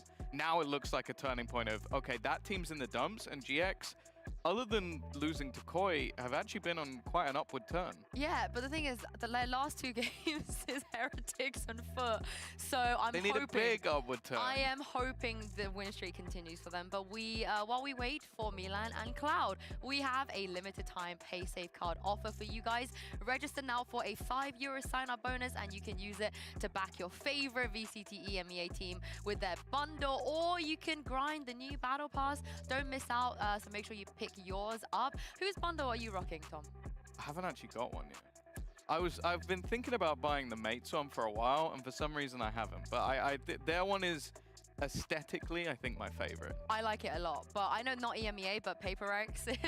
Paper X Paper X bundle is is the amazing. go-to, I but think. it's not as amazing as Giant X's bundle. Am I right, boys? Am I right? Yes, Cloud. I love it. Welcome, guys, to Postman. Congratulations on your Thank you. win today. I don't think a lot of people expected that, especially after your first game of this week against Koi. So how did you guys manage to bounce back from that loss? If I'll talk from the honest position, we just talked to each other what was the problems during the season, and we tried to speak honest to each other, like about everything, team play, communication, stuff like that, and we decided that, for example, I will try more with my energy, bring more like I would say reactive calls when we are getting some kills or something like this, and it actually worked. It helped, for example, Redgar to perform better, you know. And I think as a team we showed up energy like from the first game, which we were always missing. Oh yeah, you guys looked great today. I felt like definitely, probably, undoubtedly the better team on the server. And I have a question for you, Milan, because since the start of Giant X in the partnership era, we've never seen Neon. Like, nobody has ever played Neon. Fitty never touched it. So why today? Why Purpo? Why now? I mean, I think obviously with the new changes to Neon, she was incredibly good. She looks very good. She's very suitable on the map. We've seen other teams play her very successfully. That's why we implemented her pre-patch already. It allows you to fight a little bit more better, like especially if you don't have a breach or anything, you know. With our new comp with double initiator, I think she works out generally better as well. So it's something that allowed everybody to take this more dual heavy approach, and so far it's been working. Was it always supposed to be Purpo? Was it ever Fitty at all, kind of in the running? I mean, I think that with the second half of the season, we made a very clear distinction to have Purpo play the primary duelist, right? And on maps where we feel like we play better with two, we can definitely implement it, but overall we definitely favor Purpo on it. Is the ISO coming? I mean, I think... What, I don't know. I mean, we tried it on a couple of maps, but I don't think it's that strong. Takes up. It depends. Maybe. Maybe. You never know. Okay. Yeah. I mean, maybe some people will expect it, you know. Now I feel like you're playing it. Yes, I would actually be so down for that. Would you ever pick up the ISO, Cloud? ISO? At current point, no. I think no, because I have But to it could focus be on another iCloud. stuff. iCloud? Oh, I mean, sounds good actually. I've got a No? question. Is the Neon that was played today by Purpo better than your Navi Neon? Because your Navi Neon was kind of It's a very big throwback. It is a big throwback. Have I played it? You don't remember? I did? Yeah. Oh, of course not. I mean, I'm pretty sure that Purpo is doing great stuff, you know. He showed some confidence today, and yeah, that's it. I do want to ask about him a little bit more, because I know you're very close. You two are really close. What's he like as a teammate, as a friend? I mean, I would say he's pretty confident guy. Like, he's the one who can give confidence to each other. For example, lead the team. You know, that's what we were looking for after the after kickoff. And he actually does this job. Maybe he struggled a little bit on the stage 1, but he adapted well. He's doing great stuff. So I'm happy with him. What about you, Milan? What do you think? I mean, I think that a lot of people with his history, we weren't really, I mean, let's be honest, we weren't really sure what to expect, right? It was a very hasty decision, but I think the role that he needed to fill in this team, he's done a terrific job at it. I think he's been awesome. He's super friendly, brings a great vibe, and he's killing as well, you know? So there's nothing to complain about. I mean, you have 2 ex-Gambit players, so you're just by default my favorite team in the whole world right now. I've got a question somewhat relating to that. Yeah, You played against another Gambit player where things didn't go quite as well, up against Koi. What was the sort of look back for you guys? Because I think that was a match that you went in as favorites, which, considering how things have been going, is maybe a bit more of a surprise. It hasn't been going great other than that. What went wrong versus Koi, and what was the sort of look for you as like the assistant coach and Pipson as well to fix those issues quickly? I mean, I think Kirill spoke about it a little bit already. We did change calling, right? So Kirill has become or tried to primary call for this game, and it's not because the calling was bad, but we really felt like we needed a little bit more energy. Okay. It felt quite stale against the game of Koi. I felt like we needed to try something else, and I think I also want to shout out Redgar, because he's done a terrific or a very good job today, adding to He was Kirill's hitting stuff, shots. and Yeah. he's killing, right? So this is something that we were hoping today's outcome was the best that we could have imagined. We had great vibes, good energy. This guy did an amazing job, and then Igor was also adding a lot of good stuff, you know. So he's been unleashed, I feel like. So would it be fair to say if we were to kind of use the verbiage of IGL of Giant X right now, it would be you? I mean, is that fair to say? I mean, maybe in a way, but also guys helped me a lot in that way because it's first game official where I was like IGLing, try to take over the people, and I mean, Igor was also helping me with the stuff. So yeah, maybe. So you have 2 IGLs basically. Or are you still the primary one? Or is it Paper X and you have 5? Yeah. I would say this game I was primary one, but other games Igor was calling and I was trying to help him to do a reactive calls, but yeah. So what about going forward? Because your last 2 games, probably the hardest 2 games. I don't want to exaggerate, but in any league, in my opinion, to go against Foot and Heretics back to back is crazy. So 2 questions. First of all, will you still be the primary caller for those 2 games? I think we got a week to prepare for all the stuff, and yeah, I will try. I need to gain more experience because I had only 1 day. Honestly, I had no idea what is gonna happen today, but I think I dealt with the pressure good. So yeah, I will try to be more. You beat Angel of all people. I feel like that's the best experience you can I mean, get. for me, Angel is kinda for me, it's easy because he's calling in a CS way, you know, and he's trying to call simple. But some of the guys, for example, like Heretics, they're just crazy. One guy can pick something and kill all 5 your teammates. You know? And second question, I guess, for you, Milan, is how do you beat Foot and Heretics? I know that's such a silly question because if everybody knew, then they would do it. But if he has that, he's not going to say it here. But in your opinion, like, how do you approach that? I mean, they do look like the 2 best teams in EMEA right now. I mean, they had a very close game this week, I think it was, right?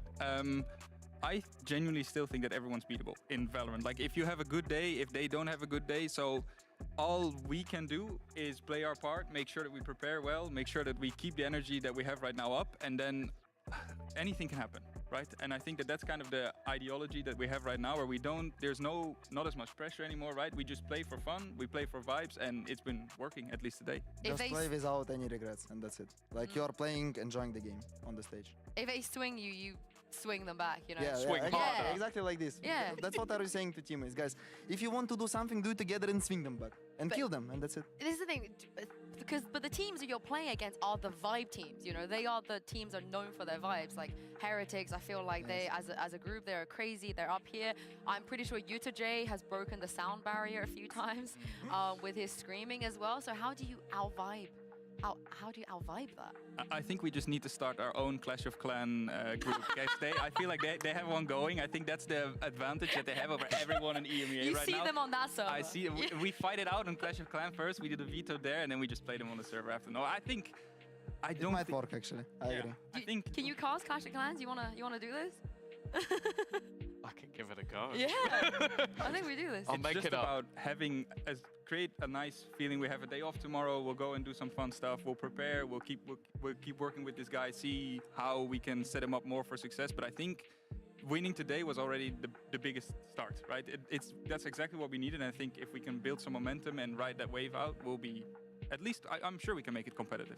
I think this would be like the run to end all runs. I feel like, which you had at LCQ. I feel like it's a very similar vibe. And they beat NAVI. I mean, might be. You never know. 3-0. But that game didn't matter. Also, shout out to Pipson for his pause calls and overall for his pistol calls. Sometimes he was doing also a great job. No screaming. No taking his head. No comment. No. Good. I think when he sees we the could score visibly that we are see the leading, screaming.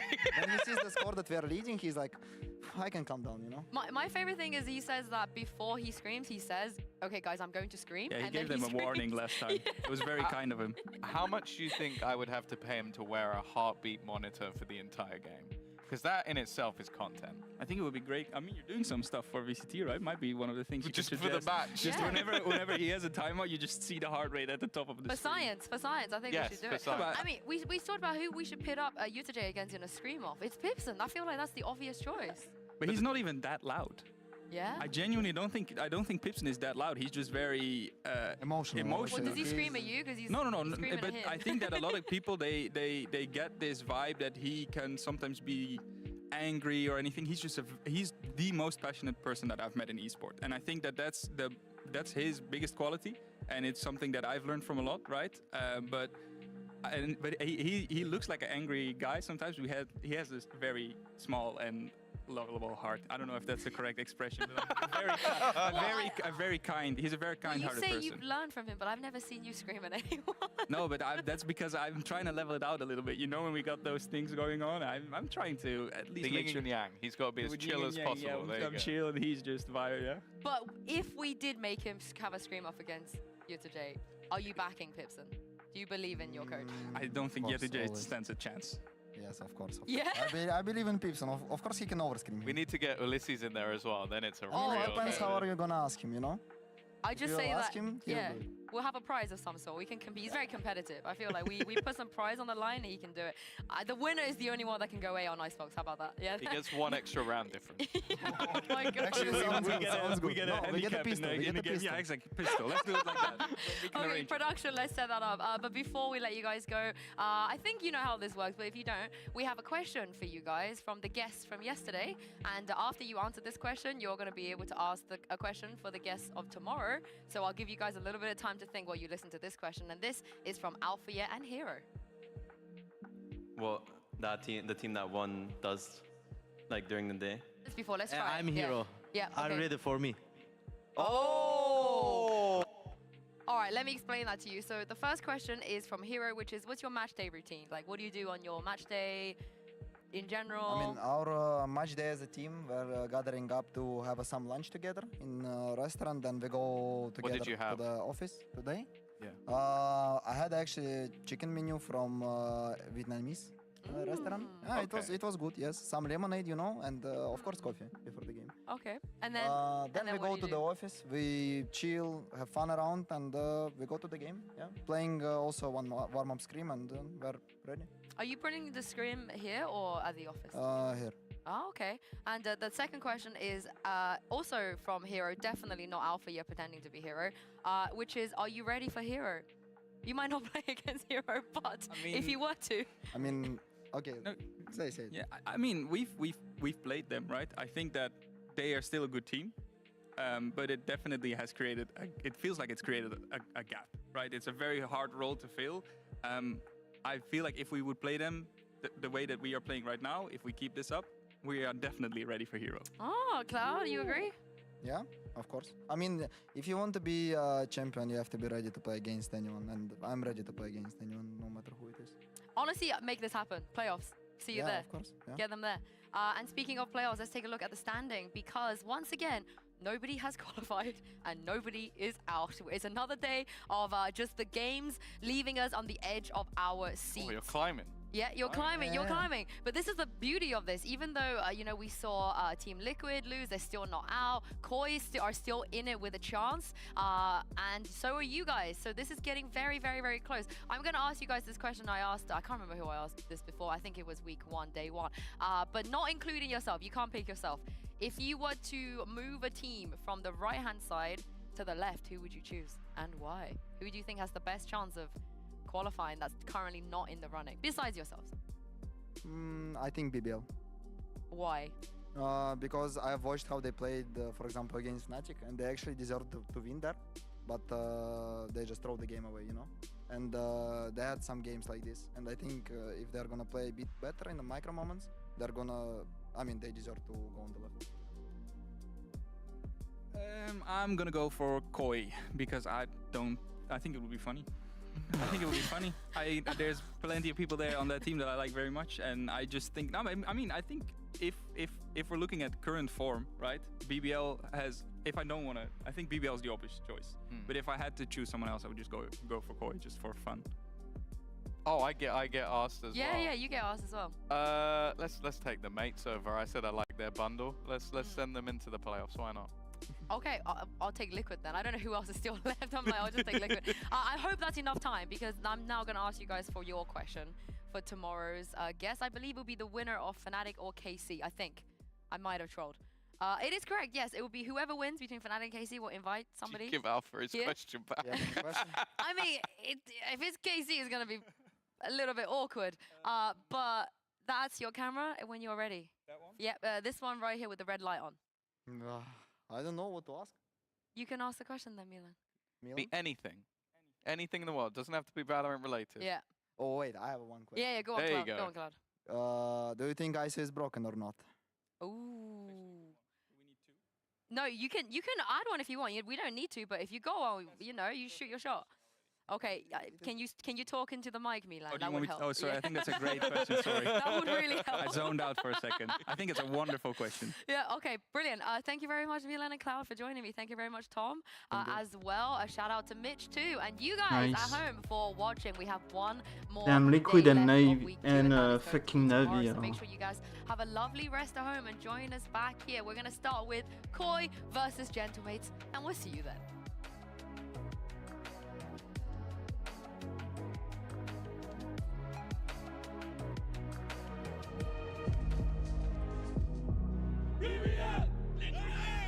Team Liquid and BBL both haven't had the best of runs. It's time to make that performance work on the server and end up with some wins.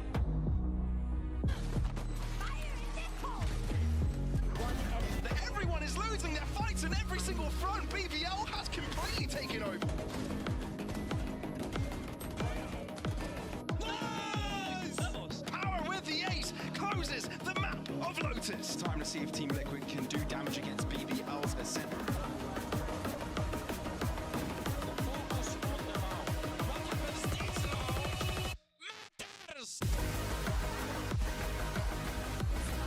All by himself! This is not the BBL show, this is the Kushner show! No way there's time for the defuse. There's plenty of time. There's plenty of time for the defuse. BBL, a 4v2 clutch to start their redemption story. Lotus is picked by Giant X and Navi choose to start attack. That means that they have some sort of game plan. We'll wait and kind of with bated breath to see how Navi look with this composition change.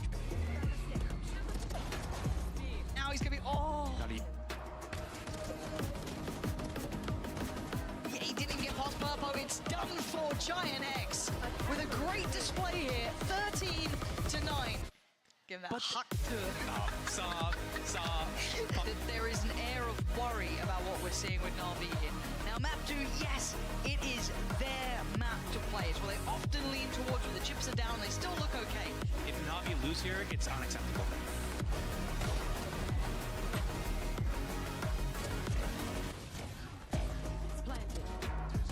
Shao is on this! He's absolutely on this. 2 rounds now he's given them.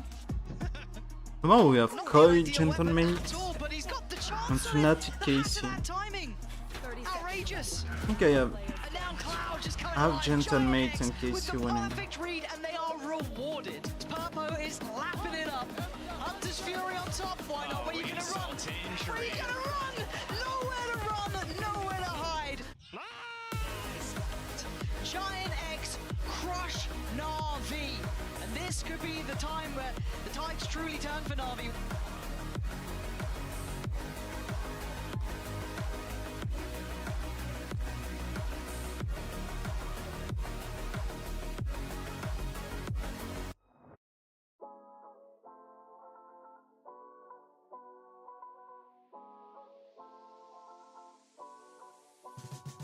Get up now. Get up. Get up. Get up. Get up now. Get up. Get up now. Get up. Yeah, get on your feet and move to the beat. Pour up some drinks and then we repeat. Yeah, chasing my purpose, need a release. Yeah, my life's a beach, I'm lost in the breeze. Do this with ease, don't play with my dreams. Yeah, it's so together. So yeah, I'm gonna call it for today. And Chasing my bag, my feet in the cream. Running these laps, not losing my steam. I'll see you tomorrow for the games. And maybe for NA. We'll see. But NA is like Saturday. We'll see, we'll see. Anyways, thanks for watching. Bye bye.